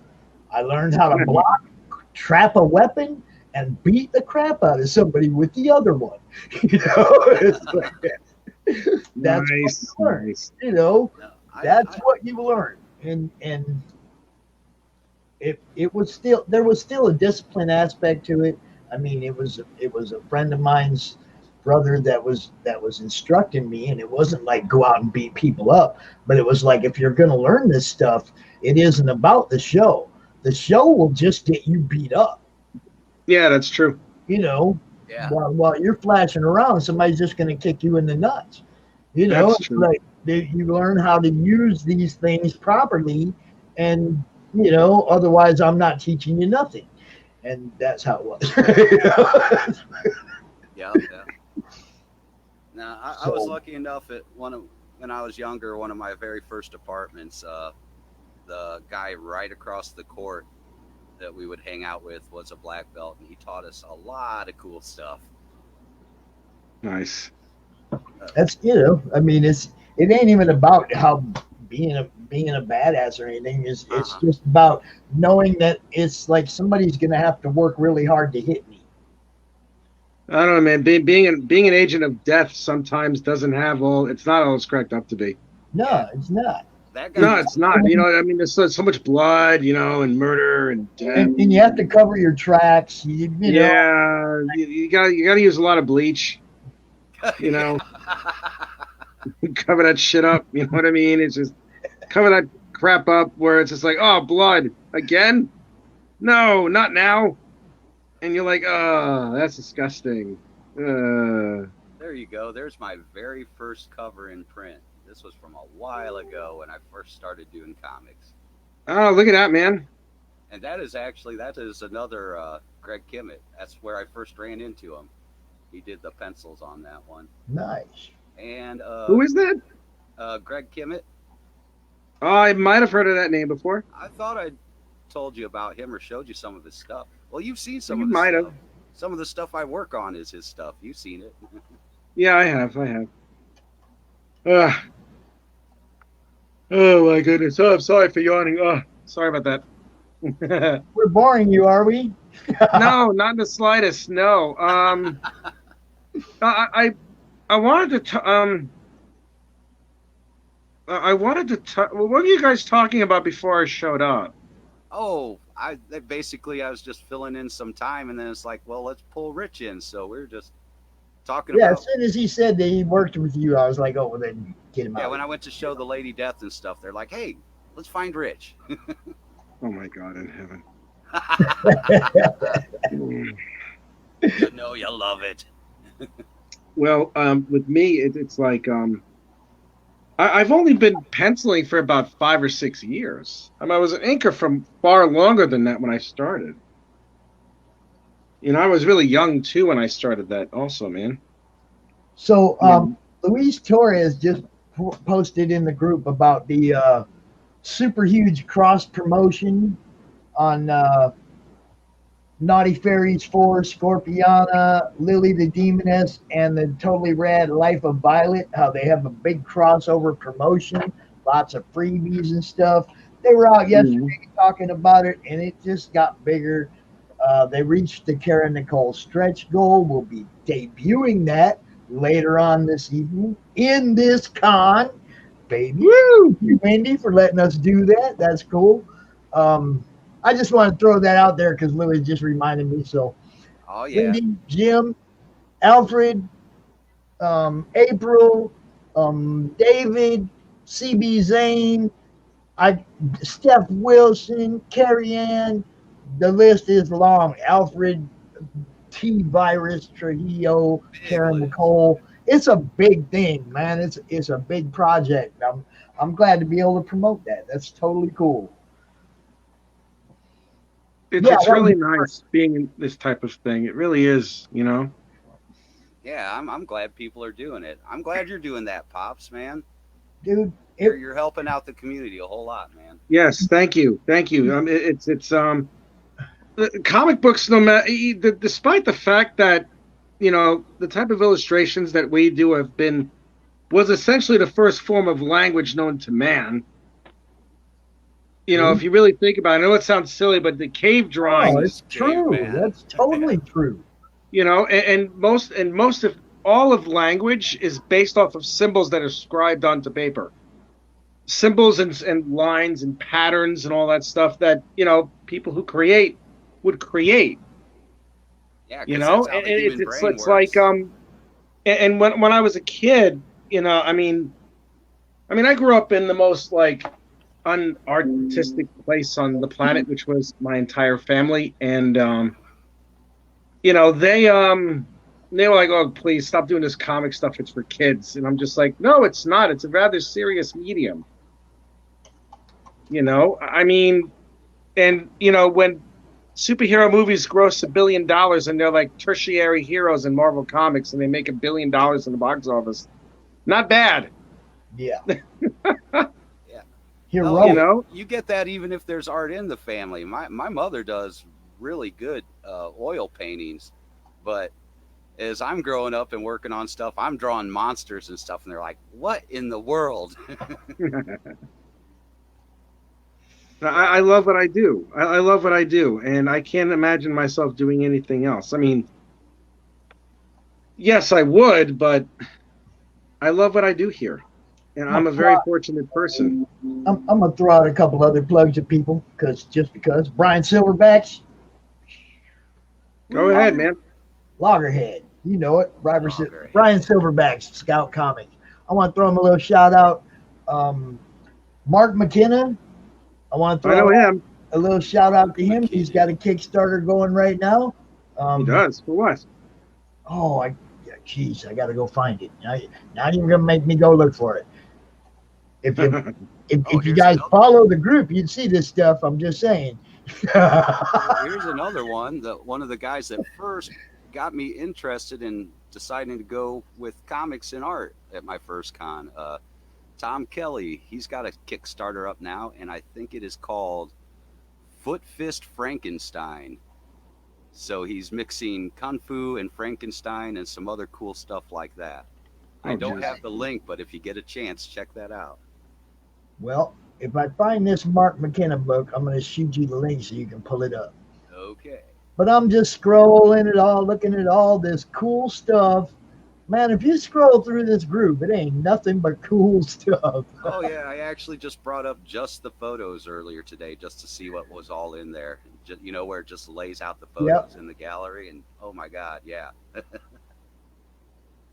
There went Entity. Okay, that one's another good one. 100 pages, $20, shipped in the USA.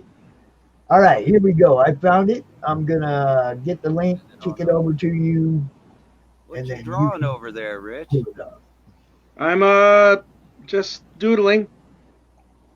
That's all. I'm listening to you cats, and I'm just doodling. Oh, okay. Because I am a doodler. I am a doodler. And don't ask me why that reminded me of Death Wish 3. Yeah. Banana Tail. Death Wish. You just reminded me and thinking the of that. Checkerboard Jungle. What is it again? Banana Tail and the Checkerboard Jungle. Oh my God, what is that?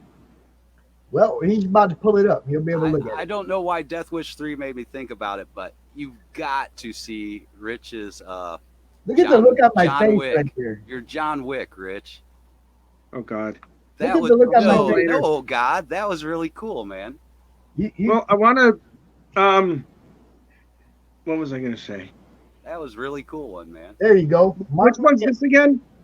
Mark McKenna, Banana Tail and the Checkerboard Jungle.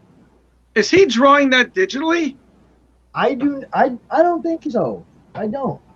The first time around, the campaign didn't cover, and it was like, I did my best to make sure we got some push out of it too from out of our group, because I don't like seeing people not get to their funding. I love to be able to say funded. Well, yeah. Funded. How's Mark doing? Did he get it funded this time? Yeah. Yeah. The goal is here. Here you go. Yeah. This one's definitely funded. 4,500, and it's at 5,300 now. Still got 13. Good for him. days to go. Yeah, and there's still 13 days to go. So, if you're a Mark McKenna fan, this is one of those books. Oh, there's another one that I thought of that you guys would really dig. I've told you about him before, Rich, I think, but Isaac Bell. Maybe. Him and what started Criminicity or whatever? Metal Shade. And what is now his girlfriend does the colors for it, and those two together as a team. Oh my God, We'll that pull it stuff up. is killer. Yeah, let me see it, man. Here, let me see if I can. It's already been funded. Actually, it was funded in the first 2 days. This is how cool that stuff looks. I think the goal was only like 5,000, and in the first 2 days, it was at 30,000. Jesus Christ, this better be like the no greatest kidding. thing I've ever seen in my life. It's really cool. He's got, I would say you could definitely tell that he's got some McFarlane influence in his work. Oh God. Oh God. Really? Be nice now. Be nice. I'm being nice. Jesus. Here you go. Check that out.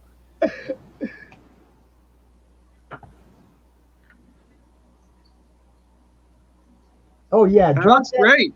Dude, drop that in the group, man, so people can Yeah, see there that. you go. Wow, that looks really good. Yeah, him and his girl she does some of the artwork too, but but she was just doing colors like that. I really dig that, especially the color mixes. Wow. That's really good. Definitely. And that was share his first book. He's done I think he has done cons and a lot of commission stuff, but then he decided to do his own book, and I think he's been working on it for probably about 2 years now. Jesus, that's a long time. Well, yeah, and he puts there's a lot of detail in his stuff.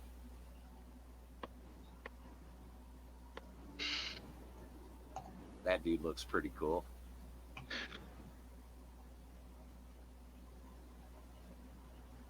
And I'm going to send you another link just because I want to pop it up there. Pretty. I want to see it. Let me see the link. Give him the link. What's that one? Get that off. Dude, Oh, that's terrible. Oh my God. I've got the Yeah, inception. the look in my face right there is terrible. That's what the screen kept going to earlier, and I had to keep hitting play when it was acting weird earlier today. Oh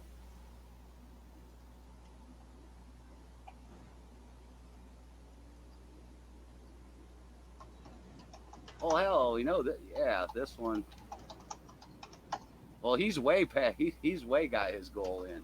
Oh, yeah. He's way got his goal. And everybody in our group that backs it gets a little something extra. Jesus Christ. I still thought that was the parody of the, what was the name of the old suntan lotion? It is sort of a parody of the old suntan Copper lotion. Tone, yeah. It's a parody of the Copper Tone. Mike Barron, Todd Mulrooney, Florida Man, was banned on subreddit. So we decided to push the hell out of it. Why was he banned on subreddit? Because subreddits just claim, that they went after. the editor because he's comic skate or something stupid like that. He somehow have- the editor, just the editor, Yeah. was somehow associated with Comic Skate, Which- so they which has jumped on nothing the other to guys do- about it, and there seems to be nothing to do with that in the comic. Yeah, it had just nothing seems to be- do with content. It seems had like nothing to it's do with the tongue-in-cheek kind of funny kind of comic with comedy in it. Oh, this is a hilarious book. You know what a Florida Man story is, right, Rich? I've heard of it. Yeah. Okay, go to Google and type in Florida Man and your birth date, Oh no. and then tell us what comes up first. Oh shit. All right. This is what the basis for the story is.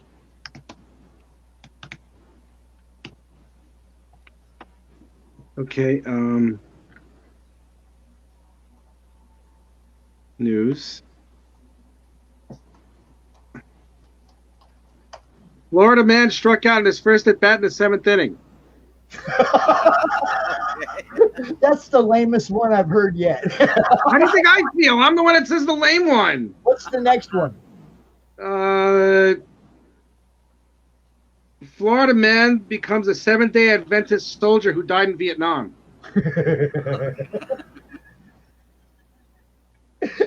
Basically, that's where the idea for the book came from. Oh, Jesus Christ. Now, they took one guy. Go ahead and play that video, would you, Phil? And it'd be like Florida man would also be like the would that be also like Florida man eats homeless guy's face? Like Yeah. stuff? Go ahead. Yeah. Play the Go. video that's in The that zombie. Kickstarter. Rich, oh God, I know everybody's heard that story, right? Phil. I suppose I have. I mean, I The remember. zombie guy. They were saying, "Oh, zombie." No, Phil, hold up. Go back there. There's a video on that page. Oh, okay, I got Play you. that video for Rich. Yeah. I got to see this. Oh, no.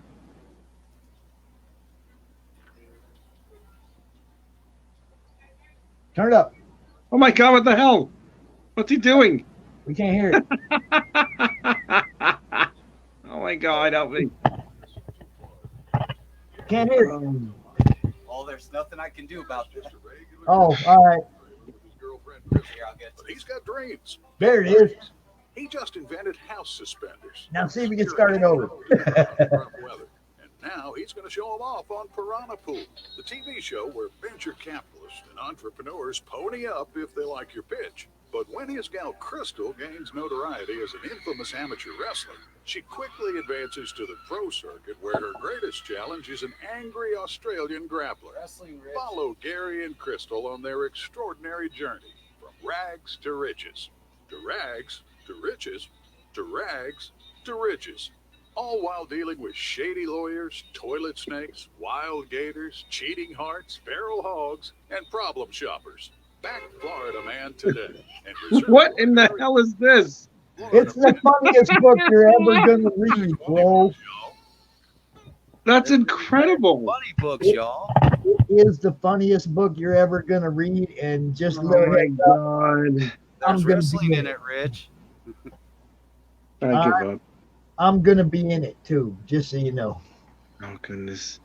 Hey, guys, I gotta get going. There's something I gotta take care of. My wife is gonna need me in a minute anyway. All right, bro. It's good to see you. I'll Well, it's make, good to see you again. Thank you for inviting me back again. you'll be back next month too. Fun getting on the air with you, Rich, man. All right, man. You too, Phil. Thanks, guys. I'm gonna talk to you again soon, buddy. All All right. right. Bye, man. See you cats later. Take Peace it out. easy.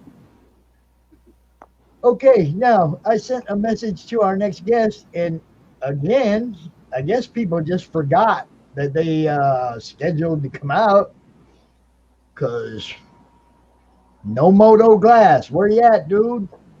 Send you the link. Glass. Our Glass dude. Our Did you have him on yesterday? no, I just showed the glass off. Oh, okay. I missed that Supposed to segment. be out so I right wasn't now. Where you at, Moto? Yeah, see, the guy who does these. Let me see. Let me Nice. see. Let me get that thing out of the way. Yeah.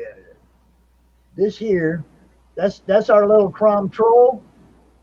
I don't know. I'm trying to get it so you can see the troll. There he is. See our little troll, dude? need to put like a black piece of paper behind it or something. Yeah, it doesn't work that well. I tried putting different color liquid in it and everything. Oh, But that's our little troll, our CRoM troll from the group, you know. deal. So he sandblasts that, I take it? It's some kind of an etching. It's like it starts out all frosted and he like takes the frosting off of it. Are you sure? Yeah, I can feel it. My early years of graphic arts, when it was still called graphic arts, we used to sandblast to etch glass, and you would actually, like a sticky plastic, like what they'd call a fisk, right? Which you would mask out your area with. You would cut it out with an X-Acto blade, your design, and you'd stick it on the glass. We did it with mirrors, actually, when I did mine. Okay, I'm going to send... Then you got a little sandblasting unit with a gun. It's all enclosed, so you're not spraying sand everywhere and breathing it in. And they just basically high pressure and sand and blasting it across the glass, and it etches out all the areas that are white and frosty like that. Then you peel off your stickers, and you have that nice clear piece of glass. Well, I'm going to shoot you the link to his page, and we can at least scroll through there and show off some of his stuff since he's not here. I'm still trying to serve my people, and they're not even here. What can I tell you? Look at this stuff, man. This guy it's awesome. Yeah, just like that right there. That says it all right there. Yeah. Take my money. And That it's is funny because we went to a con, I think at Grand Rapids Con a couple years ago, and it wasn't this guy that was there, but there was somebody there doing similar stuff. I got some shot glasses. I got an Agents of S.H.I.E.L.D. shot glass and a couple other things, but it was this type of work. And if you scroll through this guy's page, you'll see there's a lot of different types of stuff, man. Oh, Rat Fink. I used to draw Rat Fink all the time. My older brothers got me into that. I mean, his stuff is awesome. I wish he was out here so he could tell you about it and how the process is. But I mean, just being able to show his stuff off is helping him out. Moto Glass, all. If you want to check his stuff out, go to the Facebook page, MOTOGLASS, and you won't be disappointed if you're looking for something like this. I've always dug the old underground Roth art like that, for sure. It's everything. Everything I've seen him post has just been amazing. So, if you like that kind of stuff, I'm looking at some Star Trek ones. I see Sulu and Uhura and Spock. Hey, there's a big seller right there, Harley Quinn. And he's got a TARDIS on a glass. Oh, TARDIS. Hell yeah. If you just scroll down on his page, man, there's all kinds of cool stuff there. Oh, Betty Page. Nice Betty Page one. That's what I'm saying. If you want some kind of a one of a kind thing for your collection, like this is the only one. There is no other, And I was actually thinking about possibly giving this away at the end of the con. I was gonna maybe tell anybody who bought something from one of our guests this weekend, let me know, and I'll put your name in a drawing. And if we get some people that actually heard me and get back with me, we will do a drawing and we'll give this away to somebody, and it's the only one. Oh, heck yeah, man. But you guys gotta act like you gotta go out and buy some stuff and let me know that you did. There's some nostalgia right there. That was many, many quarters. Many quarters on that. Yeah. I love his work, man. When I first seen him, I was like, dude, you need to come out to the con. Look at that. Here's one. Look at that. That's awesome, man. Now, she's supposed to actually be coming up in something Star Wars. Yeah. Isn't she? Mandalorian, right? Yeah, Rosario Dawson. Yeah. Is going to be her. My buddy Matt McBride, who's also a admin in the group, he just had a sketch cover done of Ahsoka but the Rosario face, and it's awesome. It is smoking cool. I had to get him to post it up in the group because Yeah. Oh, So much he cool did a stuff. drawing with he did a drawing, but used her facial features. Yeah, he used Oh, cool, Rosario cool. Dawson. He gave us a look of what she's going to look like, and it was Okay, I thought you were maybe talking about photo bashing at first. no. This is all straight sketch, and it was sweet. See all the shot glasses? Look at that or not that the Hogwarts sifter right there, or the yeah, look at that. Everything he does. Harry Potter. I just like get I wish I had a whole bunch of money because I'd be just giving it all away. Yeah, he needs to hit up Harry Potter land, Disney. Hit up Disney. Well, see, this is the whole sell thing. those out at Harry Potter land. This is the whole thing about our exposure and our cons and stuff. It's like I want everybody's stuff to be seen as much as possible because that's where you get 100 people that look at it and 10 people that like it and one guy that buys it. Okay, so I want 100 people looking. 100,000 people looking at your stuff. So 1,000 people are thinking about it. And 100 people are buying it. I want to keep exposing everybody's stuff to as many people as I possibly can. And the more the group grows, the more exposure we get in these cons, the more that happens. There you go. We'll tie back into Star Wars. Oh, I just love that. This is a piece I did with artist Sean MacArthur, a really good artist. He actually was he's in the same area that Rich was before Rich moved out. Yeah, he's also the one that does the divided districts, the Home and Worlds Beyond that you posted up for me. That one, yeah. Yeah, I like that one too. That was a commission piece. Yeah, I like the ink work. I really like the ink work in this one. And then this is one of the ones where I went a little more painty with the background. I do that sometimes. Well, it's like I tell the kids, they'll bring me a picture and it'll just have a subject in the middle. And I'll be like, well, what about everything else? And I'll make them go back and give me something in the background. Give me something more than just your subject, because I want them to think about the whole picture. There you go. There's a mean, piece from Home and Worlds Beyond, a little bit of promo piece. Yeah, it's sci-fi. It's based. Well, initially got it. It was put through. He did a one piece for a gallery, which I don't have that image, but it was based on Staten Island stuff, different landmarks and stuff, a collage with the floating islands and stuff. And they hit him up. It's like, well, why don't you submit for a grant? And he submitted and got the grant for the book. And that's when we went forward with the book. And he had gotten me in there to do colors, which I had met him through Rich, because they used to do a live cast together. And he pulled me in for colors. And then later on, he needed somebody that knew a little bit on the tech end, because he was mainly traditional on the tech end with proper page formats and stuff like that for print. So I kind of jumped in and feet first into the editorial position, my first one, and that was quite an experience, but we got through it, man. I'm trying to pull up another one of these books that I want to show off if I can find it. Keep talking. You're good. I'm just looking for something. I was pulling up another piece. There's the cover for it, of course. Yeah, that's the one that I've been sharing. I love that art.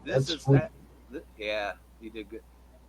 This is one where I went a lot more painty instead of just the coloring. I went a whole lot of painty, like that's all hand or well, I call it. I did it digitally, but I did it just with with brushes. It wasn't no textures or any of that kind of crap. I don't believe in that with comics. I believe in I want to put it in there myself. I want to paint it in there. Right. I like all that, even like the background and the nebulous stuff in the sky. And those doors. It took me so long. I still remember there's like 124 doors I had to color on this piece. Okay, I have one more link I want to send you. One more person I want to plug. See that? I was showing you all the doors. Imagine keep showing. matting each one of those out so you get your different depths and dimensions on it. And then and the clouds I all painted in with multiple colors. Yeah, that's sweet, man. The story. Okay, I got a little sneak peek on it. Yeah, you got a little sneak peek. Roll with it. Talk about it, man. No, you talk about your book, bro. It's your book. I'd be over here. It's not. It's Sean's book. Well, but you know what I'm saying. I'd be over here hacking it, and I don't want to hack. I don't want to hack it. Go ahead. Well, no. You know this. Let me know. Let's get some feedback from a reader, man. Let's see what you thought about it. What you liked about it, or now. See, you're gonna have to let me read it again to get that. Because you got to remember, it's like the week before a con, like 10 people send me books. And that's why I say I don't want to hack it, because I don't want to mix it up with something else I just read, or something else I just read, or something else I just read. That's right. You go through a lot of stuff like that. And not just that, but I have, like, I read regular books all day too. I mean, I have like 5 novels going at all times, and comics, but the week before a con, it's like I have 5,000 panels in my head, and they're all mixed up right now. Yeah, I tried out. Well, I'm always working across different projects and platforms, so it's hard for me to keep up sometimes too. And this one has Chris Cole on it.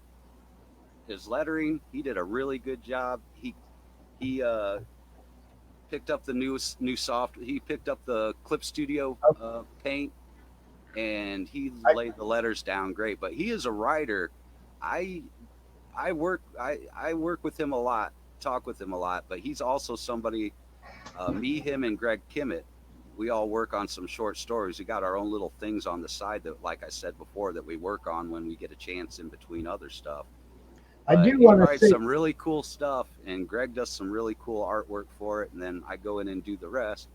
I do want to say, this girl right here on the cover, she's having a rough day. Yeah, she is. She's having a rough day at work. Okay, let me see if I can kind of boil it down. Well, it's a rough day at work. It's a rough day at home. Right. It's just a shitty day. She's trying to find her place. She's jumps from job to job because she's not liking, she's still finding her way, And in the meantime, there's that crew that you've seen, like in that other image, that they're from part of something called the Vast, which is like dimensions all within, like in Staten Island. Mm-hmm. And hence that's what all these doors are. Those doors lead you into different parts of the Vast. So it's interdimensional kind of thing. Right. So on the other side of one of them doors, there's a guy named Pops. I'm just letting you know. There's a guy named Pops. Somewhere in there, yeah. There's, like I said, there's like 124 doors. That's what I mean. It's like I say that because they got tired of hearing me complain about that. It's like 124 doors. But yeah, man, it's good stuff. I mean, like I say, I don't like to be a reviewer because I appreciate art for what it is, and it's subjective. Oh, right, but a synopsis of the story. Liking where it's going, yes, very much. But so these are some of the crew of Vast that help keep things together and keep it getting taken over by this entity, this bad entity called Ovid, and you don't know why yet because the story's still going on, but these guys, they're hunting, they're tracking her because she has something to do with being able to save the Vast. And this is Shane. He's the one that's tracking her in Staten and trying to, talk to her and go, hey, we need you. And she isn't having anything to do with it yet. She's like, who are you? What the hell do you want? And the book ends on a cool little cliffhanger. Like, I think you even said that. I think you dug that. Yeah. I definitely like the direction it's going. I think I even had to ask you, is this going where I think it is? Oh, and he's gotten he's really put in a lot of definition in the inks in the second issue, man. It's from what I've seen, it's looking really cool. So, Pete, do me a favor, drop Mojo Glass Facebook page in the comments for me, please. Let's see. We have right now, Bill's pulling up this awesome Kickstarter that just kicked off a couple days ago with my friend Andrew Mangum, one of the very first people I ever bought a piece of original art from. He's the master of hatchet. Captain Caveman. This here just came out a few days ago. Went boom to funded like immediately. I knew it would, because this is good stuff. That's crazy how fast I've been seeing Kickstarters fund lately. I told you, it's supply and demand, my friend. And right now the demand is there. It's just like anything else. You don't even have to market these books. Show them to people. People want books. Well, I see from what's been, I think the one silver lining with the things that have been going on this year is I think it's really brought indie books to the forefront and shown people what is out there. Because a lot of people don't know outside of the bigs, the two bigs mainly, they don't know what's out there. They think it's all shiny capes, and there's a whole open field of stuff in the indie field. Anything you can think of, there's a book on out there. Okay, this is Emerald Dark Entertainment. Go ahead, scroll. Let's get some names here. We got Andrew Mangum. Let's see, who else we got in this book? Dave Kopecki. There you go. That's the guy. He just joined the group recently. He was trying to arrange it so he could get out this weekend, but it didn't work out right. But I still want to plug these guys because this, these are group members. This, just because you didn't get a slot out here doesn't mean we don't want to promote what you're doing. If you missed out on a slot or couldn't come out, it's a holiday weekend. I get it. But I still want people to know what you got going on. That's what this is all about. So you're helping me out right now, Phil. I appreciate that, man. You're kind of like, No problem, man. Because like I said, my share screen, it takes me 20 minutes to pull up each thing. It's crazy. Well, don't you just hit the button? No, I'm just not proficient, my friend. You're not a techie, man. I'm just not proficient. I'd pull up the share screen, and then it takes me 20 minutes to find the thing I'm trying to put up there, and then 10 more minutes to actually get it up there. And, there's no organization in my computer or the stuff that I save either. It's all over the place. You should see my projects folder. It's Inception in there. It's a folder within a folder within a folder within a folder. So show me this right here on the other side, the pledge side. Okay, that we got the main cover, Metal Age #1. Yeah, that part right there. Scroll this part down. Oh, right there. Yeah. Okay, we got the $8 pledge gets you the Metal Age #1 main cover. That's anywhere in the world for $8. Is that what that says? Yeah, sure does. Or is that just the PDF or the actual? It is. Let me see. Yeah, PDF edition. Okay, let's find. I want to see the book. How much is the book? The actual book.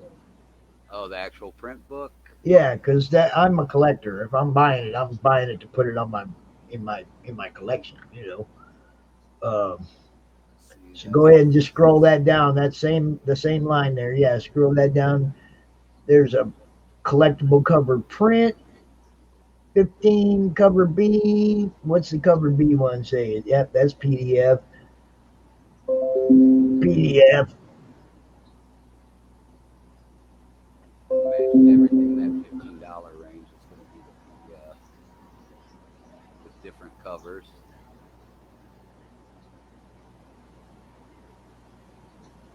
Well, no, that is it says print run right in there, limited. Oh, okay. So those are all different. 300. They got a lot of different covers for this book. Variant cover E, variant cover F, G. The black and white preview edition. I really dig that work. That's got that. That's another one it looks like something you'd see in heavy metal. Yeah. Well, Andrew, like I say, he does Hatchet, and if you've ever seen the work in Hatchet, it's like it's mind blowing, man. It's like I've been a fan of his since the first time I laid eyes on a piece, and then the first original piece I bought that ended up being a published piece was that one I just showed you. So, I'm 100% behind anything these guys got going on right now. Oh, I like that. Blood Root. I like that kind of. It's almost got a old school pulp. Yeah, I got some Blood Root art. That's I like cool. to do that kind of style myself, man. That's cool. Yes, I have some Blood Root art. Isaac Bell. All right. Oh, you found the Isaac Bell? Hold it. What? He did one on Go there? up, right there. Oh, Isaac Bell cover. He did. All right, cool. Yeah, I really dig his work, man. He was another person that I first ran into at like Twitter when I first started getting into comics. I still have this Spawn piece that he let me mess with that I still never got around to finishing up, man, but it is so cool. That is a pretty book. Yeah, very well done. Mm-hmm.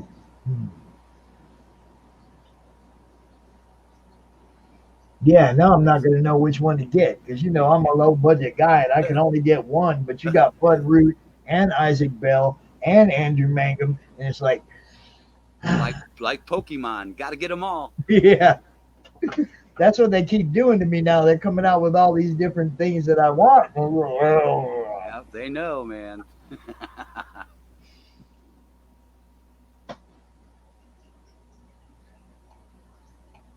What do you think, Pete? What do you think of Andrew Mangum's Cave Woman? Not even in the thing. Pete's Hey, back. sorry, I actually haven't checked it out. I probably should because it looks pretty dope. The art is amazing, dude. Andrew's bomb, man. And I'm not gonna lie, I like how clean the ad is. That speaks a lot to the graphic designer in me. Right. I like how clean that screen is. It's really dope. So I definitely really nice. Yeah, it's really nice. It's really nice. So yes, it's definitely. I'm gonna check up on it anyway because again I'm trying to learn as much about Kickstarters and stuff like that so that when the time comes I can jump on my thing. But I'm working on that same thing myself, man. Yeah, so I talked about it before. See, because this looks nice and clean, and I'm not nice and clean yet with anything. Plus, again, like I said, there's a lot. Like somebody said, "Well, what do you think your stretch goals would be?" I'm like, I have no idea what a stretch goal is, so I'm gonna need a minute to do my research. I really dig that flow of colors in the background. Yeah, it's really pretty. I'm a background. That third one has great. Man. I love good backgrounds to complement what's up front.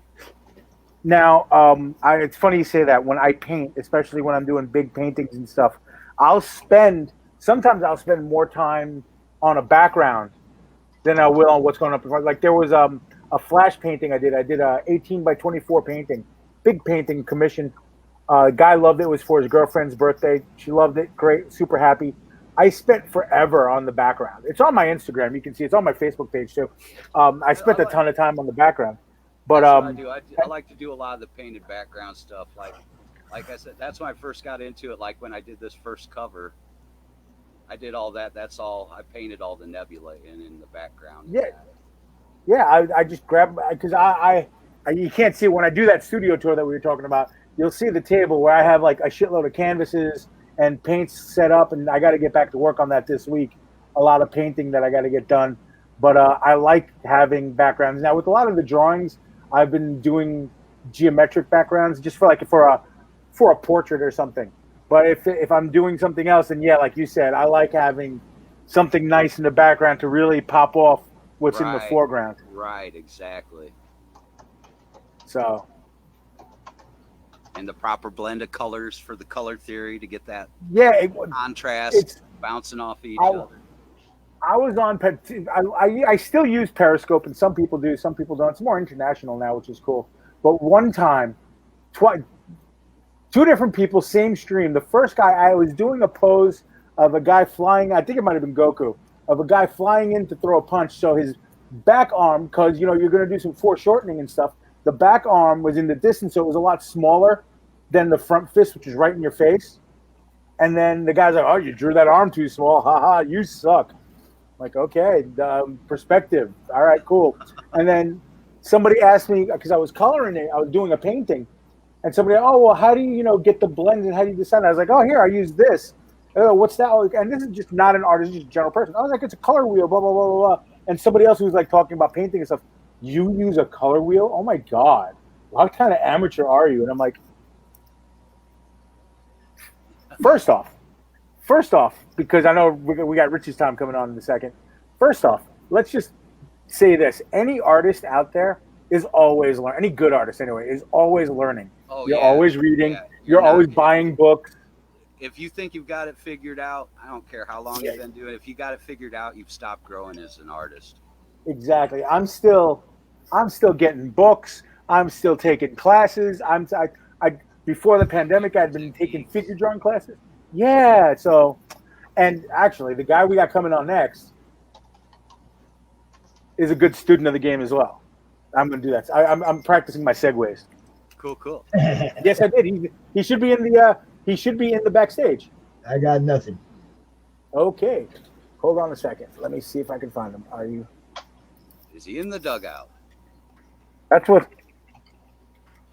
Hey, better. Yeah, I want him to come on out so I can go get me a little snack. There he is. All right, ready? Cool. Do your segue. I'm ready. Ladies and gentlemen, and Phil, if you want to stay on, because you guys might have some things in common in regards to stuff that's going on, is a good friend of mine, one of the nicer people you'll ever meet, and one of the better creators that you have going on out there. Although lately he has been fighting with that cat that's right there to his right. And this is Mr. Rich Drezen from Drezen Media. Rich, how you doing? Hello, Rich. Rich, above you there, that's Pops, the gentleman who runs this group. Hey, Pops, how you doing? Good. Well, if you should definitely start posting your stuff, because he will share the shit out of all your stuff and promote for you. And then if you look over on diagonally, this is Phil. Phil's another artist, and you guys share a lot of your technological skills. Yes, I was saying before you brought me on, that looks like a great book. So he's going to hang out, and you guys are we're going to talk, and you guys are going to share some things in common, I'm sure. But first, Rich, how was your holiday? It was wonderful. We had both sets of our parents over for a barbecue. Oh, good. It was great. We have her parents' dog staying with us for a few days. It gives you a warm, fuzzy feeling, if you'll pardon the pun. I totally understand. Now, Rich, Drezen Media, the way I met Rich, and a lot of you who know who Rich is, are thinking right away of the name Lucky Zilla, the book that he produces. Yeah, he was going to get the puppet out now. That's my buddy Lucky. The fantastic book that's been going on. He's got a strip and a book that he's been putting out. It's turned it into a board game as well. Yep. Right here. There he goes. Rich is the marketing packaging guru. He's it's it's ridiculous. Rich has all sorts of goodies going on. Rich, talk to us. It's a lot. Okay. Yeah, no, you did a good job with that. Talk to us before we get into all the stuff, because some folks in the group may not know who Lucky Zilla is or who Rich is. So let's get a quick, where did you come from art-wise, and then how did that lead you into the origin of Lucky Zilla? We'll take it from there. Oh boy. Well, it's interesting. Is now I'm in a biographical mood because 30 minutes, Rich. 30 minutes. But I've been drawing for as long as I can remember, and I really started like gunning it when I got this comic, Sonic the Hedgehog #1. My sister has that. Yeah. Yep. Now, Rich, just so you know, if at any point in time you can. Oh, Pop stepped out for a second. When Pops comes back, we can do the screen share because he has to approve it. I think, right, Phil? Oh, I'm not. Let me see if I'm still linked in or not. Yeah, he'll have to do it. Yeah, he'll do it for when he. So when he pops it back, when Pops back in. Sorry about that. I couldn't resist. When pops. Right. We'll get to do sharing some stuff, but you got the obviously Rich had all the visual aids. So continue, sir. Sorry. Tried. But when I read these Sonic comics and the way that they were written, the way they were drawn with just such attitude pulsating out of these drawings, I'm like, I feel like I can do that. Maybe I should try to do that. So I made my own Sonic the Hedgehog comics. After a while of doing this, I started thinking to myself, do I have anything original that I can pull out of my hat? And at age 10, I created Lucky Zilla, just like right there. I'd been watching Godzilla movies for about a year at the time, and so the name was fresh in my head. I also had a dog growing up who was, he was a crazy mutt. According to my mother, he was quote-unquote a damn dog. He would like rip stuff up, he even tried to eat his own doghouse, and this is just a little 35-pound dog. But the name just kind of stuck, whether it was myself that coined it or my sister or my mother, the name Lucky Zilla. But the character turned out to be anything but, wild and crazy house pet.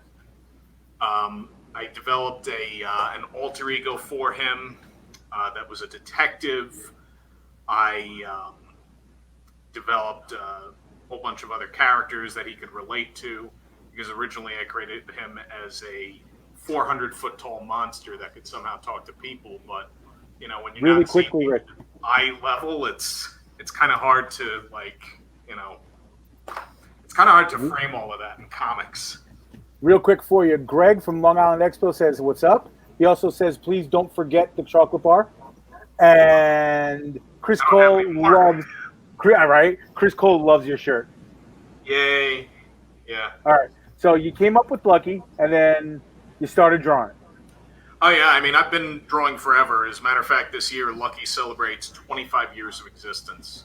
It was only within the last 5 years, though, that I actually started regularly publishing him as a comic strip, because I had done animation, and I've done a handful of Lucky animated shorts, one of which won me my one and only film award.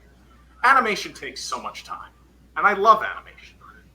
I just, to an extent, I don't really like doing it, because it's like, I'll spend a year on this one story.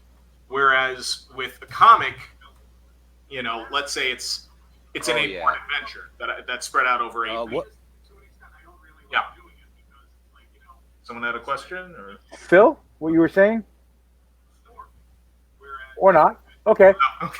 Keep going, Rich. Yeah. So let's say you have an 8-week adventure, and I mean, I could do an 8-part story strip in about 5 to 6 weeks.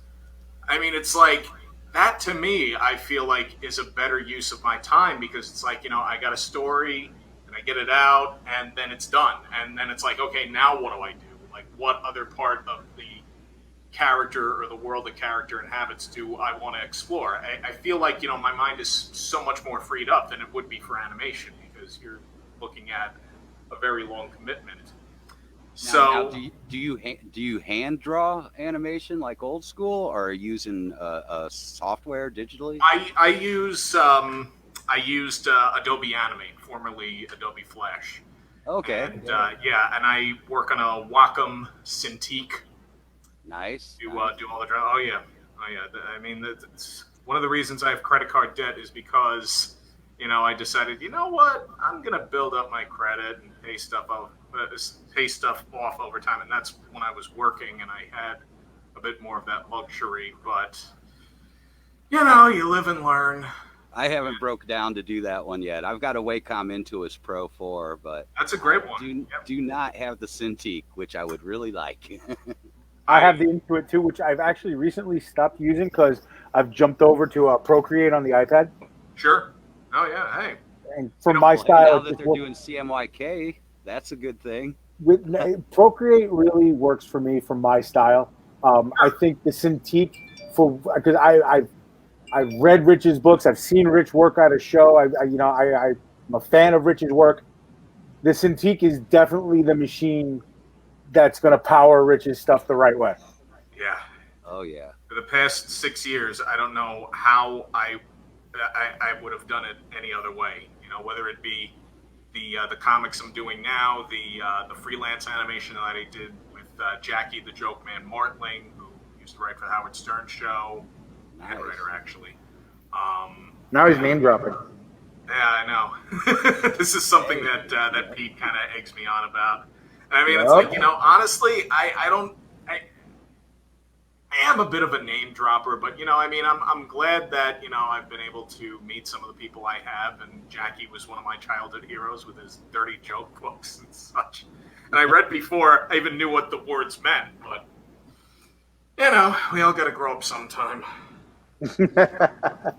Now, okay. So what was I obviously the desire was there to turn Lucky into a book.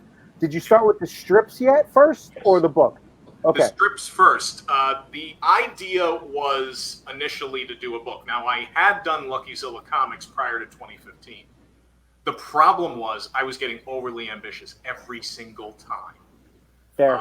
There was a time in 2000 when I totally reinvented the concept of Lucky from just a bunch of teenagers hanging out with a 400-foot tall monster to kind of a superhero type thing where a guy transforms into Lucky.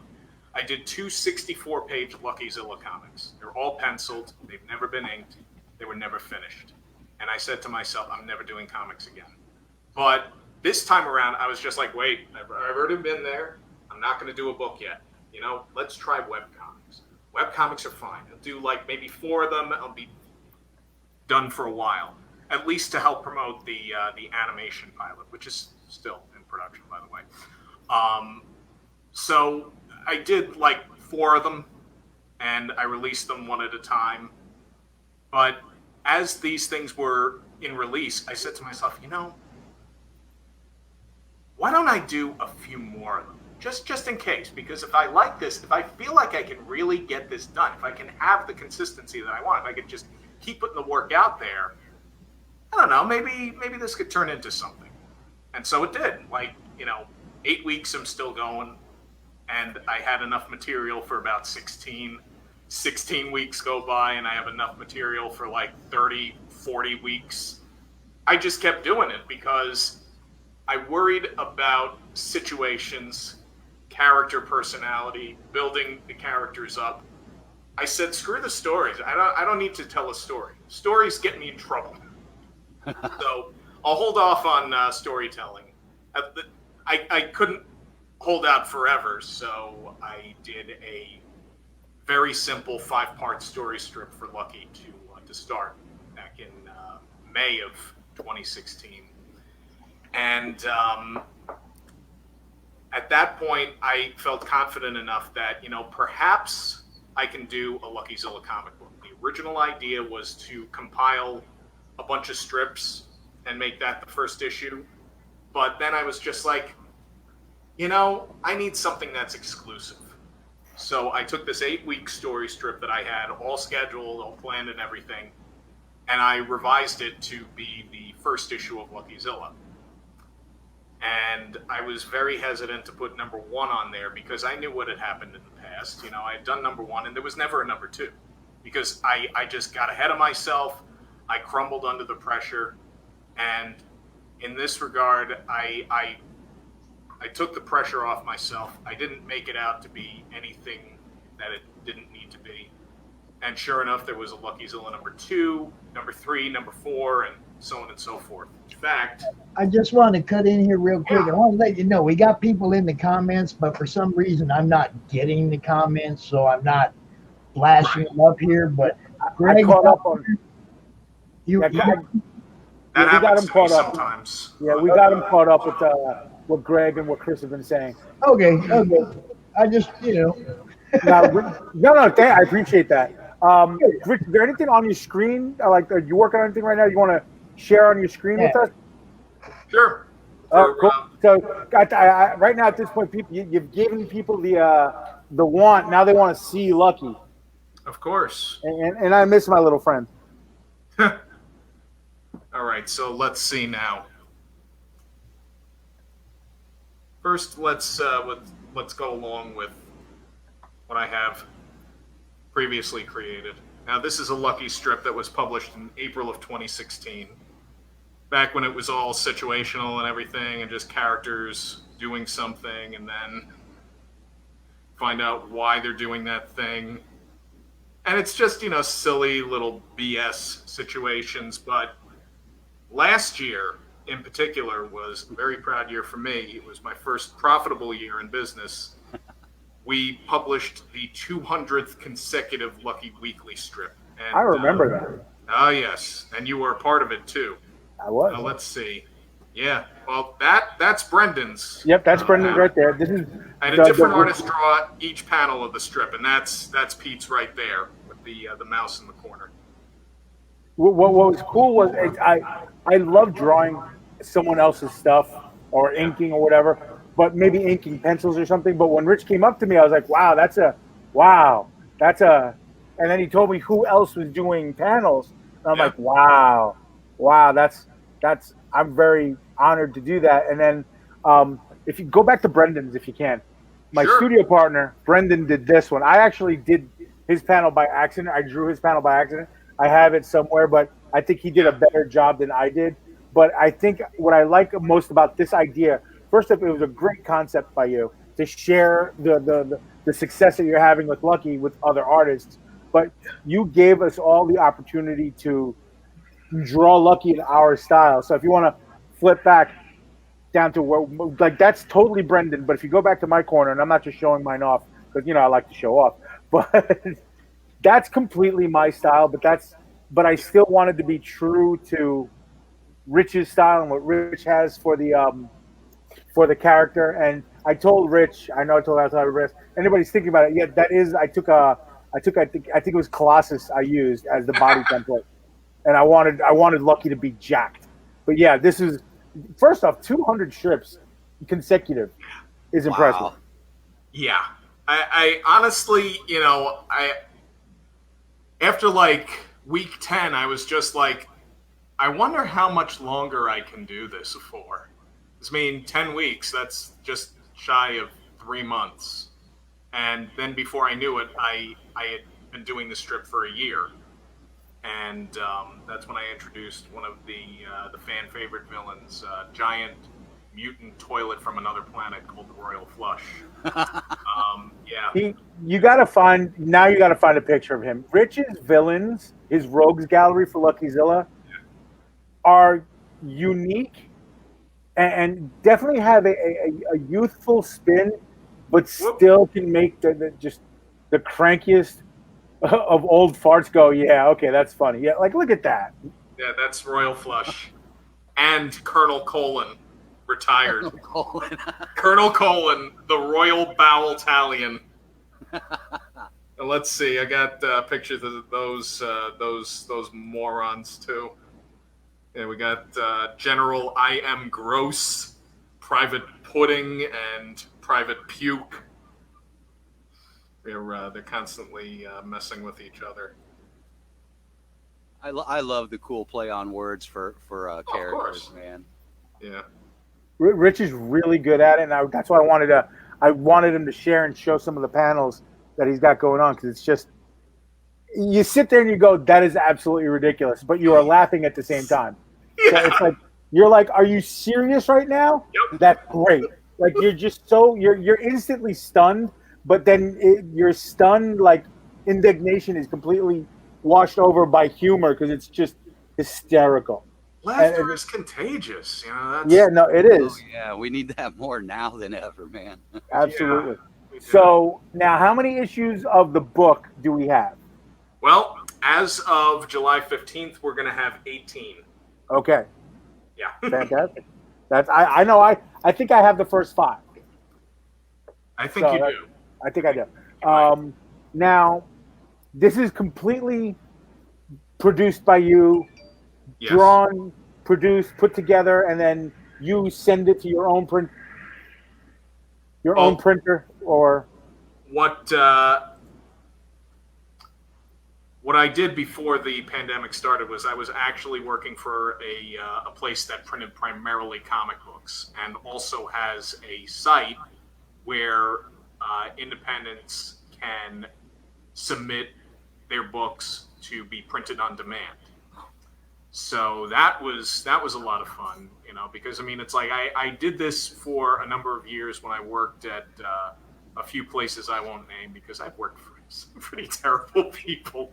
But I also learned a lot of things like how to get out of working for terrible people, how to make the most out of the situation.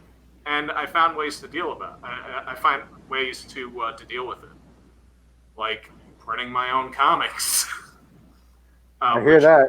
Yeah. And one day there was like nothing going on at one of these places, and so I was just like, you know, I need to do something productive, even if I have to make my own work.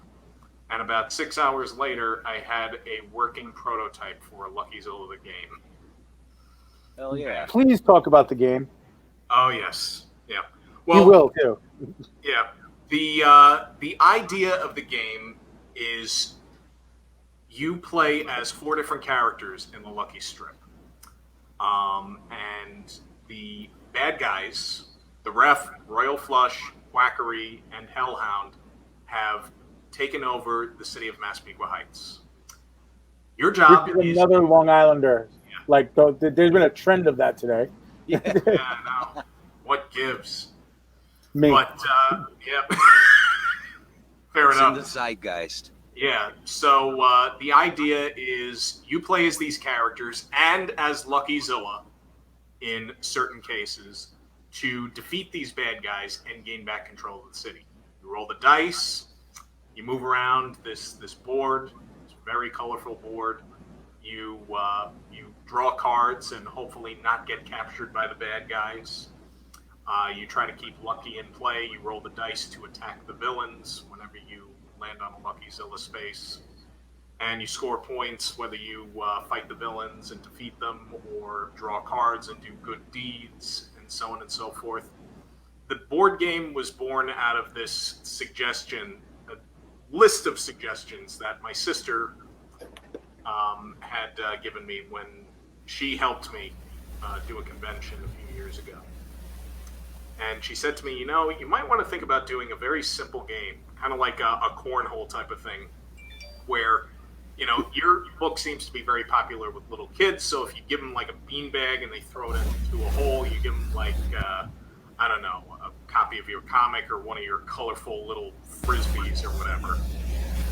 So then what happened was I went and I did something totally complicated, totally my style. I bit off more than I could chew, and you know, it resulted in a little board game venture.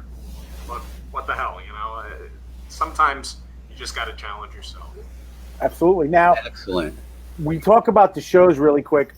Rich and I have done a lot of similar shows, and everybody's convention setup, especially after you've been doing this for a few years, evolves a little bit. You learn from other people, you see other things, you straight up copy other people's stuff. What's cool is I've seen Rich definitely experiment and play around with stuff, and some things have changed, definitely for sure. He's added things, he's taken some things away. He stopped doing the frisbees, he started doing other things. Yeah. But what I have noticed, and what I've always noticed, and what the drive is, and Rich has a very similar thing with me. I'm I like engaging with people, whether they're buying something for me or not. Hey, how you doing? Blah blah blah. Hey, great cosplay. Hey, this, hey that. Oh, I yeah. love that. I love your stroller. Oh, if somebody's with the kid, get them to look, get them engaged, and maybe they'll come over. Will they buy something? Maybe not, but maybe tomorrow they'll be like, oh, that fat guy was really friendly. Well, Rich has a similar thing. He engages, he talks, he's always chatting with people. But when he gets you to come over to his table, especially the little ones, but when he gets you to come to his table, that's it. You are in his parlor, and he is going to talk about Lucky-Zilla. He's going to talk about what you're going to do. But he's a very much. What's the most impressive thing with me is because it's tougher for me. Here you draw this, whatever. The board game, especially, I think, has given Rich an opportunity to. And I'm going to ask you to talk about where it came from, where you came up with this. He engages with them, but now instead of someone learning or liking something by listening, they're learning and liking something by they're playing the game with him. Yeah, exactly. He's got them interactive. They have their hands on the game. And then he has stuffed puppets of Lucky-Zilla and all the characters, so the kids can play and take pictures with them, or the parents, even the adults. I mean, I steal the Lucky-Zilla puppet all the time. It's not a puppet, by the way; it's a doll, but I call him a puppet. But it's very tactile, it's very hands-on. And did you do that on purpose? Was it something that you saw? Was it an accident? I need to know. With the game, with the interaction and just having, for lack of a better word, props for people to be able to, get hands-on with and really get into your world, into the Lucky-Zilla world. Well, I wasn't thinking about it as I was creating the game, and the game was just, the conception stage was very short. It was just the actual, play testing that took the longest, but it wasn't something that I realized immediately, but through all the play testing, I was just like, yeah, I guess they are experiencing, not just by me telling them what it is. They're experiencing all this, and it's worked in both good ways and bad, but the bad is only sometimes I forget, I do have to make a sales pitch. I mean, they can't just, pick up the game and play. It's like, what if it explodes or something? I'm going to tell you that if you have a table next to Rich's, by the end of day one, you'll know how to play the game pretty well. By the end of the show, you will be the best Lucky-Zilla board game player. Pops, did you see the board game? Yes, I did. And I also wanted to say, if it's going to blow up, I want one. Yeah, I'd buy one too. Yeah. Now, are those the game pieces or? Yes. Okay. Yeah, this is everything that comes with the game. It comes with a Lucky-Zilla game piece. I tried to get all the characters, like 3D game pieces, but unfortunately, it was going to bring the cost of the game up. Yeah, I could imagine. So I learn how to sculpt, Rich. No, this was sculpted by Shadow Rabbit Clay Guy. I'm glad. See, that's our buddy Lewis, Shadow Rabbit Clay Guy, another Long Island guy who I will be bringing into the group and I will be bringing on to the next show. Does something completely different than everybody that's ever been on a CRoMcast. He creates figures like this. If you could hold that lucky figure up for me, Rich. He creates clay figures like this of various sizes. He's got stuff the size of my head out of wax and clay. Yeah, he's an incredible sculptor. I will be getting him onto the group, and I will be getting him onto the next one.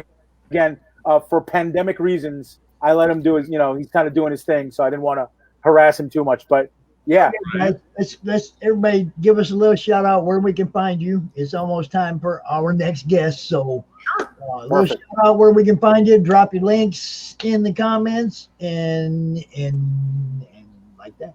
The easy answer is you can find everything that I'm doing at DrezenMedia.com. You can also go to LuckyZilla.com for all of Lucky-Zilla's adventures. Because of the pandemic, we're offering digital copies of the entire series of Lucky-Zilla, issues 1 through 17, for free to download until the pandemic's over. But of course, physical copies are still available as well. For Lucky-Zilla, Facebook and Instagram, the handle is @LuckyZilla Comics. Drezen Draws, which is my sister series with Drezen Media, live drawing show, which I should have talked more about on here, but I didn't. You can find at Drezen Draws on Facebook, and Drezen Media you can find at the same handle on Facebook and Instagram at Drezen Media.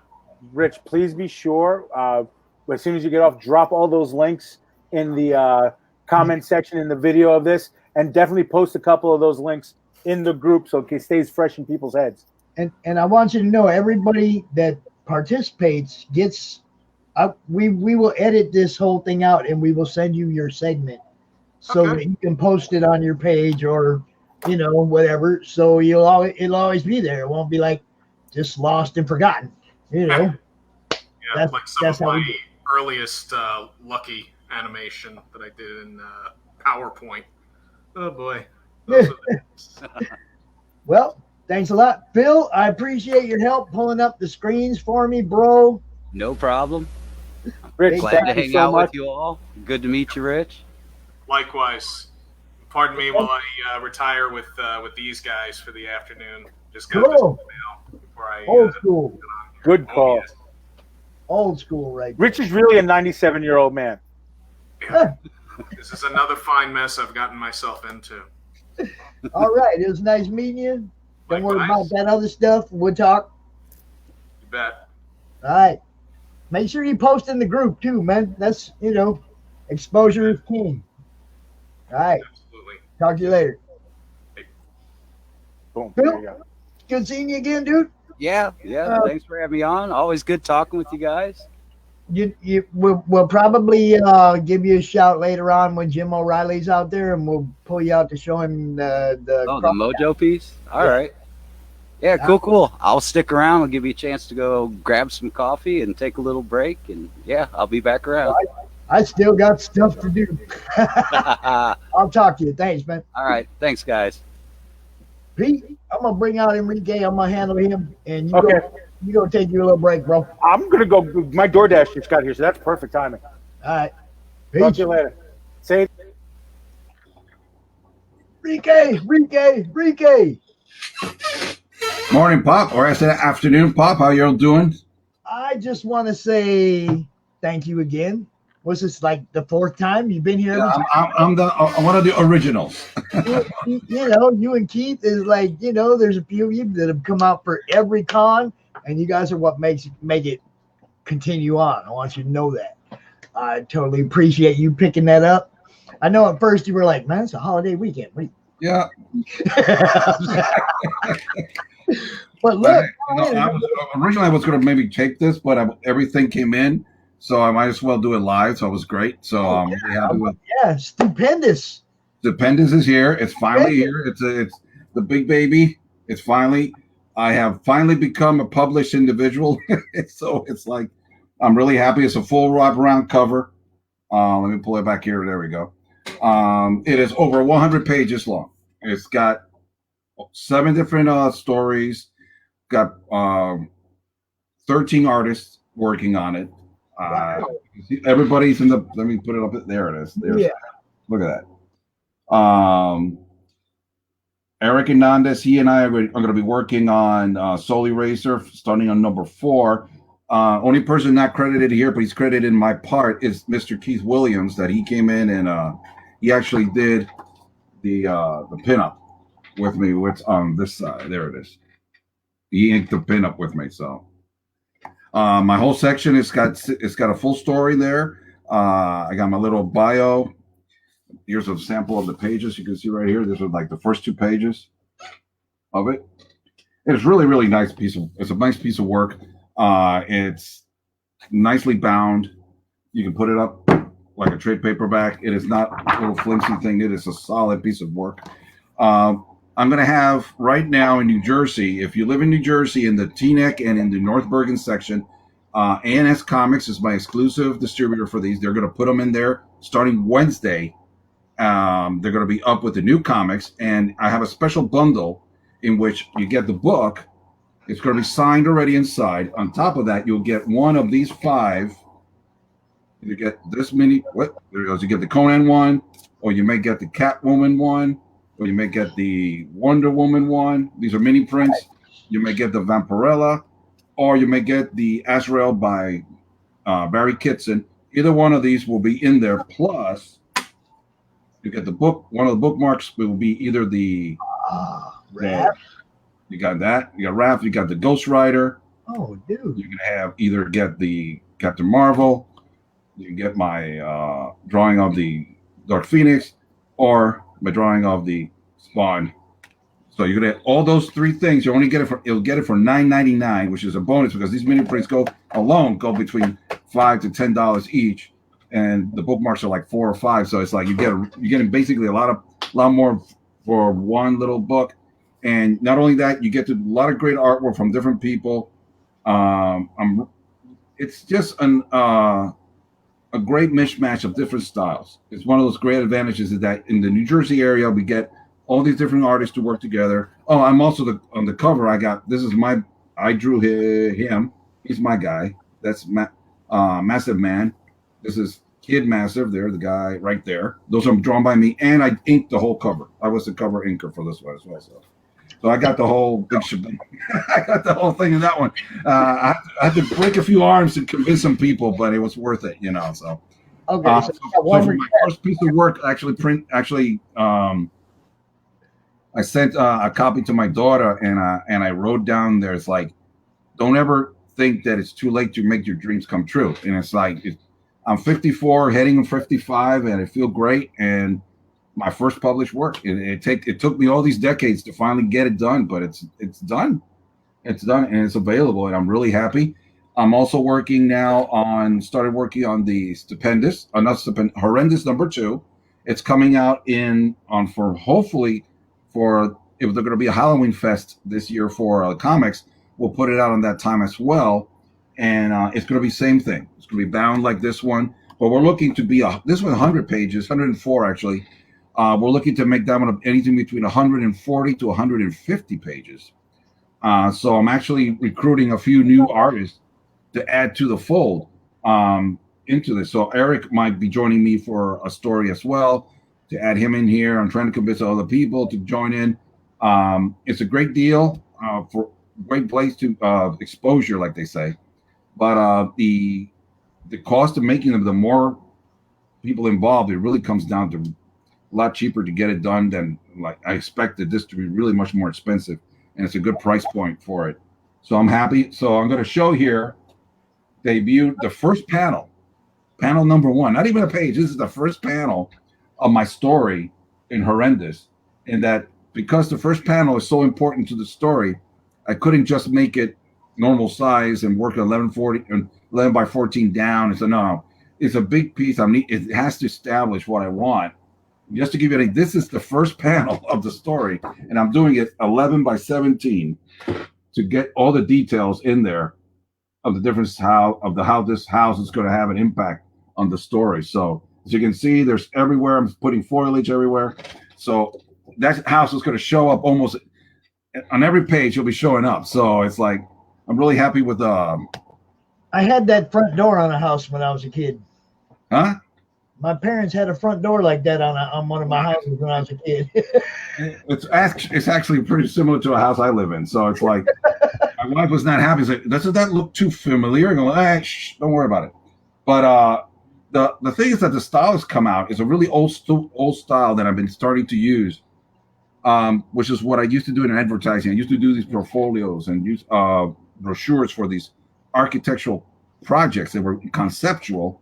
Well, this is pretty much the style I use, very 50-ish, very madman kind of style.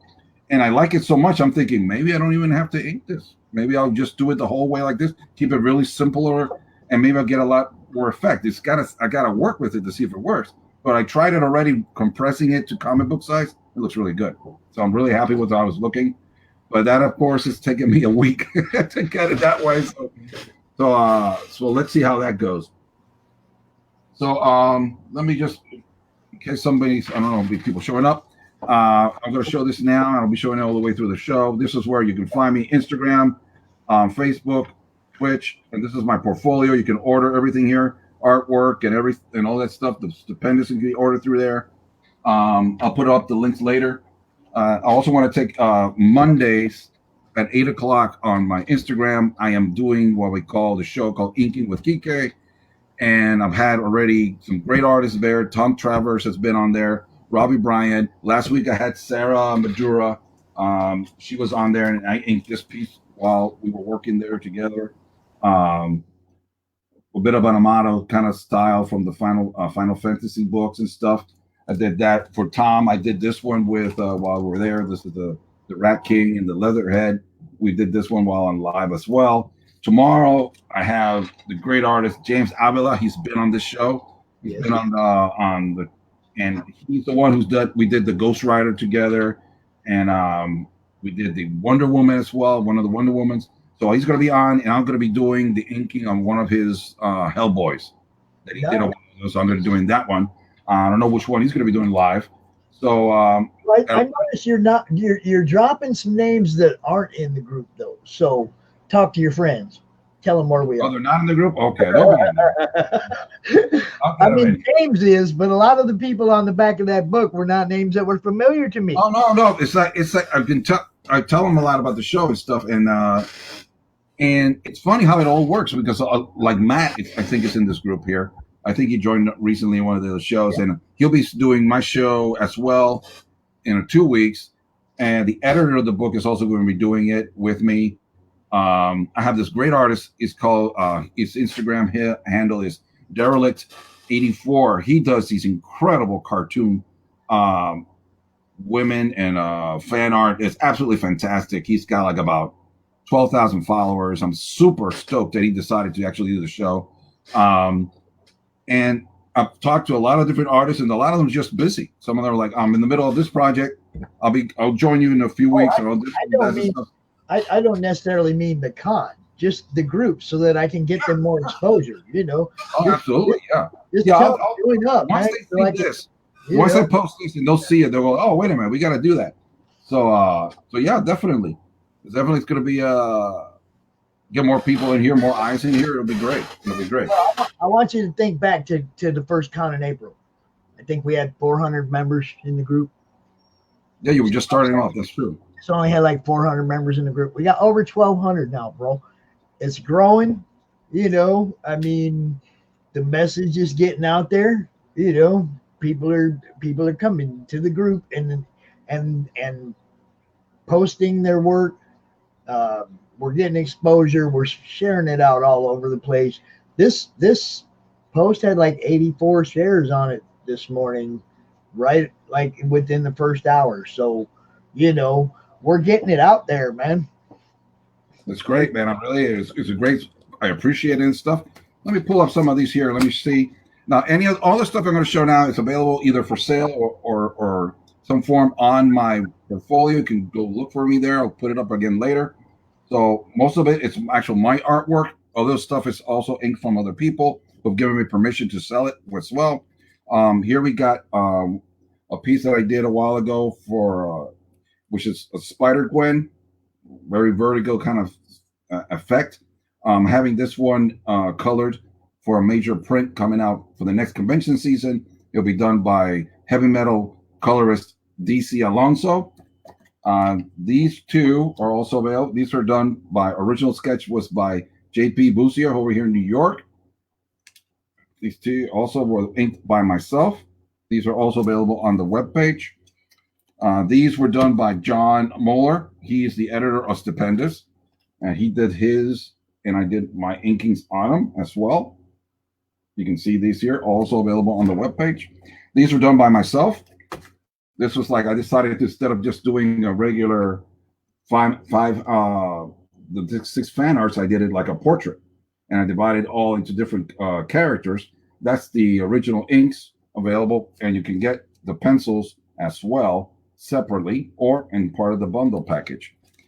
This piece I did it as a part of the promotional things that for Local Hero, which was a Kickstarter by Monty Moore, and he's letting me also put it up. So I was very happy with this piece. This is a piece that I originally was in a different form than Keith Williams gave me a suggestion about filling in more blacks, and I actually did, and it came out 100 times better. So I'm really, really proud of that. This is one of my examples of working with watercolors and the architectural ideas. This is like brownstones here in New York. I love the brownstones and all that kind of stuff. So this was something I put up. It's also there. These are one of my favorites. These are the Star Wars ships. Each one totally inked without any pencils on it. I went straight up references. You got the X-Wing. You got the Snow Speeder over here. And the fan favorite, and always the most popular one, the Millennium Falcon. These have been created. I did some mini prints of these a while back, but these are the originals that are still available, oddly enough. This is one of the bases for my Black Panther print. This is an original silhouette that I decided to do, and then went with a more conventional type of look. I also have available, if anybody's interested, sketch covers. I got sketch covers I can use for commissions. These are some of the ones that already have done. This one's based with Paul Abrams' sketch that he did a while ago of Captain America. This is my work on using the Walking Dead and the Ninja Scroll. Here's one that I did with a layout breakdown from another friend of mine that he did, and I did the inking, and then I did the pencils over that. So he helped me with that.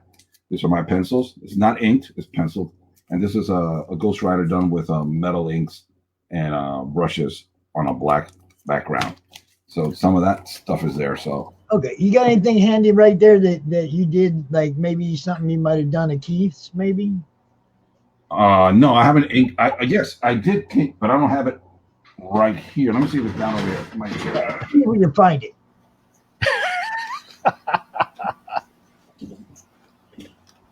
Just like, crap. There it is.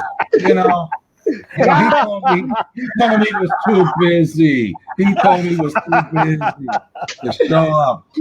How you doing, my brother? Hey, Enrique. How you doing? Hey, buddy. I saw you a little while when you were over there with the early morning. I caught the end of it. Oh, and, okay.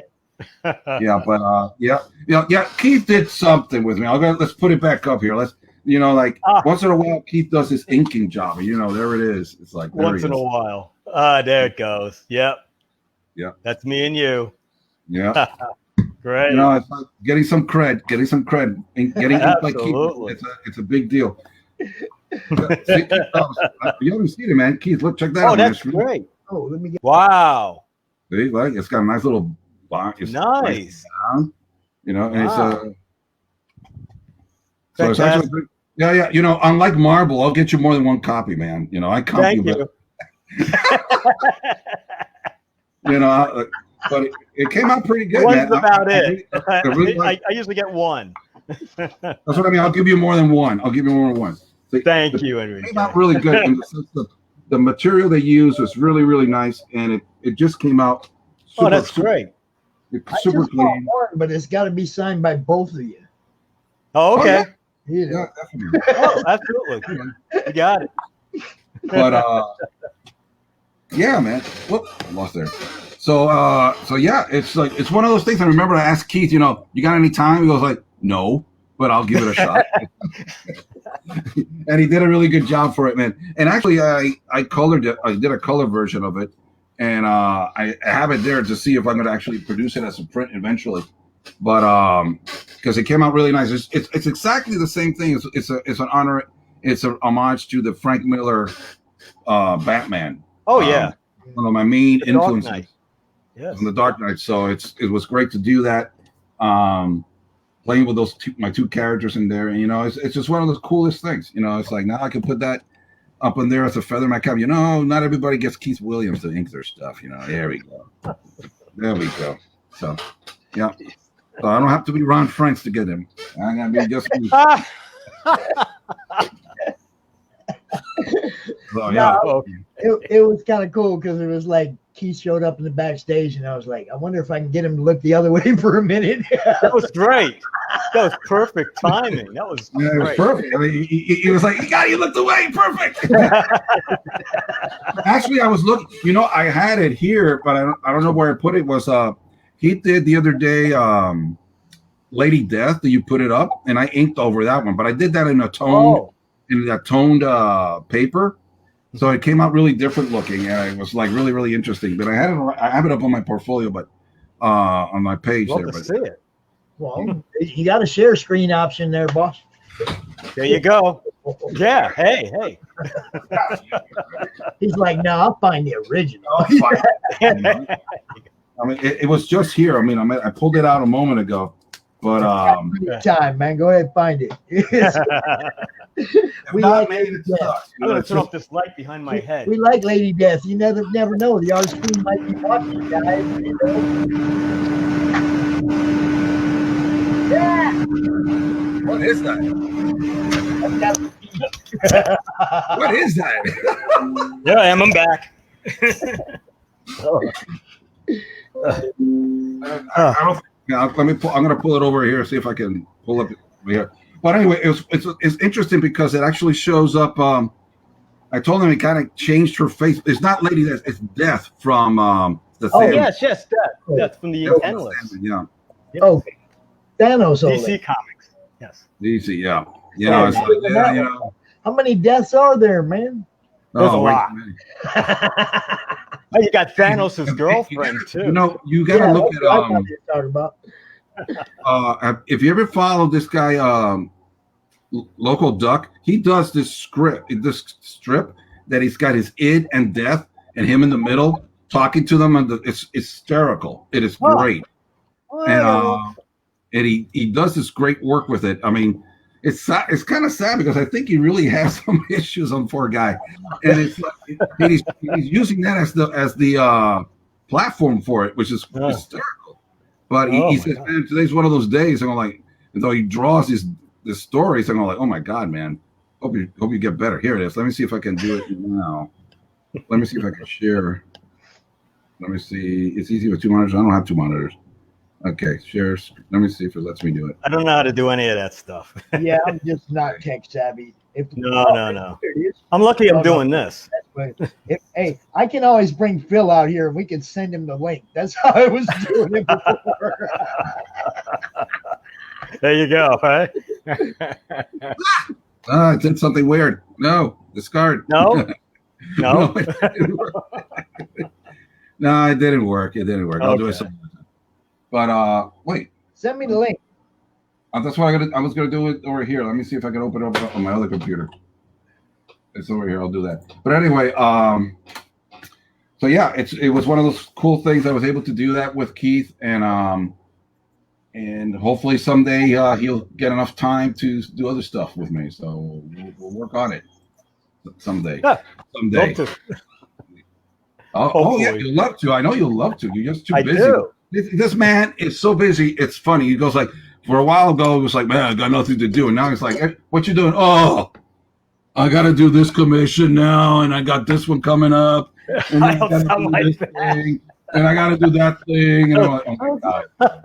Well, I'm looking at the studio back there behind Keith. And I remember Pete saying something about he wants to do a weekly show where we highlight the artists and their studio, their equipment, what they use. Oh my God! Oh, you don't want to do that with me. Well, yeah, it's not so much what you're drawing as what you use to draw and your whole setup. I think he's actually going to do it.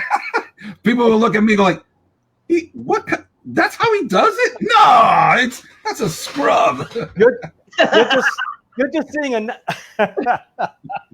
I don't want to give away my secret. You know, like the people are thinking, "Wow, he must be using a lot of techniques and stuff." And I was saying, that's what he does.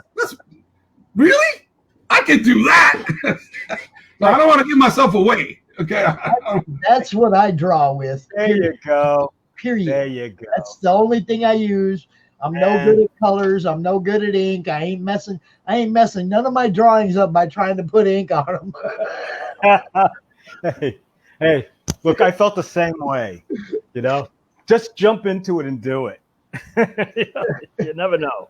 Well, I mean, I could print out copies of my stuff and then play with them, but I'll never mess with the originals. Okay. I can't. Sure. You know. Well, you see all the stuff back here? This isn't real. You're in the green screen? I'm in the green screen right now. What do you want, Rocky? What? Oh, No, that's Zeus. That's my goodness. Oh my God. Wow.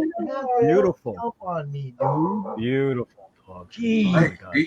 You notice that what would call it? It was Billy's dog had one of its legs amputated, and so she's only with 3 legs, and she is running around like normal, man. It's incredible. Oh yeah, that's great. They could have figured out as soon as they get the a really big dog like that one.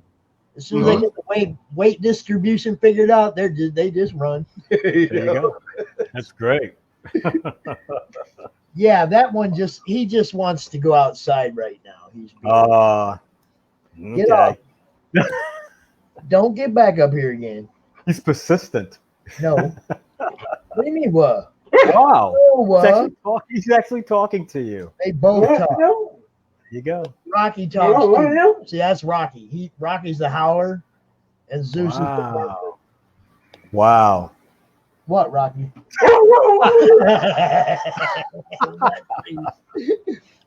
Okay, I'll get him out. You guys talk for a minute. I'll be right back. Okay. I'll get him out my lap. Christ, man. I can't get this photo up, man. It's just a pain. No. I'm trying to find it. It's all technology, and it drives me crazy. I'm not going to try and figure that out. Hey, look. No, but it's hey, you finished? Can you see what I'm doing right now? I can see it. What is that? It's a recreation of the first time that you see not Venom, Carnage. Oh wow! It's from the issue that I did with Chris Marin. Okay. Yeah, we didn't even know what we were doing at the time. But this is it. Like have an impact, you know? I was like, this origin thing. Yeah, there you go. Yeah. The sad thing is that I had the page that had the first time that Carnage face is shown, and I had that page. You sold it centuries ago. Oh wow! You know, it happens, man. You know, right now I'm wondering if I want to put up any of my stupendous pages up for sale anytime. I mean, first, I don't even know whether anybody's going to buy them, but they're going to be there, and I'm thinking, well, do I want to or not? Okay, let me see. Hold on. Let me see if I can pull it up. Well, you should try. Yeah, why not? Let me see if I can show it now. Let me see. There we go. Oh, there's that. There's. I'm looking. Trying to find a way for the camera to. There it is. Hey, there it goes. Yeah. Tilt the screen a little bit more because can't see the face really. Okay.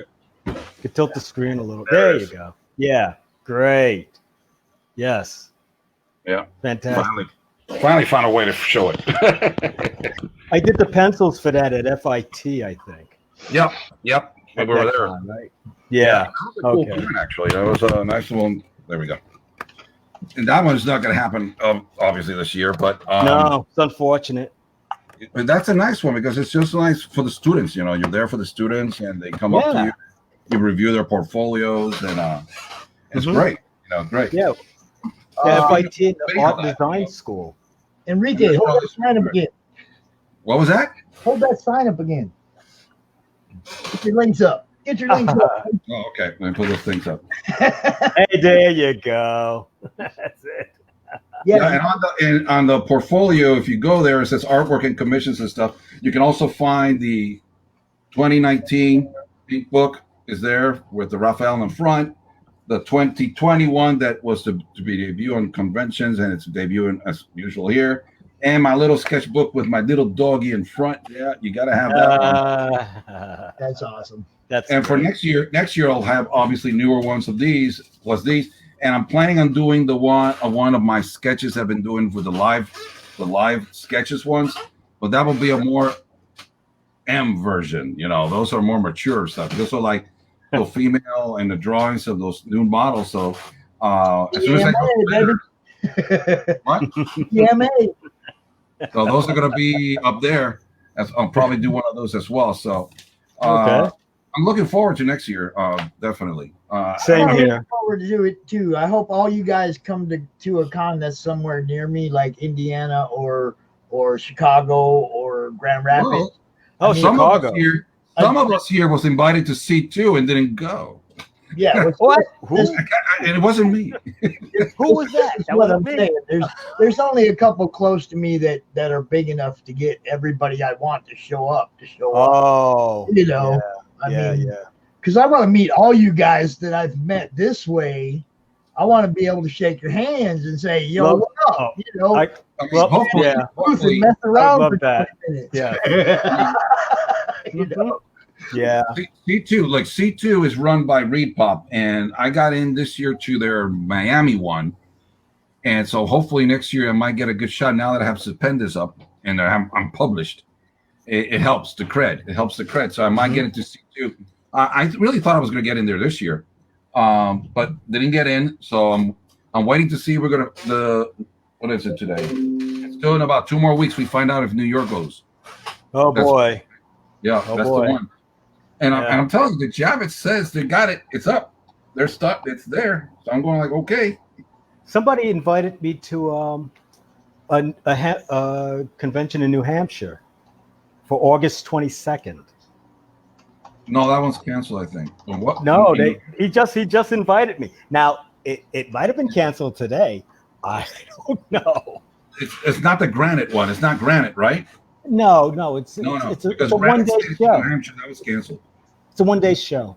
It's a 1-day show. It's a 1-day show. Okay. Yeah. Mhm. Yeah. In New Hampshire. In New Okay. Hampshire. Yeah. You know, so if I was going to be at the Granite State, but that one got canceled. You know, I was in New Hampshire, so I was like, it was going to be good. And next year's going to be awesome, man. Next year we're going to be doing all this, and hopefully, I mean, fingers crossed. Yep. And I hate to kick. If not, we're going to be here. We're going to be here again. We'll be doing this. You know, this is the worst part of these cons is the end of each segment when I got. Yeah. Because it's like I wish I could talk to you guys all for an hour each every time. You know, I mean, but hey, next month, open invite as usual, gentlemen. Yep. You know, it's always good talking to you. Follow me. I need to start beating Keith. Keith got way too much. I need more followers so I can say, I got one of you. You're on, man. Please help me. He's taking a lead. He's taking the lead. Don't forget, share your stuff in the group, guys. You know, stay interactive in the group. Keep people excited in what you're doing. I'll keep people excited with what you're doing.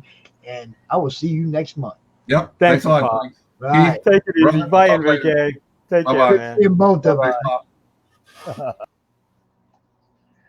And now, 5:30. It's time for 47 Furious Tales with William Samuel Quinton. Sinopa Publishing. What's up? How you doing, sir? Ain't seen you in Man, a couple months. How you doing? I got stuck across town, and so you messaged me, and I'd been standing in line for like 40 minutes trying to get some frames from Walmart, and had a big stack of stuff, and I got through, and literally I was on my way out the door, paying stuff and getting out, and then I was like, man, I'm gonna make it. And what's normally like a 20-minute drive across town, I did in 12 because no one was on like the highway. I didn't have any red lights. It's like God reached down and said, "Don't make Pops wait." No, that's not what he was saying. He said, "Don't make the people wait." He was hoping, right? Pops is just, here. Oh, I'm gonna show you something too, man. So like, we got the cover done for issue 2. Right. And so we don't have the book done yet because the first attempt to fund it, we didn't fund yet. But we got all those prints in from the printer. Check that out.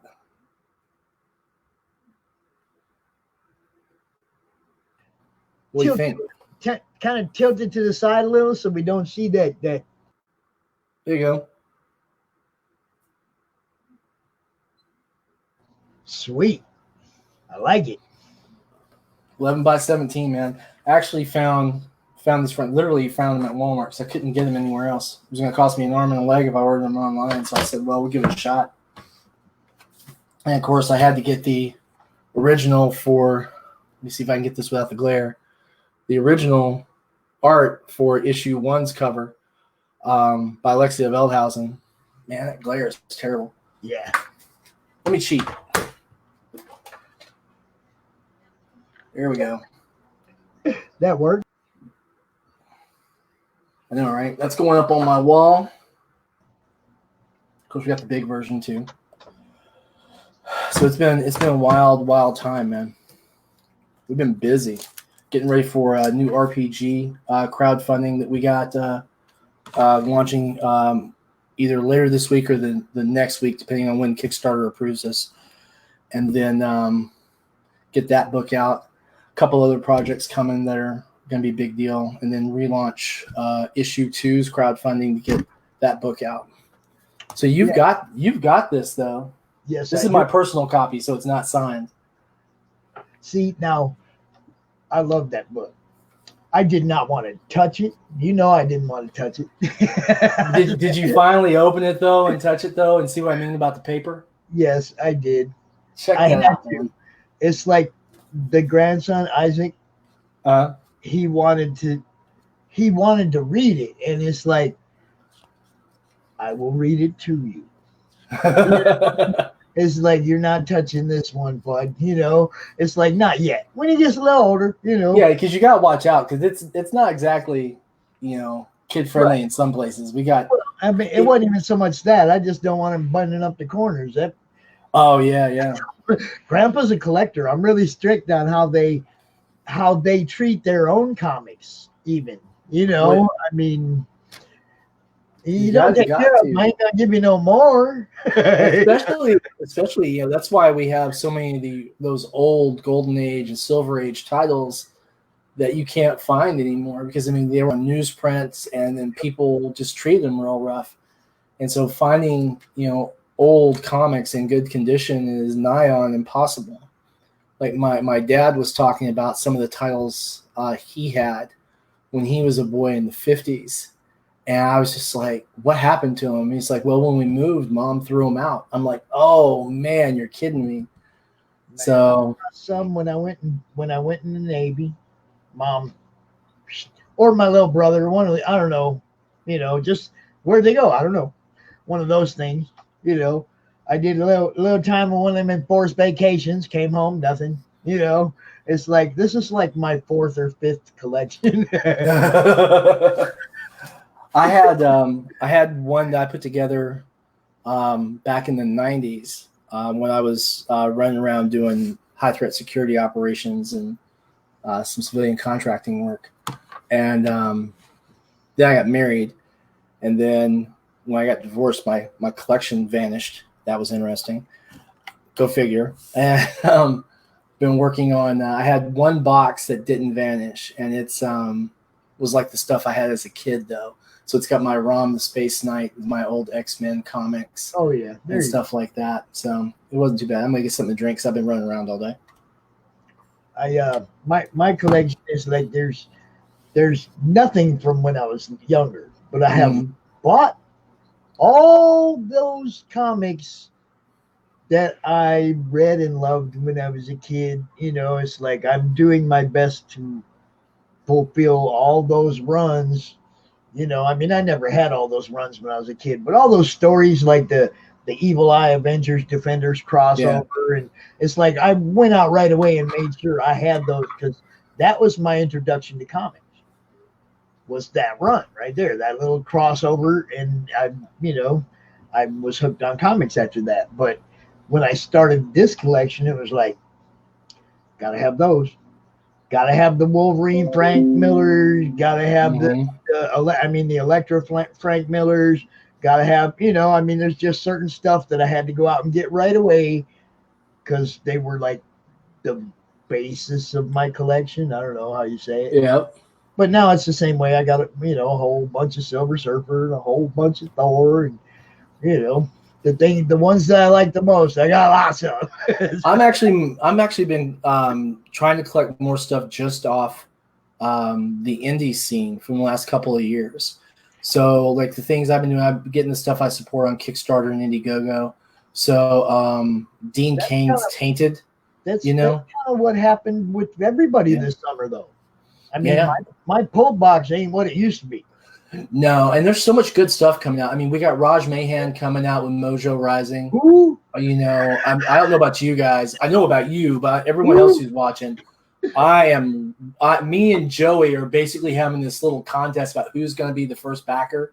So we're waiting for that page to come out and going to be riding that button as soon as it hits. Now, have you seen the print that the Madness members, the first 50 Madness members will get the Mojo CRoM print? I'm just trying to be backer number 1. But as long as you're in that first 50, though, you're going to get that print too. But there's only 50. It's like you got to be on that. You better jump on quick if you want one of those. I get you. Because there's. I'm pretty sure Mojo's going to do good. I mean, it's a great story. And you guys did them to the size to fit in the bag and board too, right? Yeah, we're doing everything. All the prints now. We're just figuring it's easier on the people. Like, I got 1117s all over my wall, and it's like they're huge and they take up a lot of space. And I want them little smaller frames with the same print. Like we had the prints made from the Aiko Castle from issue 1 that we're going to be using for this. I mean, I've got enough. I'm actually, I've been selling that art. Can you show some of that art from the first issue? Yeah, man. Dude, I mean, I want people to know what to look forward to coming in book 2. I mean, book 2. I don't want to just sit here and talk about. I want to make sure they see what you're, what you said. Yeah, I mean, this is. You guys don't know the story's great, but there ain't too many times I come out and say this, but that art will grab you. And so we've got our samurai squirrels and foxes. And like I said, this is not really aimed at kids. This is aimed at adults because we literally have, the whole decapitation scenes that come out in the art here, which is just a part of the story because it's telling for the era. And Alexia did a fantastic job of catching the action. As you see, we got the dice show action here with the long and the short blades cutting into the guy. And then Chikara, Chikara right here when he surprises the bandits that he is helping to repel. And it's just this is kind of like that introductory issue. It's the 28 pages full color. Issue 2 is 20 pages. And then issue 3, I should have had my outline in front of me, but if memory serves, it's 24. And then everything is either 24 throughout the rest, except we have one more issue that's going to be 20. And then everything else can be 24 or 28. Just because of the way we fit the whole story in over 12 issues, we had to block it out pretty carefully. And since your comics have to be in intervals of 4 when you have them printed, it's an important kind of thing. Right.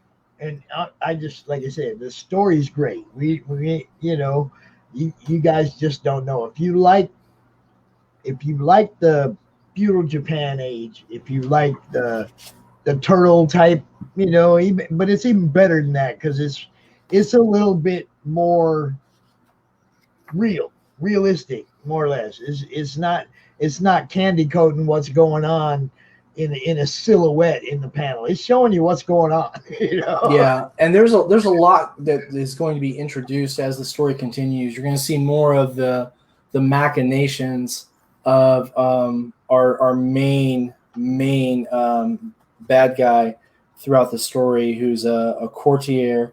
What am I saying? He's a member of the Shogun's court, and it's one of those things where his plot kind of becomes apparent through the course of it.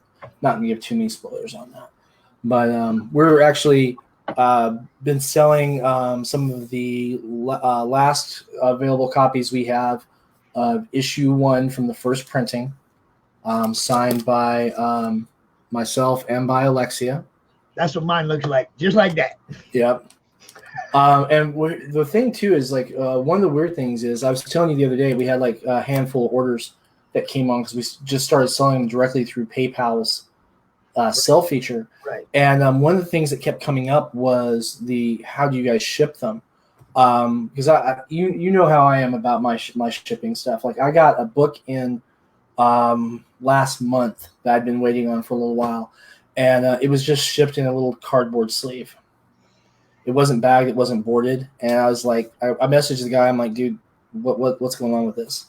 He's like, well, I ran out of money from the Kickstarter. I said, well, you gotta focus on this because this is the kind of thing that's gonna mess people up. I got really lucky that my book wasn't damaged because my postman knows don't try and bend stuff like that because it's got comics or whatever in it.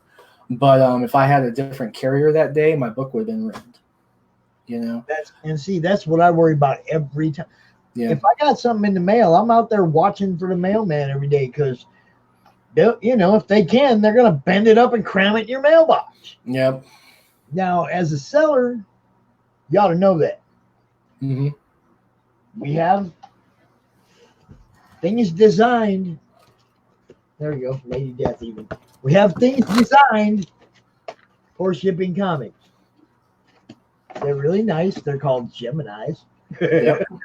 Same thing I ship in by package. I tape them and then package them in the envelopes to help keep the moisture off. But you know what I'm saying? It's like we have these.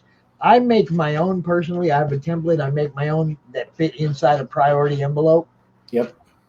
I mean, what else? A priority bubble wrap envelope with this inside of it.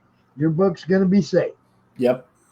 I make these myself out of regular cardboard boxes. I just made a template, and I make them myself, and they don't cost nothing. Every time you buy a crock pot, you got a Gemini.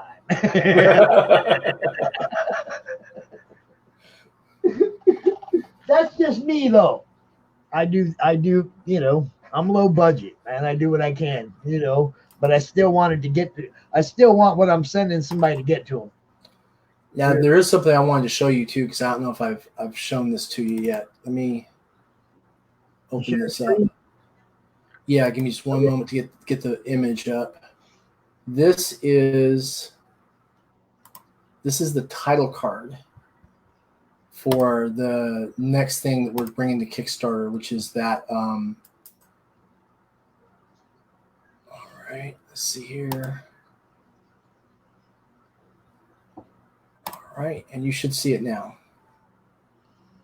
5, 4, 3, 2, 1.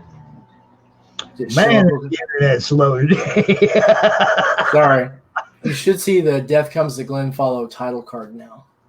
Yeah, I'm just waiting for the screen to come. That's what I mean. It's like they're just so slow. The internet's been horrible today. Everybody. Let me go ahead and drop that back down. I opened it to take a peek, and it changed the screen for us. Yeah, but I'm not even getting the extra screen to pull up, man. Oh no, really? That's what I'm saying. The internet is just horrible today. It's been bad for everybody.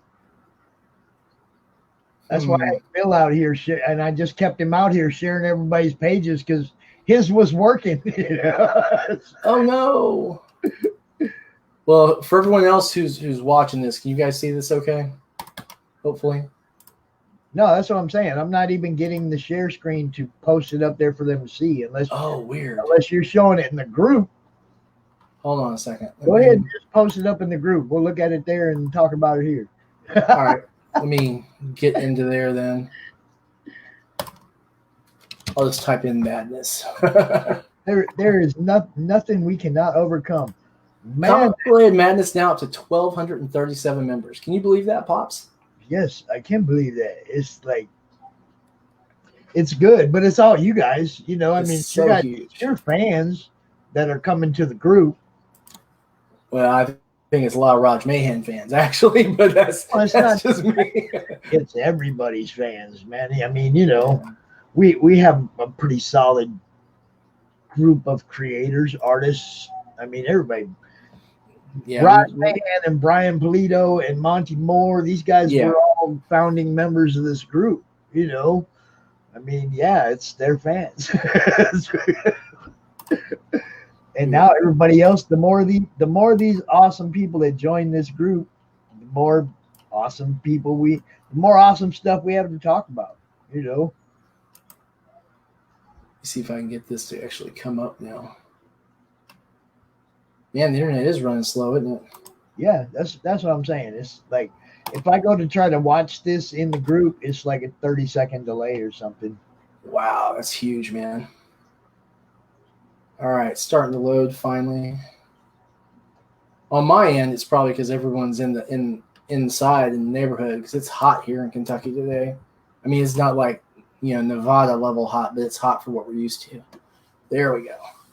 It's the Death Comes to Glenfollow title that we've got coming out. It's a D&D adventure. Oh, released under the open game license. Yeah.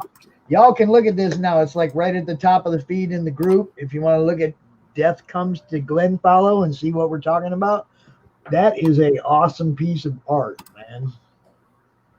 Yeah, for some reason it's not letting me share that screen out. Yeah, that's what I'm saying. I've just had so much problem with share screen that I don't even try it anymore. It's like it's ridiculous. I mean, it could just be my StreamYard for all I know, but it never works for me. 20 minutes to get it to work every time. But that looks nice, man. I'm looking at it right now. It looks real nice. It's tight. I tell you, it's done by Anthony Ojeda, who did a lot of work for me over the last few years with some other D&D titles. And then, of course, we've got Alexia Veldhausen, who does some work on D&D titles for me as well. Christian Martinez, Nick Capone. The list is long and distinguished. But then Alexia's been working on 47 Furious Tales. And then we've got some other projects coming up that I think should be a lot of fun. We've got Super Willow, named after my little girl, which is a kids comic that's basically taking the approach that, following like a kid's life during the day, and then at night when she dreams of being a superhero, and that's where the adventure stuff is.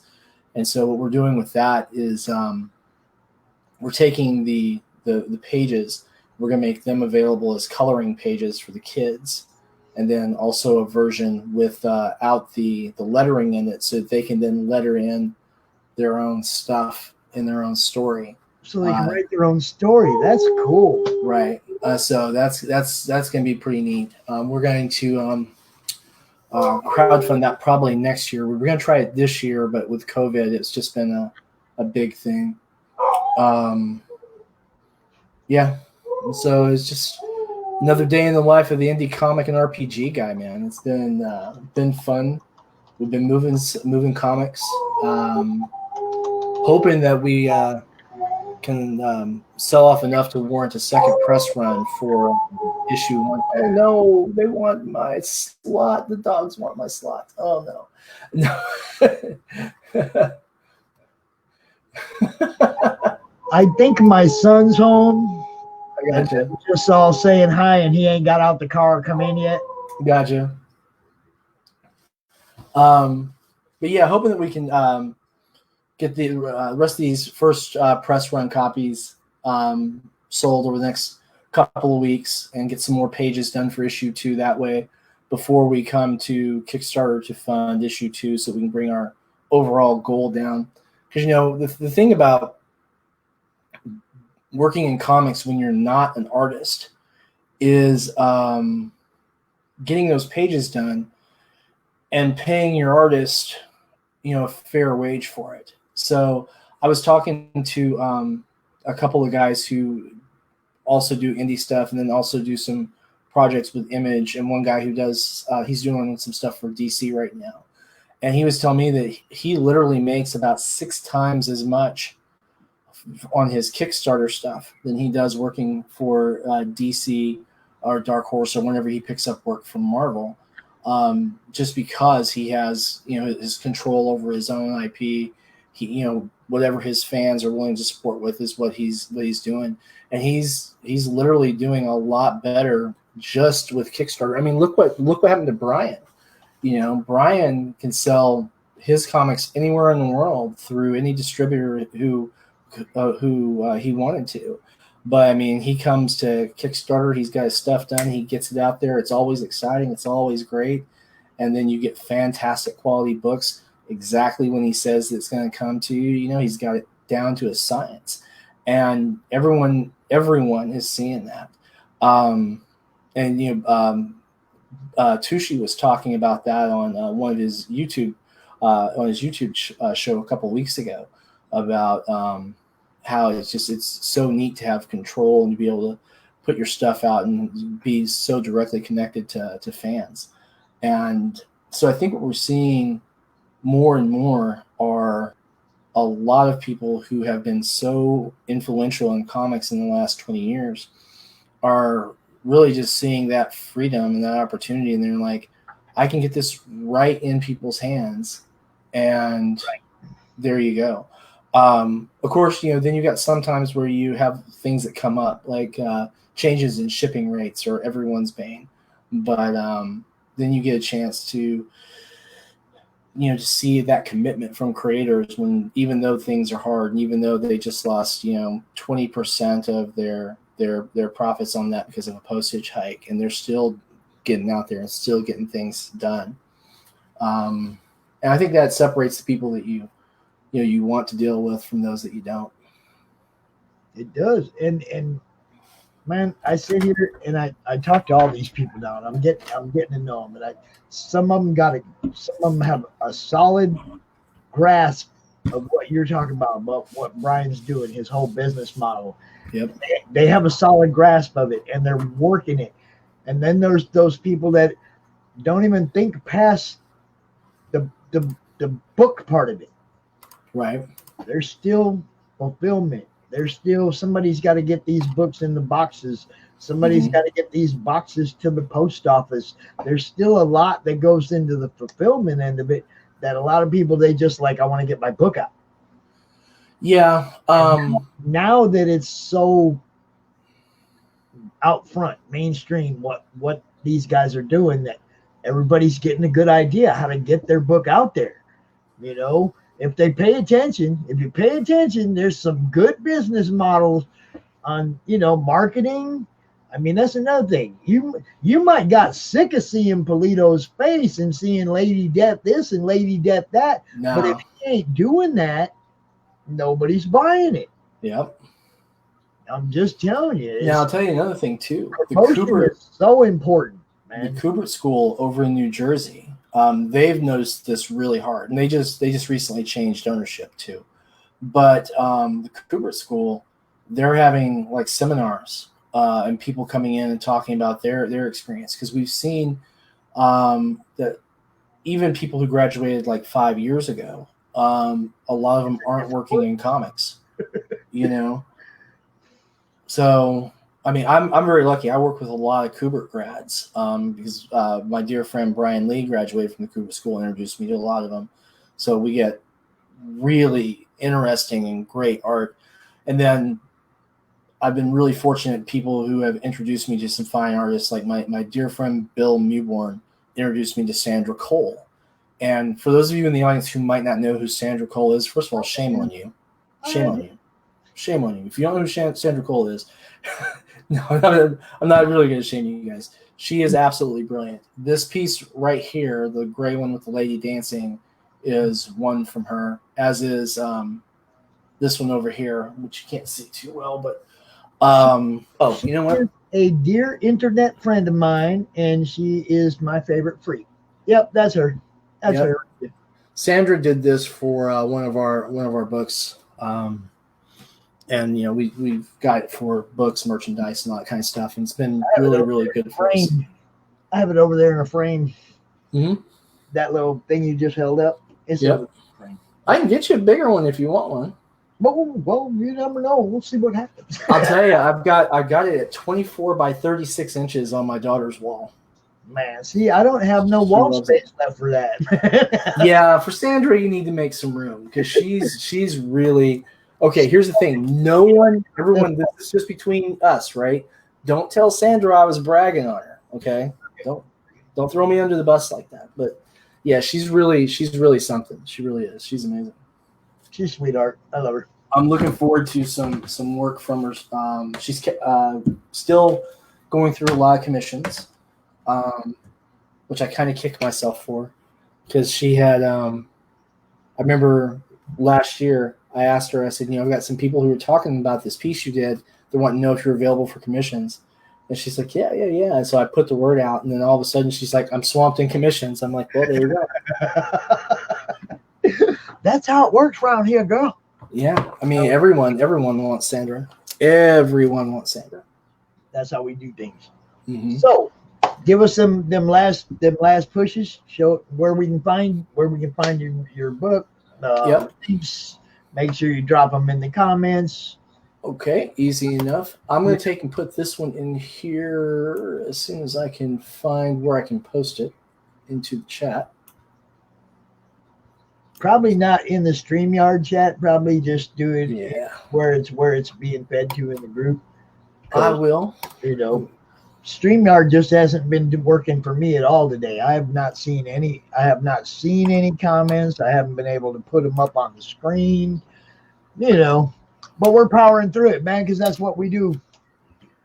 So this is the PayPal instant commerce thing that PayPal started doing for when you want to make stuff available and share it through social media.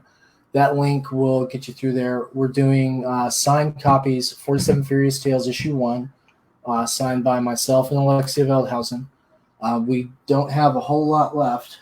Probably, I think we got 50 left in all. There is a comment in the group. Danny Morales said, any creators that want us stocking their books, reach out to me. Cool. There you go.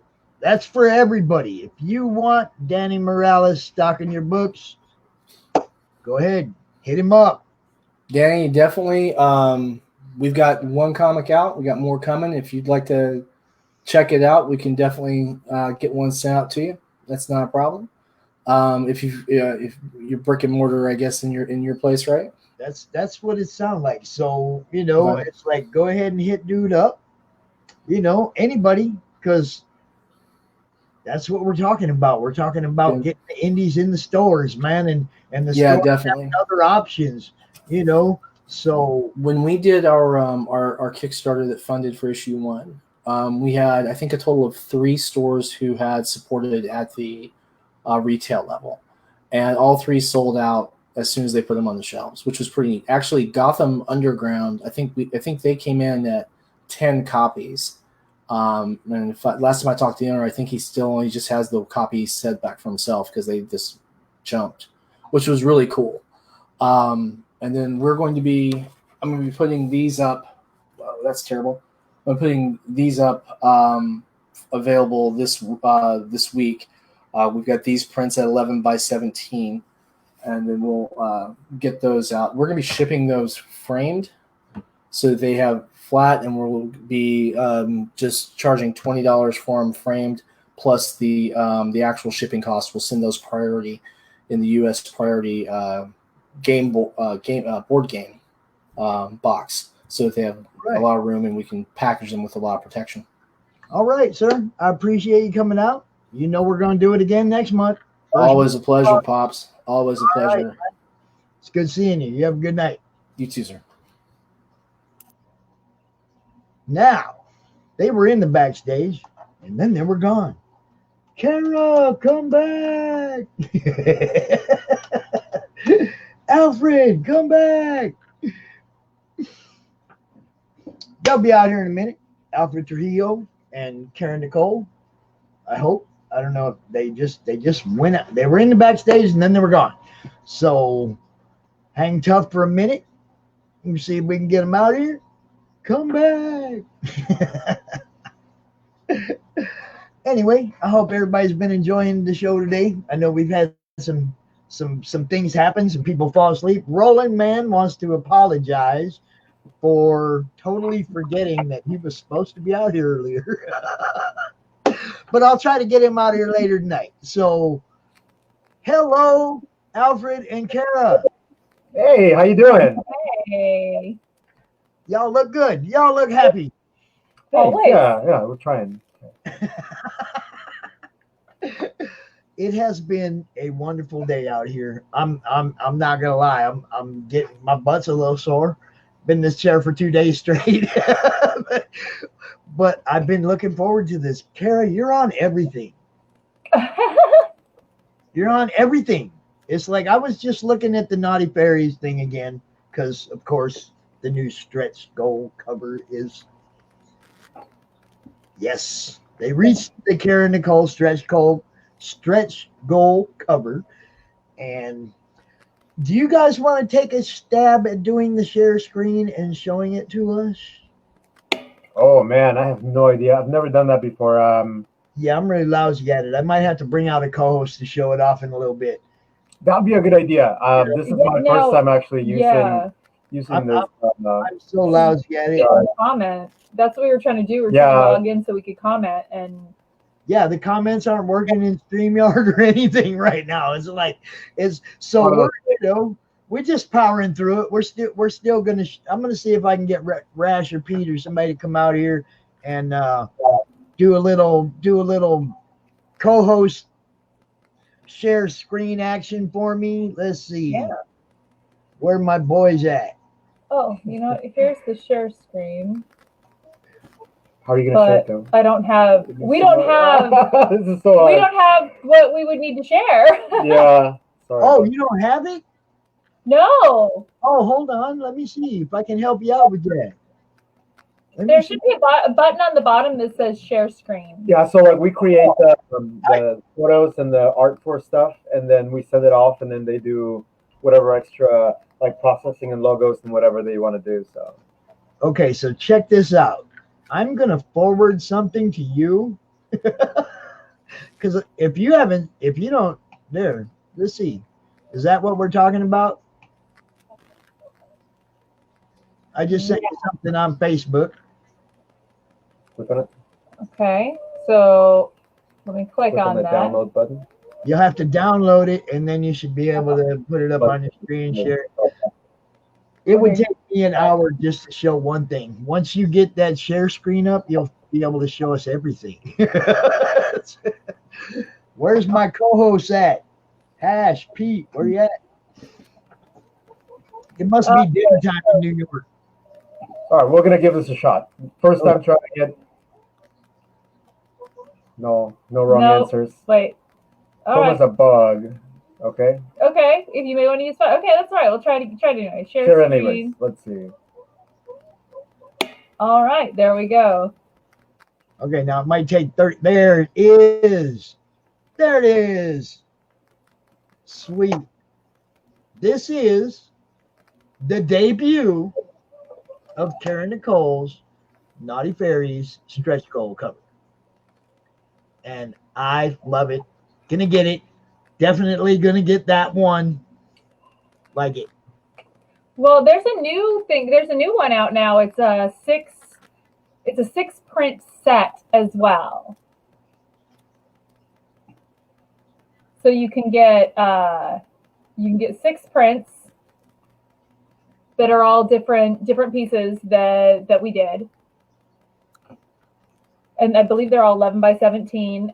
There's how many covers? I want to say 3 covers. You guys got so much going on. What do you mean 3? Seriously, we could talk about just what you two have going on for an hour easily.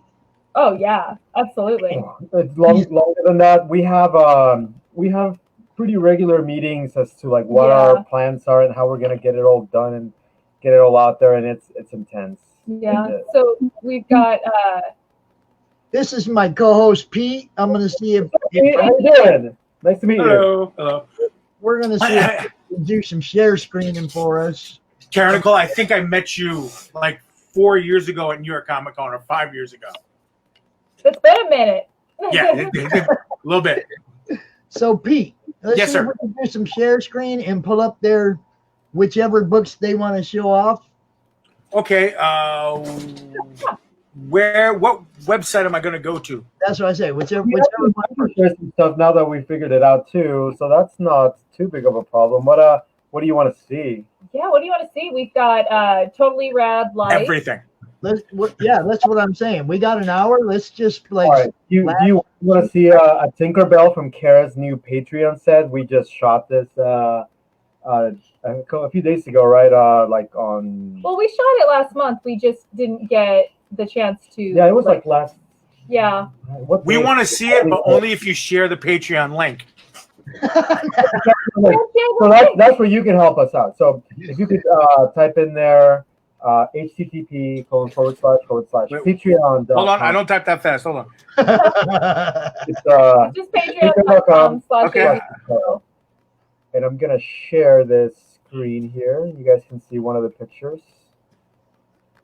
Don't show these things. Yeah, once you get your share screen up, Alfred, just leave it up. Oh, is that right? Okay. That way you can bounce around. We got it, Pete. We're good. Okay, cool. We're good. Appreciate you, brother. Keep an eye out in case I need you.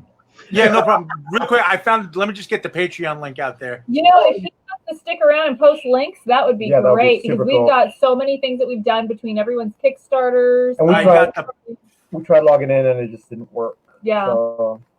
I got it on the. I got the Patreon link out there now. I got you. I will be the tech guy on the Joe Rogan show. I got it. Yeah. All right.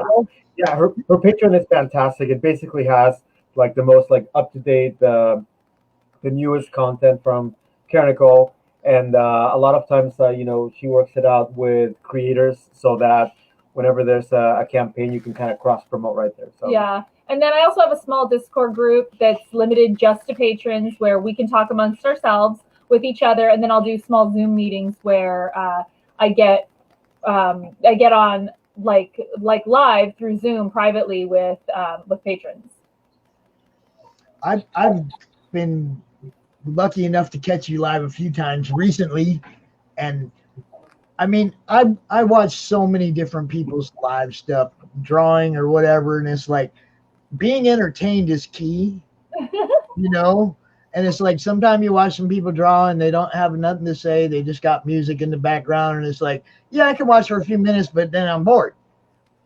It's like every time I see you, jokes, you're interacting with the people in the comments, you're laughing. It's like, it's entertaining, I'm sorry? Pick a Kickstarter. Let's pick a Kickstarter. Okay. And so we started with Naughty Fairies. Well, but we were actually talking just now about streams, and so I wanted to say that I do have a Twitch channel that I'm going to be streaming at, and that's Twitch TV/Alfred Trujillo. And I actually did my first stream for this go around today. So can you play your intro? I don't know if I can play my intro, but it is really silly. It's really awesome. It's so much fun. Let me see if I can pull that up for you. Just a second. So yeah, Alfred is so great. He doesn't give himself enough credit. He's really, really fun and enjoyable to watch. Very entertaining. So he'll draw and tell you what's going on. He'll do a little bit of an art lesson. Sorry about the birds. They're so loud. That's okay. They're not as loud as our wolves. Like creatures floating around our environment. So Alfred, excuse me, I'm sorry. Alfred, did you get the what was the Twitch? So I'm going to try to find it so I can post it for you guys. What was it again? Twitch.tv/Alfred Trujillo. I spelled it wrong, that's why. Because I'm in Twitch right now. I'm in Twitch. I was just going to search your name out so we can get you backed up there. But we got you. Oh, there you are. I found your pretty face. So, I mean, actually, if you wanted to share that screen and play it, I don't know how to do the sound very well on here. You've read my mind. Hold on. First, let me get the link out there into the group. See, Cara, this is how we do things at CRoM Con. We're not organized. I am not a Comic Con organizer. I'm just an old collector that was trying to help out all my creator friends, man. Well, we appreciate it. It's been just crazy with the convention thing because let me tell you, I go to cons and I hug everybody. So y'all got Cara cooties. I miss it. I miss being able to see everybody and hug everybody and shake everyone's hand and hold your babies and, pet your dogs and do all those things. It's like for me now, I want to meet all you guys.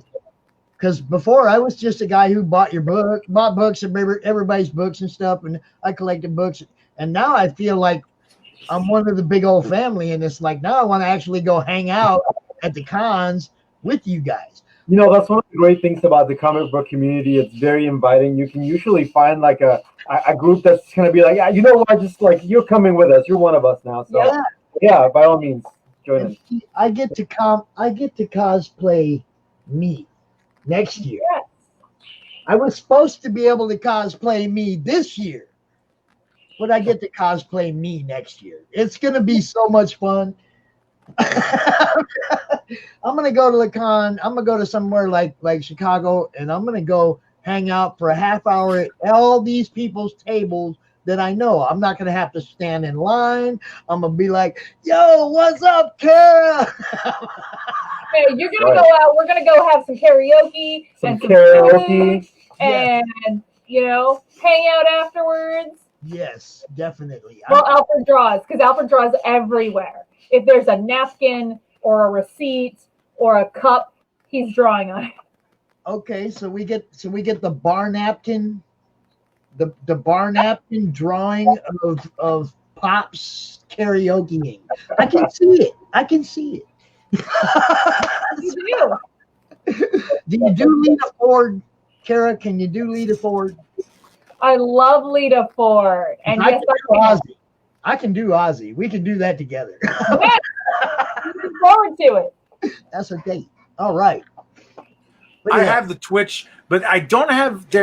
I got your videos, but I don't have an intro. Is the intro on the video? Yeah, it's the very like first 5 seconds of the video. Okay, so let me get a screen share here. All right. 15 minutes. Here comes the intro.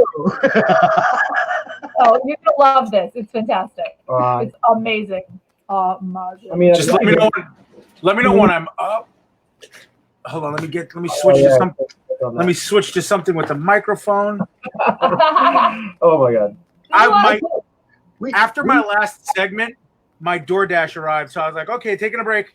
Food. We love food. One food, please. So here, this maximized, and you should be able to hear it. All right, so that's if you want to hover a little bit over that timeline, you can see where it's gonna start. Like in I think it's like a. I didn't even catch it. You're wearing your sorry about Cara shirt. Yeah. Okay. So if you go just a little, right there. Yeah. Click there.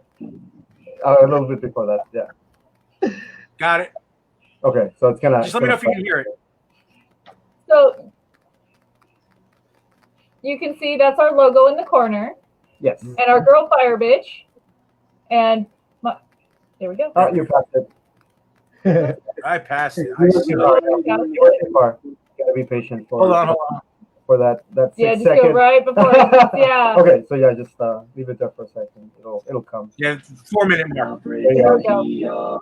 Alfred Trujillo, Alfred Trujillo, doobie doobie doo.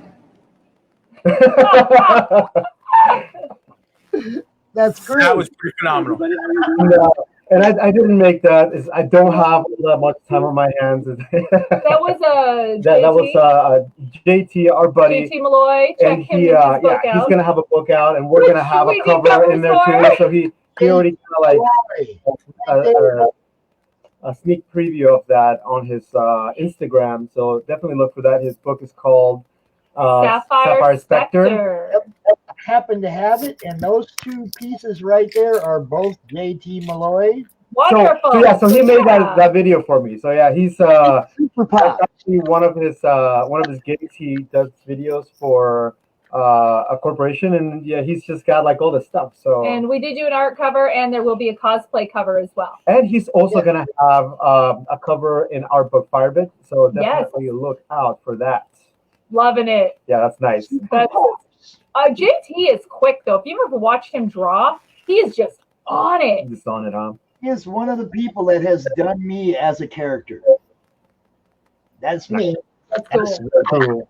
He's one. There's 4 or 5 Pops on the wall over here. Okay. He's a great guy. You know, just very fun to chat with. Very fun to collaborate with. Oh yeah, really great guy. Love working with him. The minute I saw his art, I was like, oh yeah, like this is the guy. Like I need you. And so we're going to be using him for Unstable Frequencies, which is our horror book that'll be coming out next year. So he's going to be doing some sequentials in there as well. Yeah, you know, we really like to have some synergy with our community, and we definitely work it. That guy right there, a friend of mine, Melissa, had him do the Super Pops commission with Elektra because Elektra is like my favorite female character, and so she had him do that. And after I got that, I was like, oh, I have to have more of that. So I bought the Black Cat piece from him too. Yeah. And he sent me the Sapphire Spectre piece or the book, but I didn't get it signed, and I'm waiting till I meet him to get him signed. You haven't met him? You'll meet him. No, I'm met nobody. I live in the boonies in Michigan. What part of Michigan? This is how I met you all, by doing these cons the last 4 months. Gotcha. I was just Joe Collector. I didn't have nothing to do with the comic industry till Raj Mahan and Mojo. They put me in their book, Mojo Rising, and which is about to come out this month. And that was kind of like this whole group thing just blew up. And then the virus, and I was like, okay, I have all these creators and artists in my group that aren't making no money. They're not at their cons. They're not at their tables.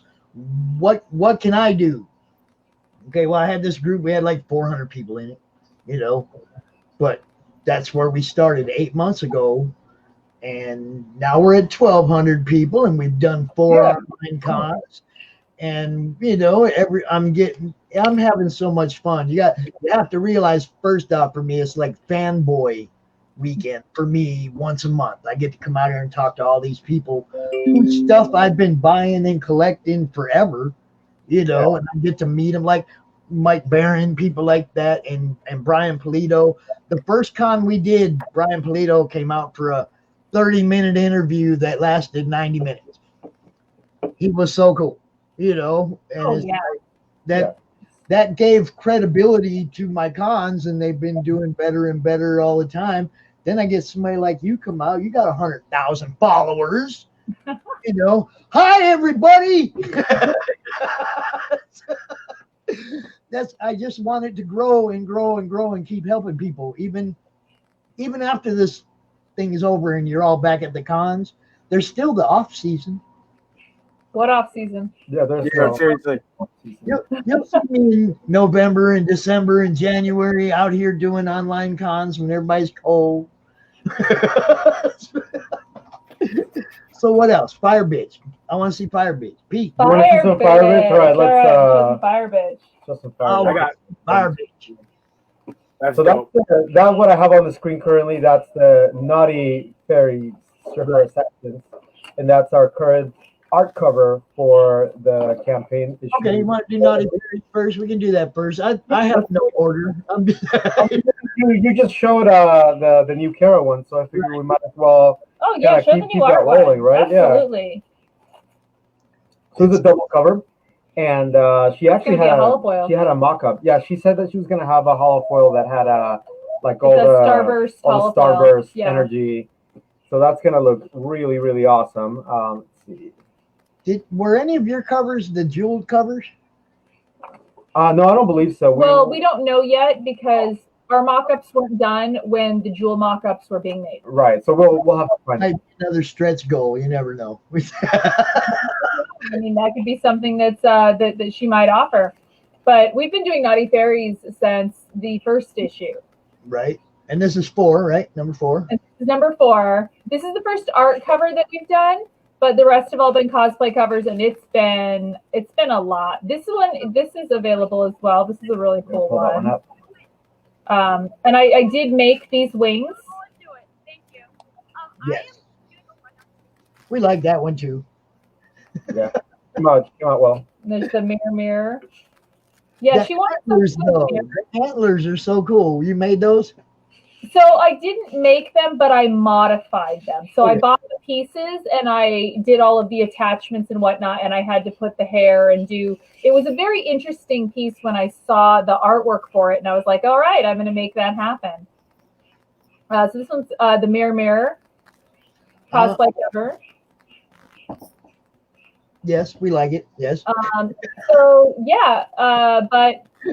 Oh yeah, that's my butt. Okay.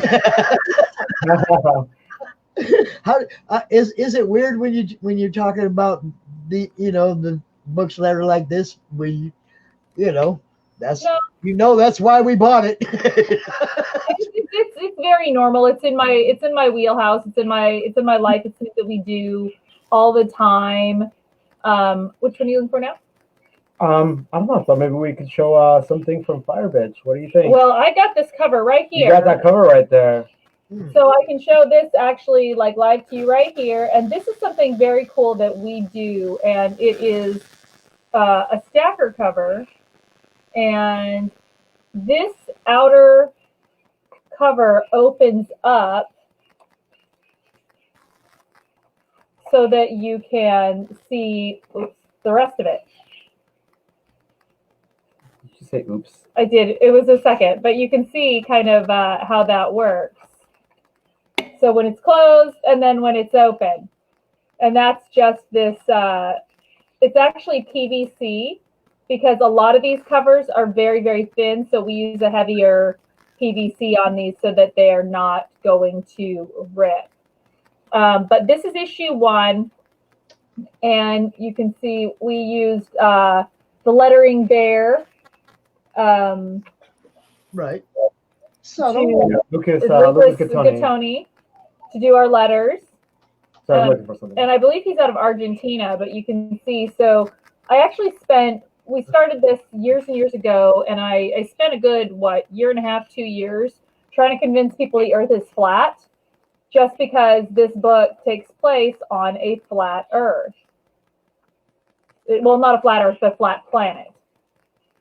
Alfred's trying to look through here, but you can see some of the things that we did. We've got our aliens, and there's a lot of 80s reference, and it's just an incredibly fun book with a lot of action and some Easter eggs. So always look out for things like that. Issue 2 should be launching in August.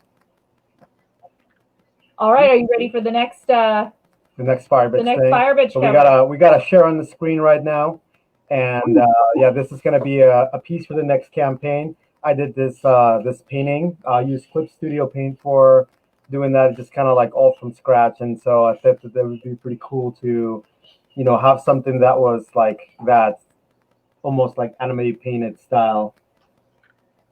Now, Fire Bitch, the character. Give us a little rundown.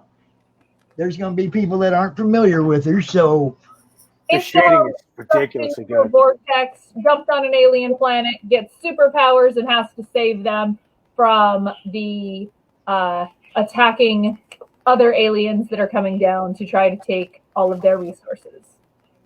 All right. So she's defender of the flat Earth. Oh, well, by accident, she doesn't. That's funny. She doesn't want to because that's really not funny. her. She Right. wants to take pictures and post them on Instagram and post them on Twitter, and that's what she wants to do. So now she's stuck in this weird, odd situation where she has superpowers.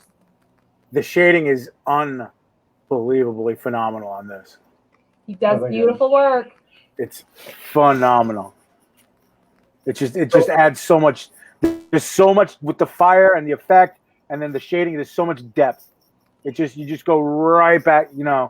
It's fantastic.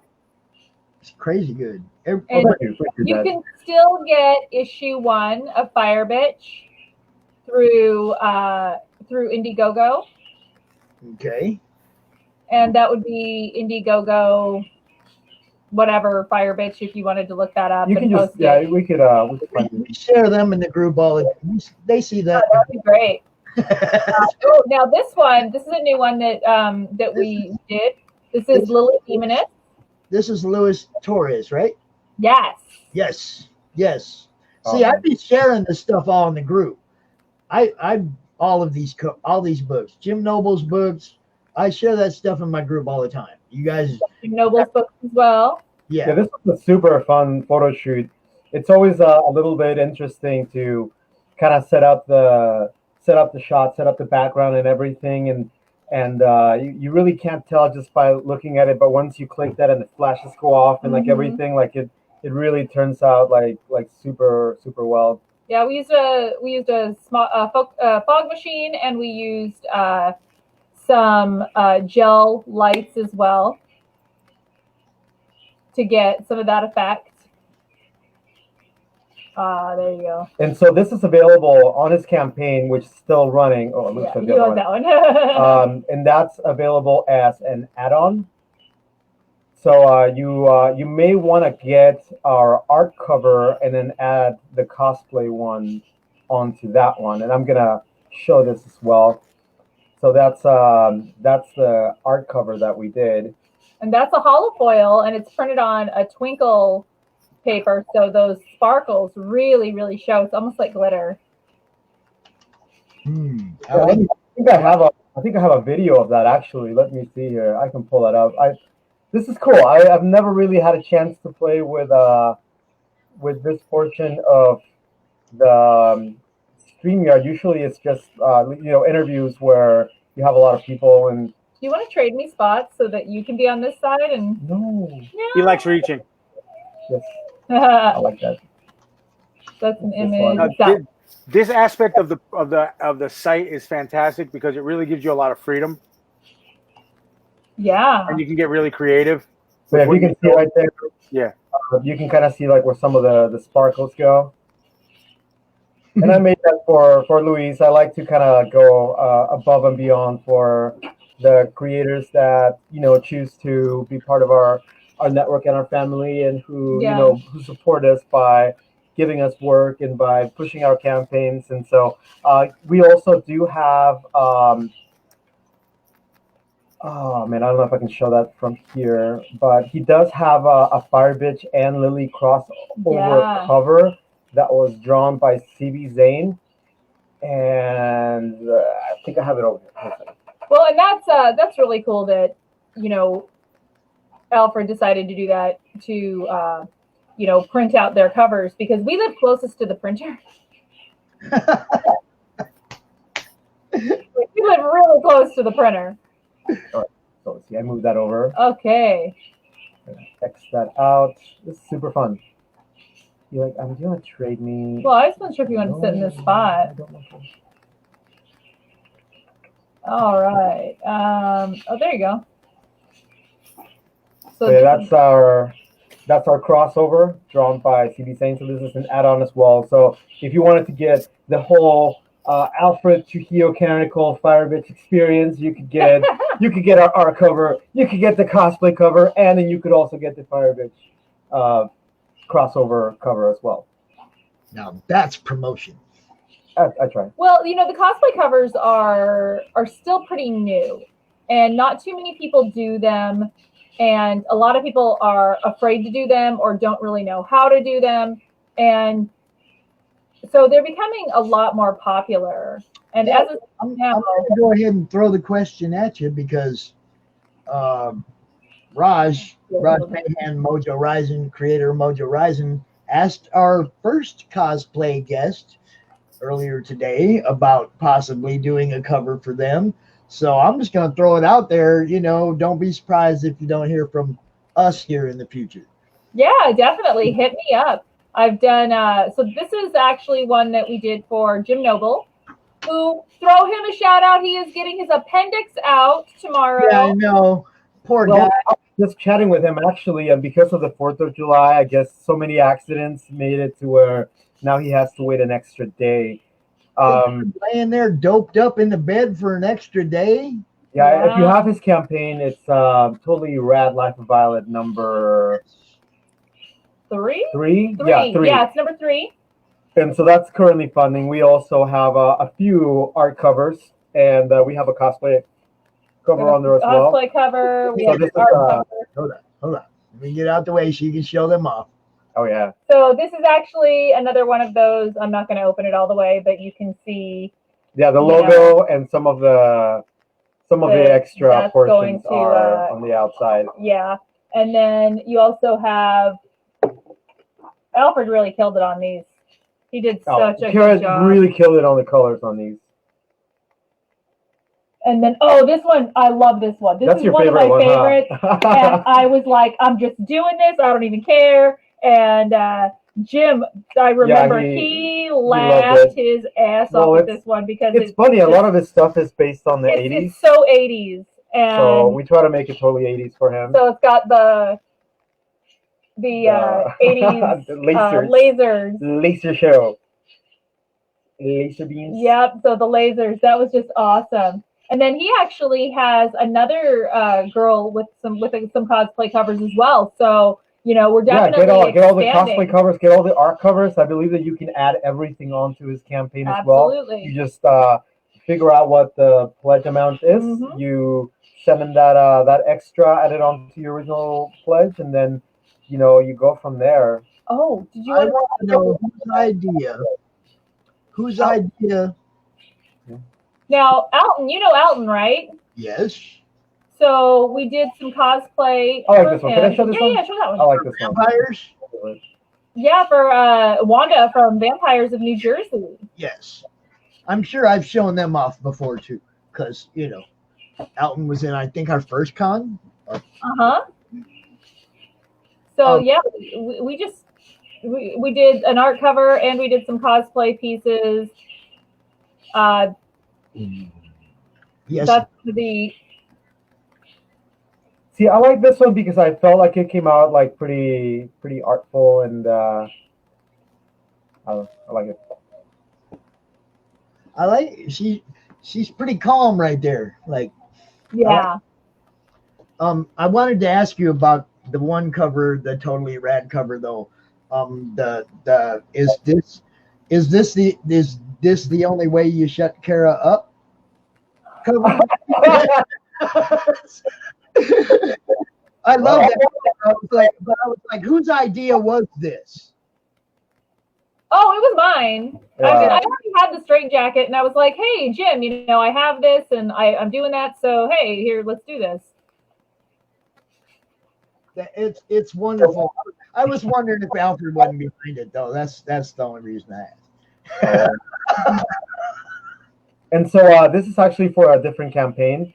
And our friend Rob Hicks, who is in the Phoenix area, is having his very first Kickstarter right now. He launched it on Friday, and it's Succubus. And he funded. He funded in 3 days, and our cover's on there. So definitely go get that as well. We have quite a bit of stuff to promote, don't we?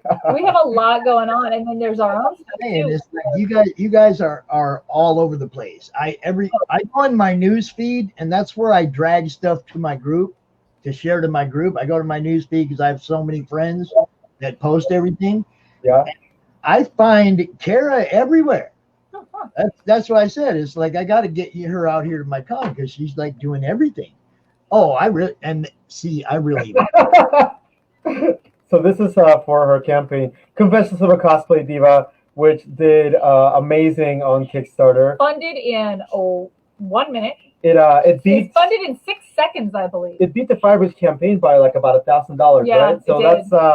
that's pretty consistent. The fan base definitely showed up for her on that one. Yeah, but this was such a fun cover. It was hard. I'll tell you, that was a very complicated cover to make. Yeah, that's about like 6 different Caras right there making that piece, because people they can't go in that. They don't move like that. Yeah. And I believe that's an Ethernet cord. Yeah, that is an Ethernet cord that she's using as a web. As a web. I was like, you know what? We're just gonna leave that. And yeah, because everyone has the Amazing Spider-Man 300 variant when they put out their first book. So I was like, well, let's do this. And so yeah, we did. That's excellent. I did not know you had a Spider-Man homage cover. No, I love homage cover. I think it's the first one ever. So I could be love homage covers. I really do. I mean, that's all I get from Lady Death every time is the homage cover. Those are the ones I love. So if you're doing those, I know what Scooby. Yeah, if you're doing stuff like that, man. That's what I want. That's what I want right there with all of them. Yeah, so this was actually pretty cool. Yeah. Cara launched her Kickstarter on her birthday, so I had to, of course, make a big deal out of it. So I had a couple of things made. This was one of them.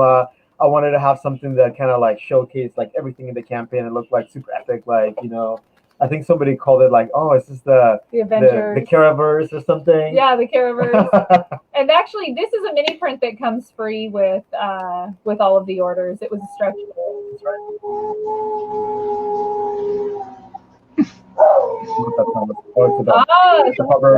Do you hear them? Do you hear them? It's funny because our dogs just They're like, running outside, freaking out about it. yeah, they're all like hurried. That's 2 outside and 1 inside making all that racket. Oh, really? I gotta go let 2 of them in though. Just give me a minute, okay? Talk amongst yourselves. I'm gonna put on something ridiculous here in the meantime. What? We need a slideshow. There's nobody here to stop me. We need a slideshow of all of these images. So for any viewers out there, yeah, we do need a slideshow of all these images. Cosplay is super fun, and so at the last Smallville Comic Con that we went to, Cara got to be Left Shark from the Katy Perry infamous performance. So And Left Shark had quite a bit here's of fun. here's some pictures from that event. Some of the things that, like, you know, sometimes fans don't get to see because, you know, it's kind of down there, right? I think I need to make a we did mini post set of these, this but- and, you know, post all of this. And again, So yeah, there's some really ridiculous things on there that most people didn't even know it was me. I really enjoy. Nobody knew it was her. I was on roller skates as Yeah. well. So see that the shark always looks so fake. That fin's just laying down, you know. Well, and it was perfect because whenever someone wanted me to take a picture with their child, all I had to do was lean over a little bit, and it looked like it was going to bite the little kid's head off. It was amazing. Oh, we should show the Scorpiana. Show the Scorpiana. Yeah. Oh, there you yeah, go. there it is. This is the Grindhouse. Grindhouse variant, and this is Variant. an add-on for C.B. Zane and Michael Shoemaker's Scorpiana campaign. I believe it's issue number 3. Come here, say hi to Cara. And that's it out my face. Oh, the pupper. I love it. And he's the one that getting my lap. No, I want lemonade. Just got food on that. This lemonade? That lemonade. So, for those of you who have not watched our streams before, this is lemonade. Hi, lemonade. And Kind of a house chicken. she loves watching us. Well, she loves watching herself. She plays those little games on YouTube where you can, you know, peck the little bug or the Yeah, that's you know, the totally little what they fish. intended for those games. Yeah, Or they have like chickens. cat games where, you know, the cat can go after the bird or whatever, and she loves those, and you know, she's just a chicken, and everybody just really likes watching her and visiting with her. She's very curious and very nosy, and Yeah, she likes to be involved. she's very, very social. Well, So I here- I would put her back up. Put her up here. You want to put her up here? Put her up there. Yeah, she likes Go. to. She's like, ah! She likes to watch. Did she get you? There you What? go. Okay. I got 2 dogs looking at the screen right now. Oh, I see. That's not food. Yeah, we have 4 dogs, and we have 3 cats, and a chicken, and 3 parakeets, and 2 turtles, and a giant weird goldfish. Oh, cool. So, and The goldfish is friendly too. Like, he'll come up to you and he'll take food from your hand. yeah, We have really 2 huskies that think there's something else. One thinks he's a wolf and the other thinks he's a coyote. And we got all kind of weird stuff in our fish tank. We got eels and just Oh, cool. wow. our See, fish that's why you gotta show all your fans, all your pets, All your fins and your fans. all your fins and your fans. I think I've taken some pictures before of the fish tank. We got a 180 gallon and a 55 gallon. We have one of them Asian catfish. He's about 18 Oh. inches. But he keeps killing all our other fish, man. Oh no. That's too bad. He He killed doesn't work with others. our Oscar. He killed our what was it? Lemon Oscar. He's just like he's a big meanie. So we just ain't putting anything in that tank anymore because he He wastes them. Even if they're big fish, he wastes them. He's mean. Oscars will do that. No, So- no, he killed Oscars. That's what I'm saying. Yeah. He's an Asian catfish. Okay. Yeah, he's just mean. He don't eat them. He just kills them. You know, I mean, no matter what size they are. Wow. So Alfred actually has a section in my book, Confessions of a Cosplay Diva, Yes, I do. and it's called So I Married a Cosplayer. And so I did. And it's about his side of the story and what people ask and what they want to know and what things are from his perspective. Now I'm even more interested in the book. Confessions of a Cosplay Diva is going to be really, really cool. I have so many covers. How many covers do we have? Oh, see now, Domino, yes. Yep, we got Domino. I don't know. We've got. What else we got? We've got Velma. And with Velma, we also have Daphne. So you can do Daphne and Velma. It's super hard. You can? Right. We have some covers here. Let me open that one. Oh, okay. So this one's called Seductive. This is our Power Girl lingerie. And this was a double cover. This was an expansion goal. So it was an add-on, but you we can had get to this meet and the goal. it's got no logo, so it's virgin. You can see a little bit of Not the a color, virgin. little color. Oh, is that right? See what we did there? Yeah, this is, See, I call that one the seaweed cover. The what? The seaweed cover. I see what you did there. Oh, this is super cool. So this is actually a 3-cover triple connecting cosplay cover. cosplay cover set. So you can get the set, or you could just get one, or you could get two. You can get whatever you want. And these were also an expansion goals. So expansion goals are kind of like stretch goals, except you can add them on as they're released. Right. Here, Black Cat. Oh yeah, that came out so pretty. And this one's on holofoil. You can still get these if you go to the CrowdOx. Yes. Can we send you the link and then you can post it maybe? I don't know if he's been able to post. I can't post. Oh, did you get it out? You can send me the link. I'll post it in the comments.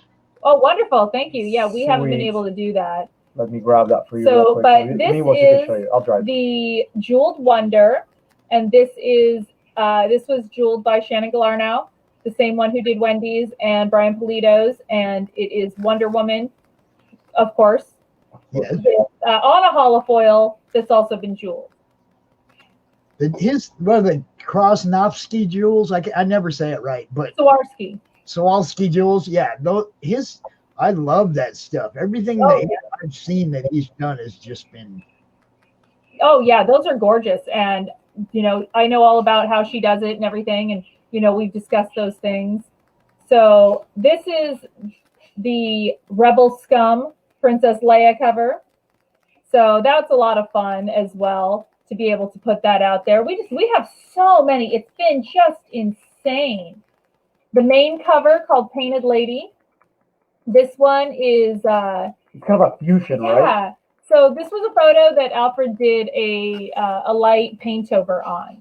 Well, and the reason was that I really, really dug the photo, but unfortunately my skills were not that great that day, so it came out blurry. So I was like, you know what, I'm gonna bring that back and we're gonna make it into like a painting. Well, and I wanted to use it because a lot of people are really still skittish about purchasing a cosplay cover. Like they're not really sure if they're comfortable with that. So this way you kind of get both, and I think it's a little more comfortable for people to put into stores. And one of the really cool things about our books is that they are all comic book size. They all, are like up to the spec. You can have them graded even. So bag them, board them, put them between your comics, and hide them from you. Oh yeah. So here, this one is my Vampirella, and for those of you who don't know, I actually did do a Vampirella cover for Dynamite as well. Like a drink? I would love a drink, thank you. I have that covered. I have the Dynamite Vampirella cover.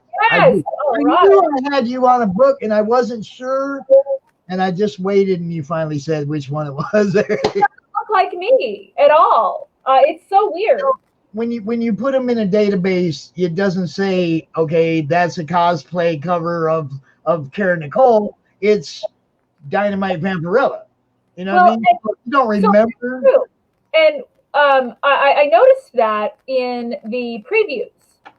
So, because I was looking in the previews, I was like, okay, I'm going to send this out and let all the stores know, hey, this is my cover. If you want to get it, or if you want to tell your store to get it, here you go. And they did not credit me, and they don't credit any cosplayers. And then you could tell that they learned. They started seeing the buzz, and they started, stores were only ordering one cover, and they were getting, hey, I need more, I need more, I need more. And they went, oh no, we better start crediting these cosplayers. So I don't know if they're doing that now, but then they started crediting me in the posts and started crediting other cosplayers as well. They didn't know how much draw there was to those covers, you know? And I don't think that they knew how to go about doing this. And if it had an advantage. So then they learned, they're like, oh, we better start putting the cosplayers in there. Well, I know the other day when we were talking about the piece of art on my wall over here, I was like, I know I have something that has Cara Nicole on it. But like I said, when you pull up comics in your comic database, you put in Cara Nicole. If it's not something that you wrote or whatever, you don't get it doesn't come up. So I couldn't remember what title it was.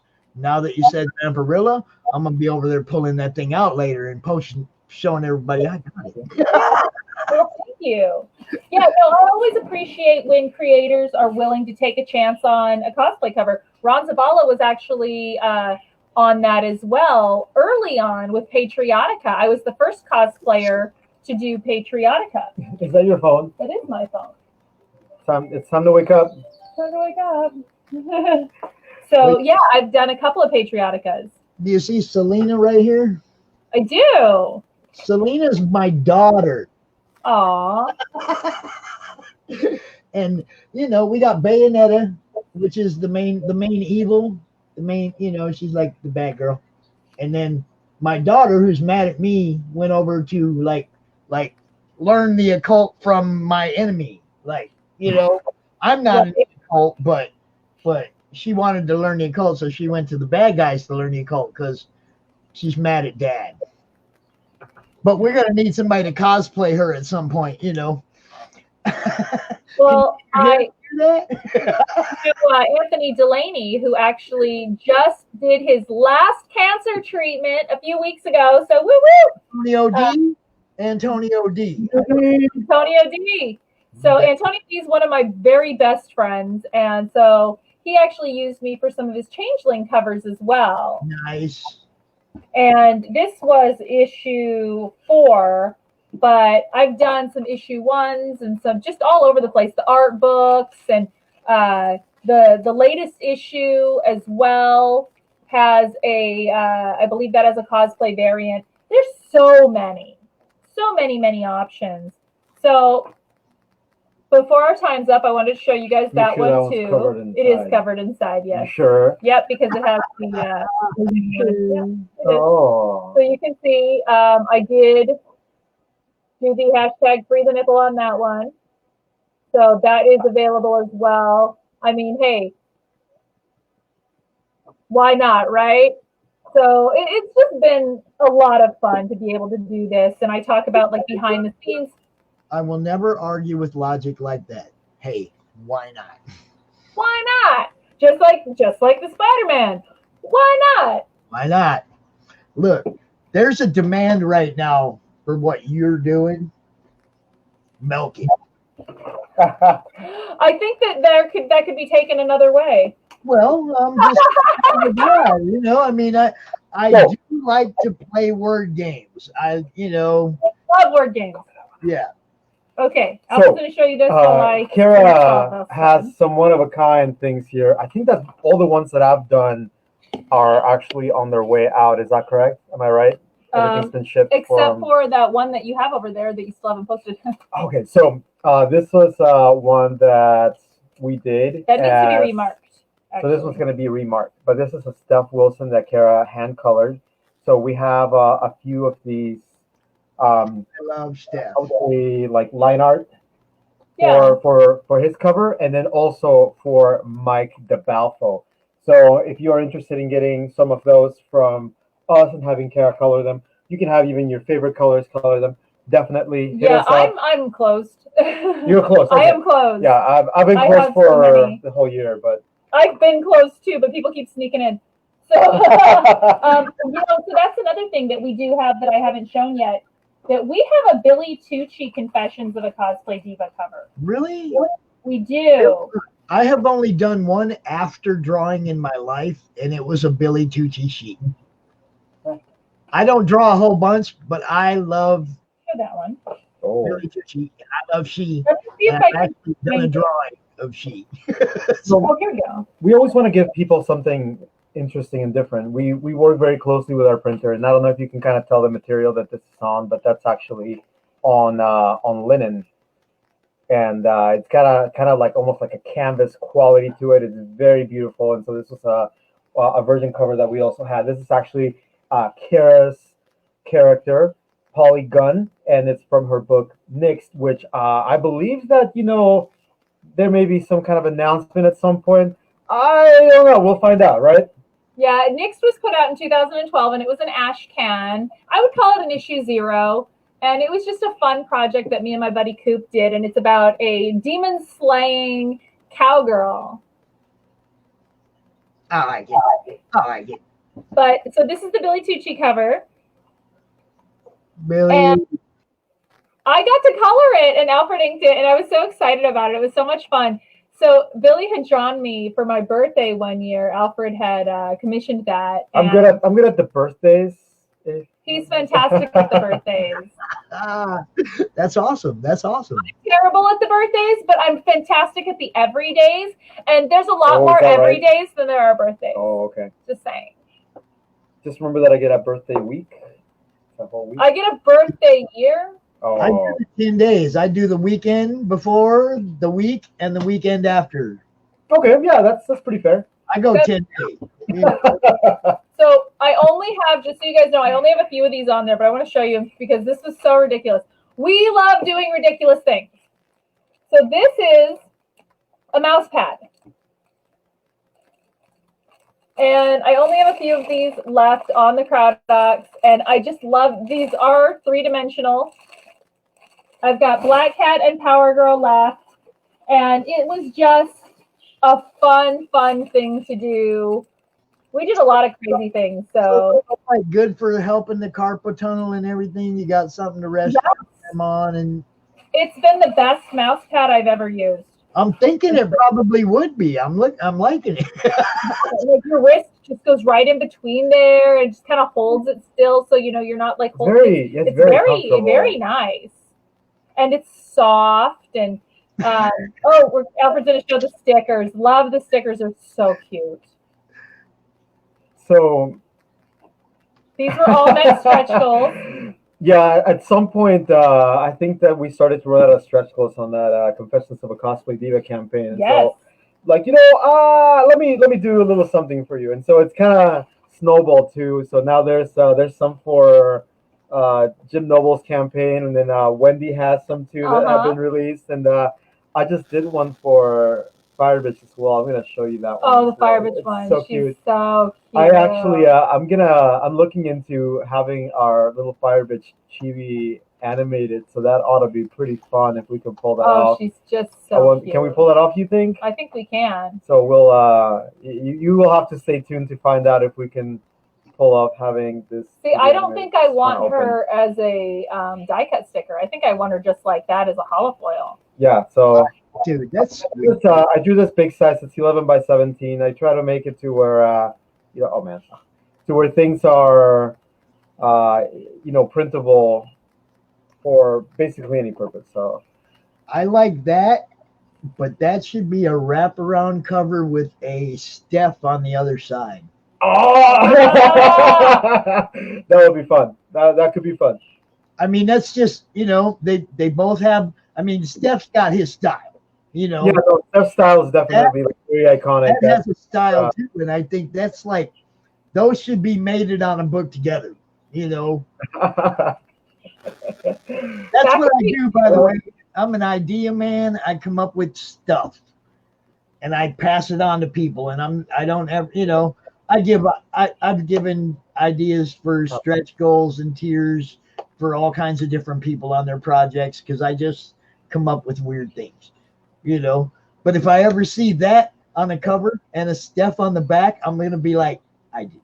You can maybe do something like that with like Steph's, you know, with like a back-to-back kind of a thing. Yeah, like you definitely are on the right track there. That's what I'm saying. Well, we love Steph, so it'd be fun to collaborate. So let's see here. Before we go, is it time? It's almost time, so let's do this last thing. We'll talk about unstable frequencies. Yes. So I'll see. I'm gonna show that one. Pulling up. So tell them about that and I'll find the other one. So Unstable Frequencies is our horror book that we talked about a little bit at the beginning, and we're bringing in multiple artists for different stories. So it's a horror compilation of lots of different horror stories that we wrote, and I'm a big Tales from the Crypt and Vault of Horror and type of person. I love those comics, and so I wanted to bring that to everybody. And this is our hostess, Tess. And this is another character. This is a character. This is Tess. She is the host of these stories and these books. And we've got lots of things planned for her. So stay tuned for this character to be out. And this is actually not her first appearance. Her first appearance is actually in Firebitch, within the pages of Firebitch. So if you got that, do I need to show that off? Show that as well. I can show that off. We like to kind of plan ahead. We like to set up things in advance. So we like to mess with you. So we really like to mess with people. That's really, I had a Firebitch around here somewhere. There we There go. it is. So if you look when you first open the book, she's right here at the beginning. So introducing you to the book. Yep. And And introducing then- you to the little pet. And then in the back. All right.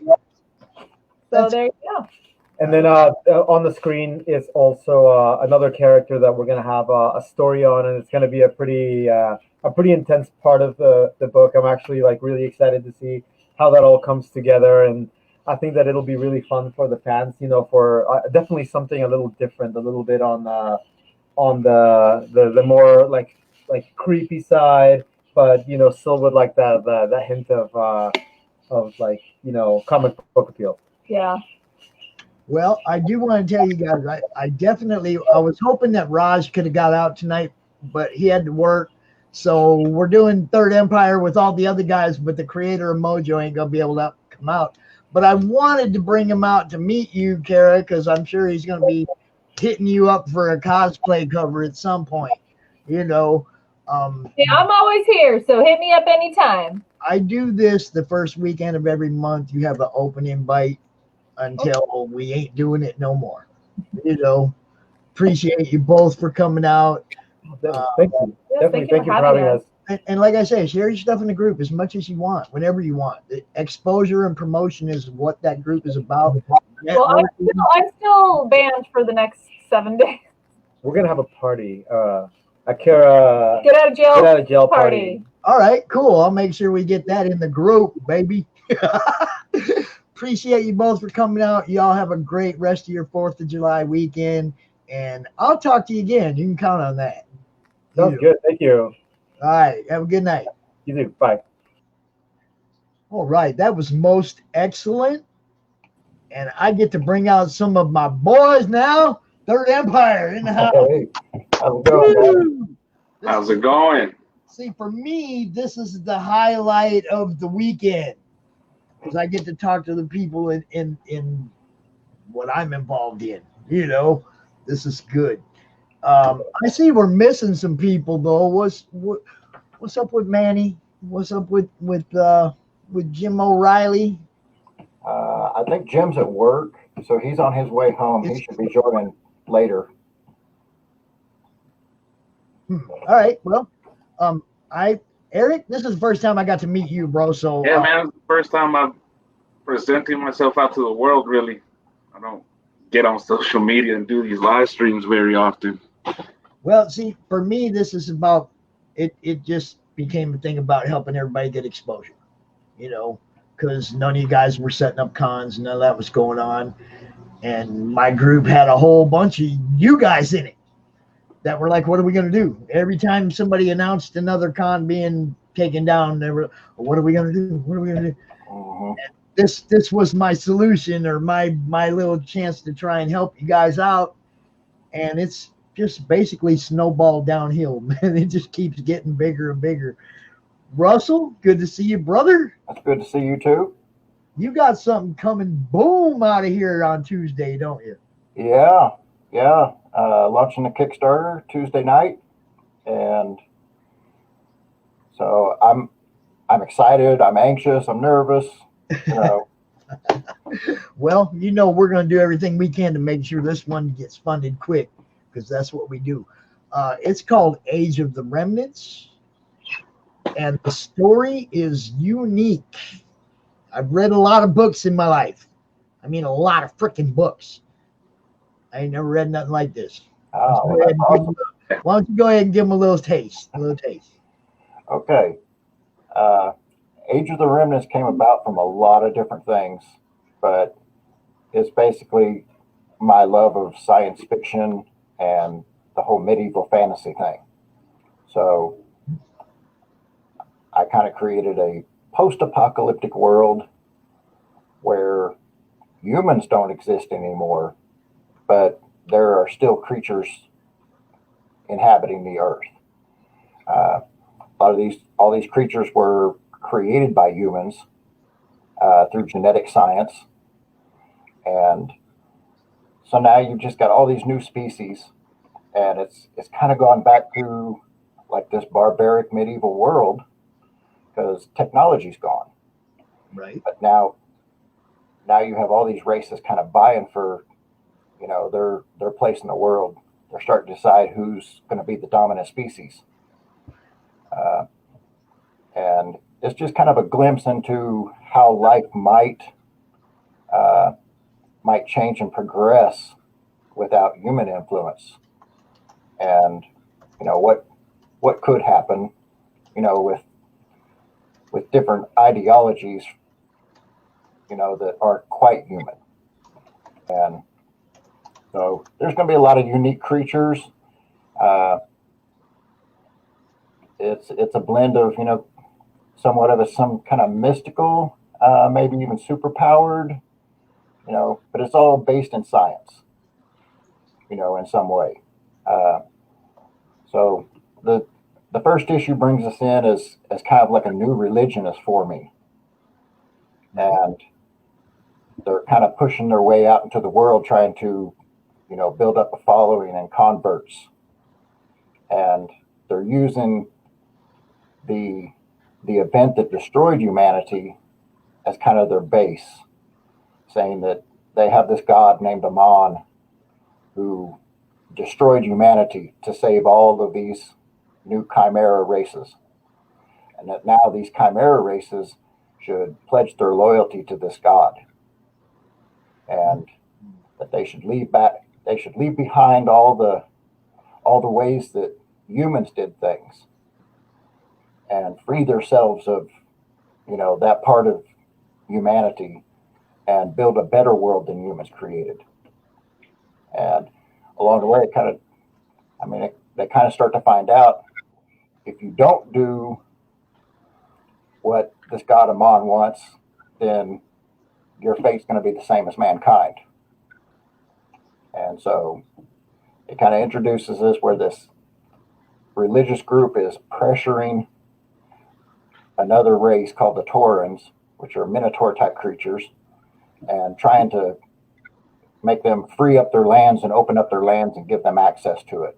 And the Taurans aren't going for it. They like to stay in their walls and keep everybody out.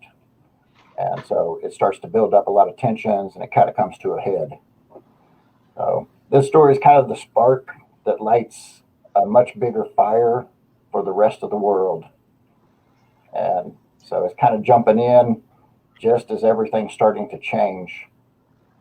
And, you know, these ammonites and some other things will have long-term effects, you know, down the road in the story. Well, I'm gonna bring Pete, my co-host, out here for me. I'm gonna see if we can get him to do some share screen so we can show off. Okay, I can't hear a thing. You can't hear me,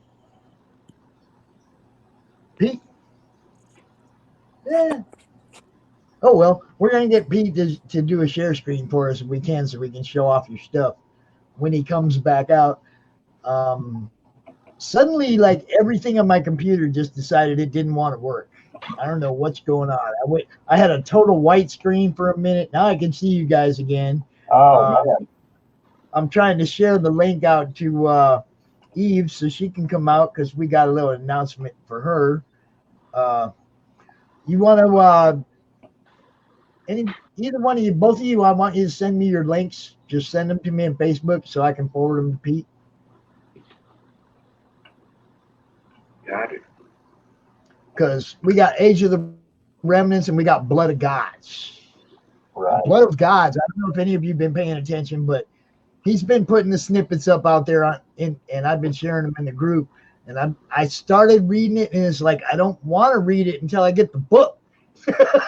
I'm one of those guys. I got it's in my hand. I don't like reading it ahead of time and then getting it because, you know what I mean? It's like, okay, I already read it, now I just put it away. I want to experience that page turn, you know. I want you to experience that page turn, so I don't give you a lot online, just enough to. Yeah, well, you got the book. What's it about? You know, it's a fantasy book in a world that I'm creating, that I have created, and I'm still creating. It has a lot of history and has a lot of stuff, and it follows a man who's a divine breed. He's half god, half human, half mortal, and he has the ability to survive any physical threat, right? Which some can see as like plot armor, but it's kind of like a Superman. If you do it well and you tell a character story, it doesn't matter that he can survive anything because his family is what he really lives for. And then the very first issue, his family gets taken from him. Yeah, that's so he can survive whatever physical threat. Doesn't matter if he's heartbroken, sad, depressed, you know, trying to just. And that was kind of what I was going for. And it's set in this world where there's multiple gods that exist and, you know, do different things to all mortals. Because it's not just about humans. There's different races, you know, like all fantasy. Can't have a real fantasy without some orcs and elves and all kinds of different races. I think we got some action going on here. I think we might have some action going on here. I think I just said somebody like asked for the link. A couple people asked for the link. People that are part of what we got going on. Still waiting on Manny though. I don't know what happened to Manny.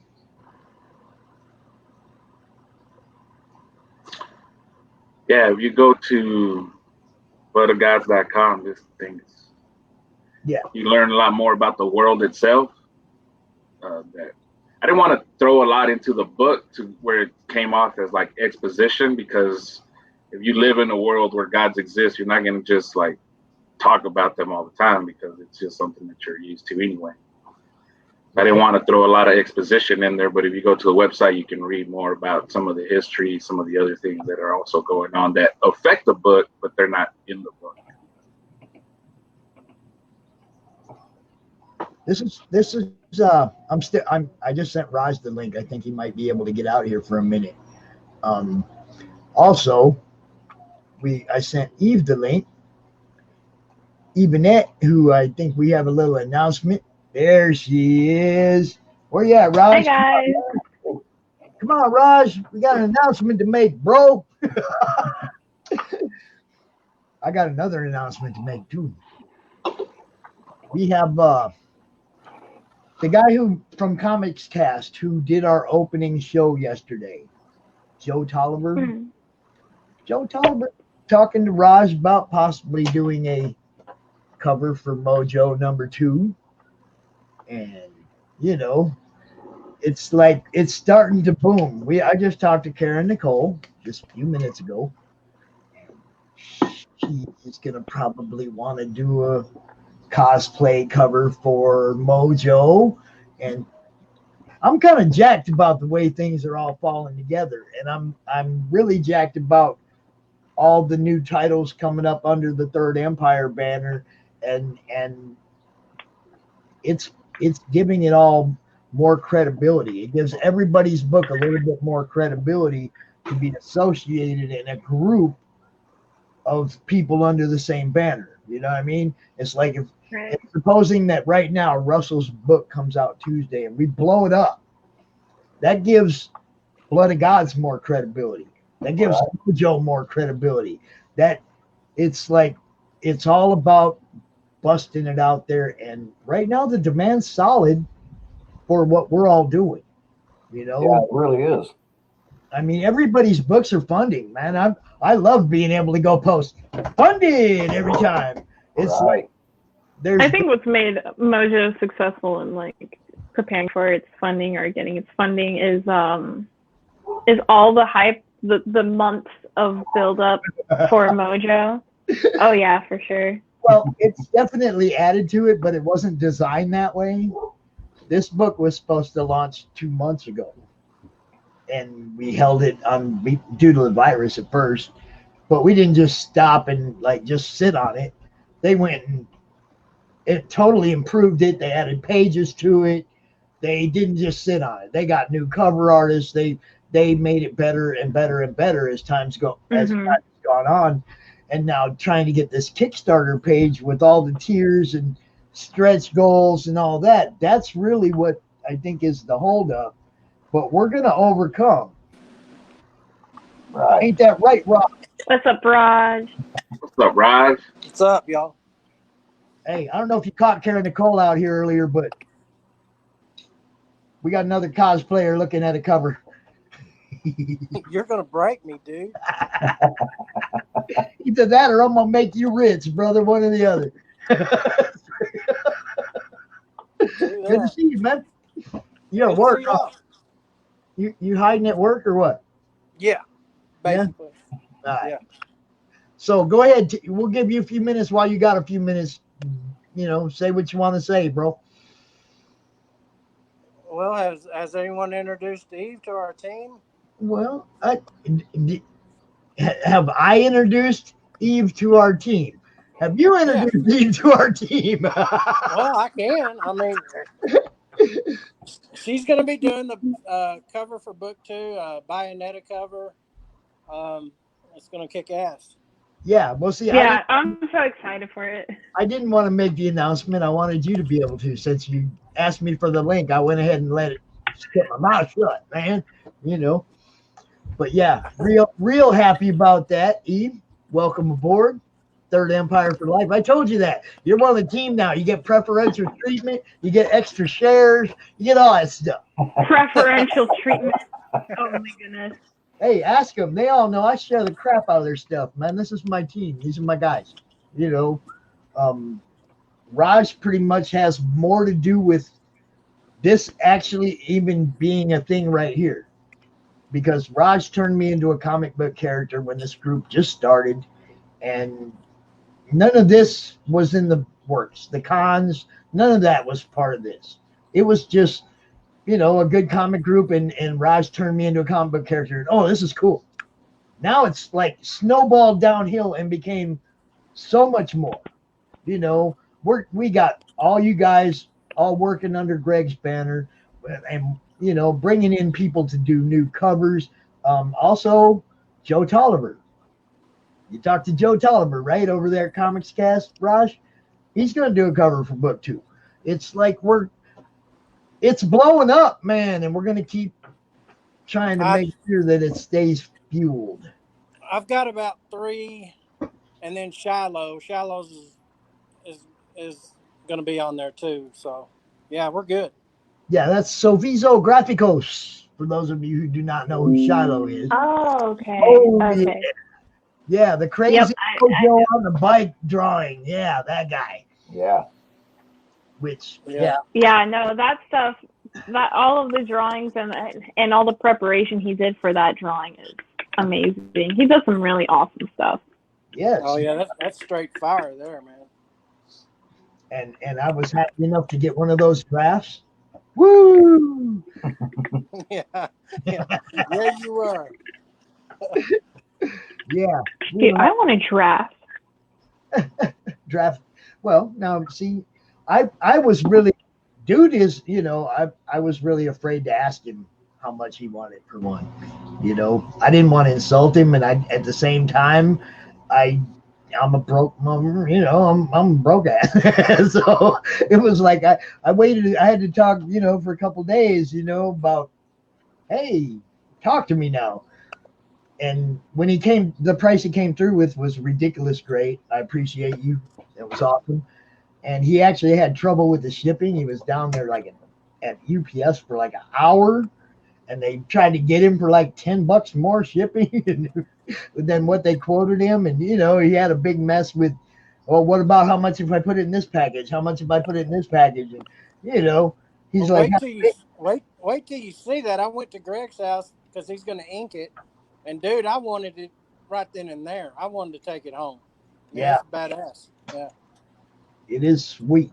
He reminds me, Russell, no, probably. He reminds me of Stephen Platt, my favorite artist. He draws just like him. Yeah.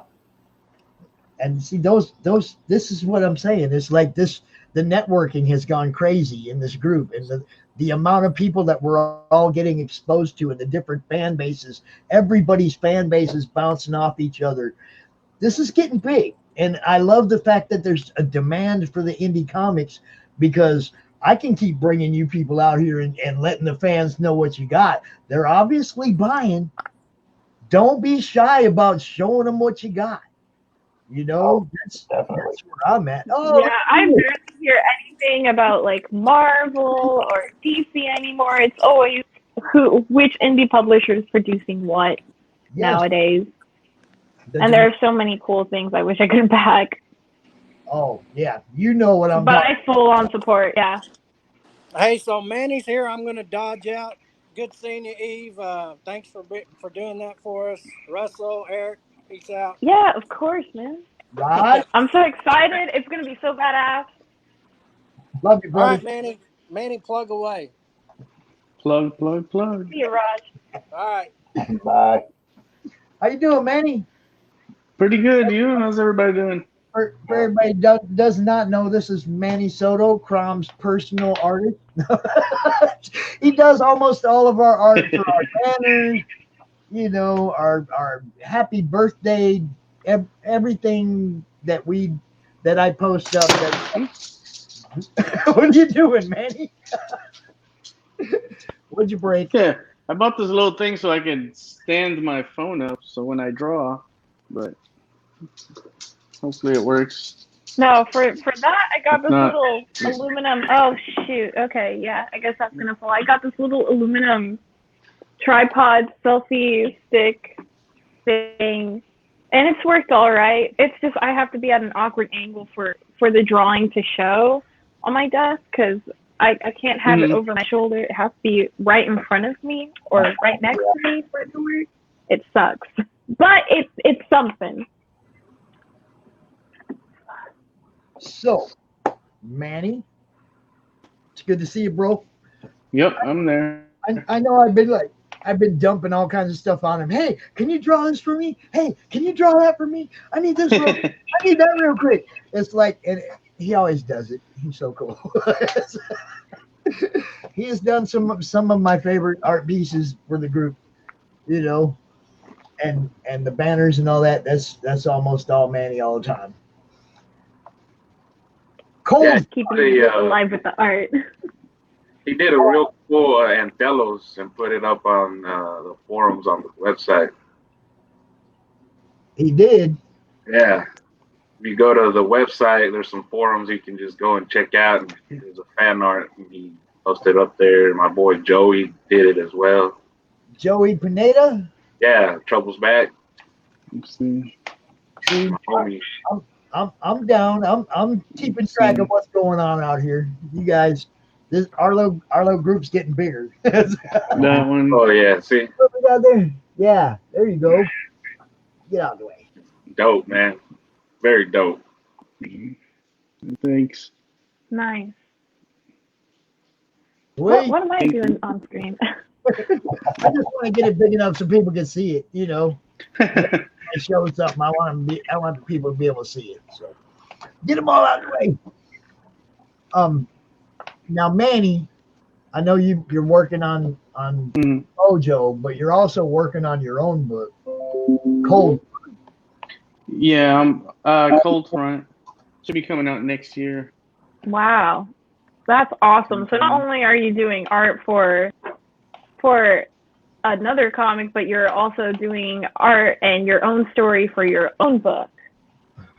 That's a massive plate. Yeah, and another comic with Raj. Oh my gosh. And also Your plate doing is Skin filled. Walker Ranch with Raj. Yep. So you're the Jack Kirby of the group. So remember, Yeah, I guess so. So Eve, remember this now. We got like all these different titles. There's gonna be a need for covers. You're one of the team now. You get to hit Manny And up. I'll always be here to fill that need if need be. You get to hit Manny up and say, "Yo, did you need me to do a cover of a Cold Front?" You're one of I'll us. do it, man. I'll do it. And I think we have our other newest cover artist coming out here in a minute. It's kind of cool. I love it when the team blows up. I love bringing in more people that I already know, and then they join the Third Empire team, and it's like, even if it's just a one shot, you're one of the team now, you know. And I just love seeing more underground names like popping up more within the indie like art part of the scene. I love seeing that, and then seeing how they build off of that. I've been seeing a few more names pop up, I've yet to see what they can do. there's some names I keep seeing though. It's like people that are just got their fingers in everything, and I'm like, that's what I like to see. People that are, you know, all over the place, like Jim Noble, for example, all over the hospital bed, dude. What's up? No. He's getting his appendix out. Yeah, Let's hope he gets better. He was supposed to be out here for the weekend, but he's in the hospital, and we hope everything works out okay. We hope that he. Just send him sexy clowns. I want him to do a recovery room video. I don't know about that, Chief. I don't know if you want that. Before the drugs wear off. I don't know about that one, Chief. Those are some of the best videos in life, man, when people record people who just came out. I feel like Jim is going to turn into The Mask. Yeah. if we were to see a video like that, I think it'd be great. But you know, I mean, I was really looking forward to having him out, because you know he's got everybody getting involved in his book too. You know. Oh yeah, he's a character. I love him. All over the place, and I love all that. Like I said, all the networking and interaction. When I got people from, like, now Eve's part of Third Empire. Eve's also over there helping out over there. Eve's over there helping out, and everybody gets to bounce off each other's fan bases. I had to update my bio to professional here and there dabbler. Because I'm all over the place. I'm between full-time school, I'm between part-time work, and also between doing all these covers. So yeah, I think it's a befitting title. There's Pete. What's up, Pete? Oh, well, I guess not. Hold All on. right, he's back. I was hoping. No, see, I was hoping I could get more than 6 out here, but I'll bail out. I was just coming in to say hi to make sure there was I could get links for everybody. And Danny Morales wants to say that he needs to see the Facebook comments. So I don't know. I don't know because I can see him quite well, so I don't know what the problem is there. But I can't see him. I've told you know that it's been that all day. I've been seeing and reporting them all day because I got them, so I got you. Okay, and all you guys send your links to Peat Vazquez on Facebook. He's in the group. Just send your links to him so he can pop them up in the comments for us. Thanks, Pete. Yep. Appreciate you, bro. Now, another new member of the Third Empire team, Joe Tolliver. Whoa! Upside down. Is he upside down? He's not upside down to me. It's upside down for me. Bring me back in. Bring me back in. I don't know. I should be upside down. Be good. Anybody else? You look fine, but I can't hear you. You can't hear me? Oh, I guess it's just me. Very, very low. I can hear and see everybody, so I'm good. How y'all doing? My audio low? Yeah, it's a little low, but I can hear you. I had to switch over to my phone because my computer camera is all kinds of wonky. So you just missed Raj, man. I understand that. You just missed Raj. He was just out here. But just so everybody knows, Joe Tolliver, book 2, also going to do a cover for Mojo. I don't know what he has in mind, but I have ideas. I was basically told draw Mojo in front of a post-apocalyptic kind of tore-up city, so I have a whole kind of thing in mind for where I'm going to go with that. I'm all ears if there's an adjustment to what the cover needs to be. But yeah, I've been seeing Mojo just being drawn by different people, and it looked awesome. And I was just like, I just got to do at least one cover, man, if y'all have it. So y'all were cool and just said, yeah, that's fine. So that's pretty cool. That's how it happens, man. Is like I told Raj when he sent me a message when Shiloh was drawing that, and he goes, "What's that dude doing?" And I was like, well, he asked anybody, he asked for a character to draw, so I gave him a character to draw. And he goes, oh, because I was about to jump on his ass out there just drawing my character, right? I was like, no, I told him to. I'm fan art, man. We got to have fan art. Fan art of Mojo is like, that shows that fans appreciate it. And, I come over from Cast, so my thing is that I'm trying to make happen is a lot more people drawing fan art that's indie characters versus the big 2 or big 3. So that's kind of what our premise is, just trying to keep building our own networks and promoting our each other. That's kind of what I was telling Raj. It's like if we get this guy to draw Mojo, then all his fans are now exposed to Mojo. People that might not have seen Mojo, I was like, fan art is a good thing. Let it roll. Don't never get mad at somebody for drawing your character, man.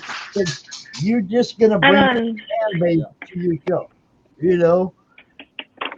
It's all good. And then along with Mojo is Blood of Gods, and Danny Morales is wanting to know a little bit more about Blood of Gods, and I'm curious too because I've seen the name pop up everywhere. I've seen the art pop up everywhere, but I want to hear a bit more about it.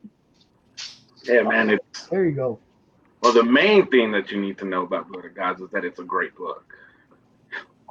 Okay. But, yeah, it's a fantasy, like medieval fantasy that takes place in the world that I built.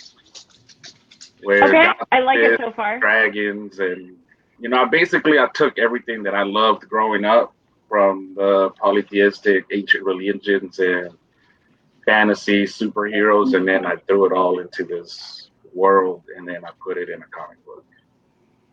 Now, is it more like fantasy, the kind that's between political, like political figures like kingdoms, or is it fantasy with loaded with magic and quests and all these adventures? That's better. Loaded with magic and quests and adventures, and then there's political stuff going on as well. Oh, okay. Like loaded with magic and quests and all these adventures. There we go. That's better. And that's probably just waves of Sala causing that echo anyway. Don't worry about it. I'm gonna blame Joe. No, it was me. I turned it off. I had my the video playing in the background when I unmuted the computer. It just was playing in the background. Yeah, so this is the middle ground. I look dark and terrible, but you can hear me, so there you go. So, Erick? Kind of same for all of us. Yeah. But It's been a anyway, weird yeah. internet today, man. It's been like cutting out on all my devices is all weird. So I think the whole world is experiencing some kind of internet. Oh yeah. Well, I've got this grow, which is phenomenal first thing in the morning. That's why I do my show at 10 o'clock in the morning, because it's just beautiful lighting. I've got a little screen over top of it, but any other time during the day, it's like I'm filming on the surface of the sun. It's just no good. Anyway, no, it was really cool. What I was saying earlier was it was just, I dig your guys' character and stuff, and I dig what you guys are doing, and I'm trying to do a little bit more work where I have like actual finished cover art. So I'm just kind of playing. I'm trying to stop playing. I'm trying to stop myself from just playing around with fan art and really pushing towards finished full covers. So this will be one of the first ones that I have a chance to work on a published cover. So you guys hate it, you can throw the trash line.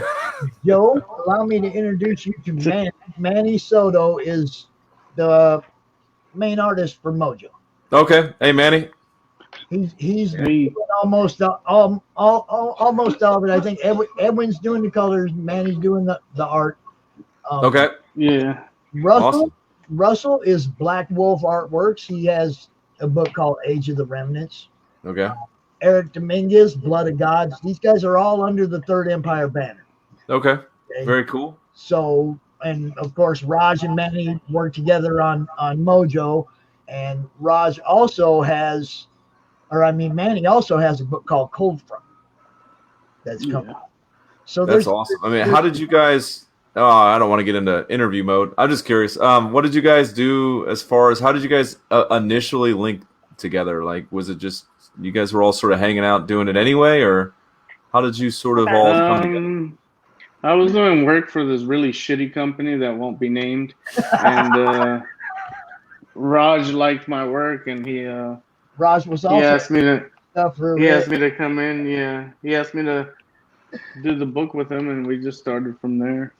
Cool. Yeah. And you guys do. So who does the lettering? I'm just curious. What's his name? Keith Braun. Man, you guys don't bring the letterer to the party? That's not nice. That's a tough job. It's not that we don't bring him. It's that well, for one thing, I can only get 6 out at a time. But if Raj doesn't say, yo, send dude the link and send dude the link and send dude the link, I don't know who he wants me to send a link to. Yeah, no, I got you. Yeah. I mean, it's Greg's party. Third Empire is Greg's baby. That is very cool. Boss, Greg Harms. He's the big boss. Yeah, that's how I got it. I just love your guys' character. I thought it was cool. At a con here locally in Lubbock, and then kind of kept in touch. And then recently, I needed an artist for issue 3, and I reached out to him. And then he told me about Third Empire. And that's what's happening. It's like Raj met Greg at a con, I think, and Raj kind of pitched his character to Greg, and Greg was like, "I like that. Let's do something with that." There it is. Yep. Russell come in on the side. I met Greg like 2 years ago, before I even started working on the comic, and I was just kind of like getting back into the comic, art scene. And I went to a convention, and Greg was there. He started showing me stuff about Alien Skies, and said he was looking Skies. Yep, that's enough art trade and everything. So I'm like, hey, this is a chance to, just kind of do something. Mm-hmm. I haven't drawn in a while, so I said, yeah, let me try to take a shot of the cover, or a pin up or something like that. So I drew that up for him, and we kind of just started talking through that. And then I met him and Raj at another convention, and at that time I had the first issue out. It was a test run, and Raj fell in love with it. And I fell in love with it. About, hey, what are you doing? we're trying to put this thing together.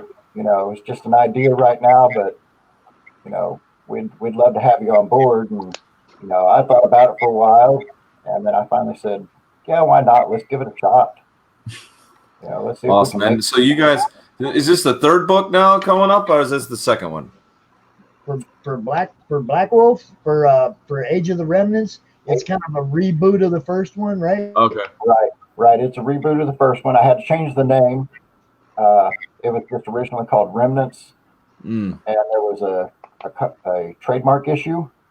Yep. So I was like, okay, I got to come up with a new name, and I'm going to relaunch this. I did some redesign on the book itself, on the graphic design, and I've added some pages in to make the story a little longer and make it a full 32-issue page book. Joe. Yeah. Take over as host for me for a minute. I want to bring Jim O'Reilly in, and you know, Okay. obviously you want to meet these people. Well, so to show you guys something that I'm working on right now for Dynamite, well, not for Dynamite, to pitch to Dynamite. I'm working on their what is it, Vampirella, and so this morning I started working on it about 3 o'clock this morning. You guys can see. I love Vampirella. Yeah. So. Oh, that's beautiful. And so it's going to get a lot of white going on in there, and I may actually add a little bit more here. But it's going to have like a daytime scene, and I'll color it digitally. So this is just initial inks on her look. So really sort of doing a full court press on doing covers, just to sort of make an impact, because I've been chasing sequentials for so long. I just was like, why don't I just do some covers? And then, because I was looking around Dynamite and IDW, and I was like, what's the deal? It's not that, like, they're not that good. Like, I can do some of this shit. So I'm trying something a little different. And then my other thing for my people that I said I was going to talk about today on the show, as I said, I had the two things. So doing the Mojo was a big update for my guys, and then the other thing was I've been working on Marvel Upper Deck cards for like the last month. So that was like a big thing, and I couldn't show anybody, and I still can't show you because I already shipped them. But so I'm at least legally allowed to say now that that's what I've been working on. So that was the big thing. I just had to put out there. Yeah. Nice. What's that?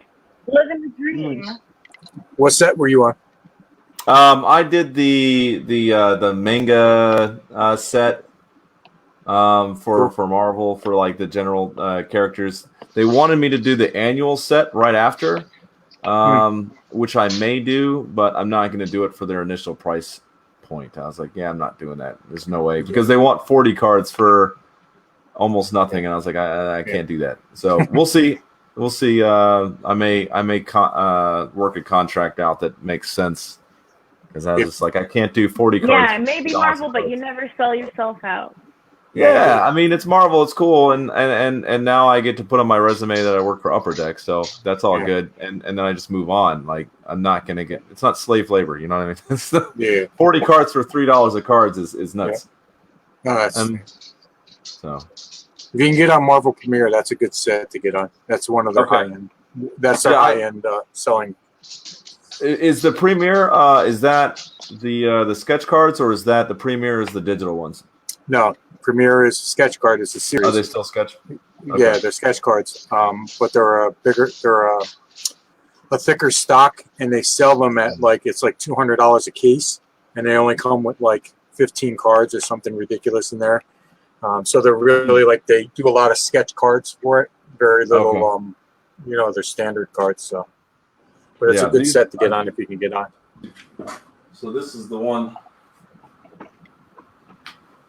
If you guys can see, it's about this. This is the size of the card. Mm-hmm.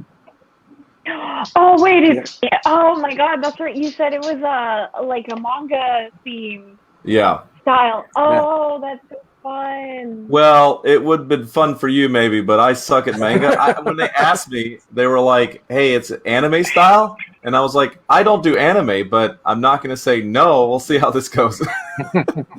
I recommend this read, Akira. Read it. Okay. Marvel published it as a comic. It's an actual manga. They made a movie in the 80s about it. Really awesome. It's sort of cyberpunk. Mm-hmm. And oh my god, I could go on and on and on for hours about this. But yeah, look up Akira, and I think that should fuel some like inspiration style wise, because I know when people think anime, they think like the big bulging eyes and like really weird proportions. I'm not a big fan of that kind, but Akira should be like pretty up your lane. I guarantee that you would get something away from it. It's so great. What I was actually, this is funny that I got I also got commissioned to do an anime character in a Western style. You probably know what this character is. I can't think of off the top of my head. So I'm gonna show two things. So one of them is already sold, so I can't sell this one, but I might as well show the other one since we're on there. What's this guy's name again? I can't remember his character's. Do you recognize his character? Is it from Hunter? Yeah, it's Hunter. Yeah, Hunter. It's something. I think that's Hisoka. Yeah, something. Maybe.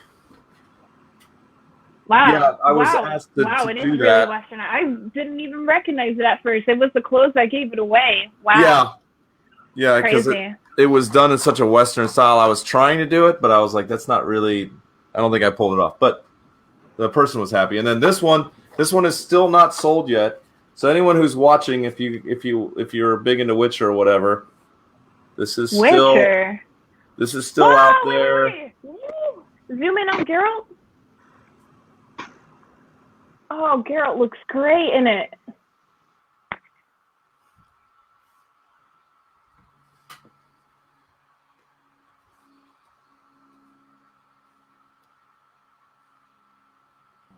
Very nice.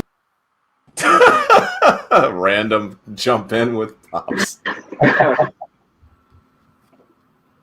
You put Geralt in a position of peril, and he looks. He's never normally illustrated in a position where he's endangered. You know, he's usually slaying something. Yeah. Or has like a very victorious, I don't know, brave kind of stance, and you put him in a position of peril. That's interesting. I like that. Well, I love the character because well, first I'm a huge Frank Frazetta fan and anything that's like that. So with Frank and and the fantasy genre is generally like, big cool hero kills terrible monster and there's some sort of voluptuous lady that's close by and holding the leg or whatever, right? But with Geralt, it's he may be killing a monster, but the monster there's no black and white. Monster bad, hero good. So I was in that sort of layout. It was kind of showing that she's defending her babies, her kids, and I was never able to get I wanted some knights in there or something that looked like they were going to attack, and he was sort of in the middle. I was never able to get that in there, but that was sort of what I was going for, was that sort of complex monster. I think it did well because he's normally a stoic character, but his one weakness is that he's easily seduced by anybody. Yeah. Yeah, by anyone. In the games, it's like that. Yeah. I love the fact that when the show came out, that the game itself, the second game, hit peak sales all over again. It was already a popular game, but then it just took off. I mean, I was like everybody else. I went back into the game and had some fun with it, so it's all good. Oh, who am I binging? Oh, do we have a what? Who's new? Did a new person come in? Hey, Jim. Hi. We already talked. I don't know what freaking Pops is talking about. So I'm not sure. Am I supposed to be hosting this thing? What are we doing here, guys? I think he bouncing off. I mean, I can. Jim, I'm a fan of your pencils. I like them a lot. No, I can only get 6 out. Look, Jim, you want to come out and bring out your StreamYard so we can get all 8 of these people out here at once? What's that? Does I'm sorry. StreamYard work like that? Yeah, well, it's Jim's stream. Excuse me, Eric, I'm going to remove you for a minute. I'm going to bring Joe back out here. Joe's stream can handle 10 people. Right. You can only handle 6. Do you guys want to cut this? Maybe get Joe to light his up so we can get everybody out here at once? Oh, well, then you're going to be a comics cast, though. Yeah, but we can still You're going to give me all the that. I've numbers? been there before. It's not a bad place. It's not a bad place. We're nice people. Hey, Joe, yeah. You said you were a Frazetta fan, yes? Yes. Have you been to the museum in Pennsylvania? I have not. I have not. No, if They you ever opened have a up one chance. in Florida. Yeah, God, I'd love to go. I don't know if I ever showed you this. Yeah. Nice. No, Have you ever you seen haven't shown this? it to me. Wow. All right, this is a book that Frank Frazetta did when he was a kid. Okay. What? And you have Dark to right Horse. click on those pops. Come on now, help me out here. Dark Horse published it. Frank Frazetta Jr., his son, actually took the collection of all his original works. And so all these are like original works that Frank Frazetta did when he was younger. And Frank Jr. had Dark Horse publish it in this book. And Lori, his wife, was nice enough to have Frank Jr. give me a copy and sign it for me, which is like great. So if you ever have a chance to go to the museum in Pennsylvania, which I think is now opened up again, definitely go.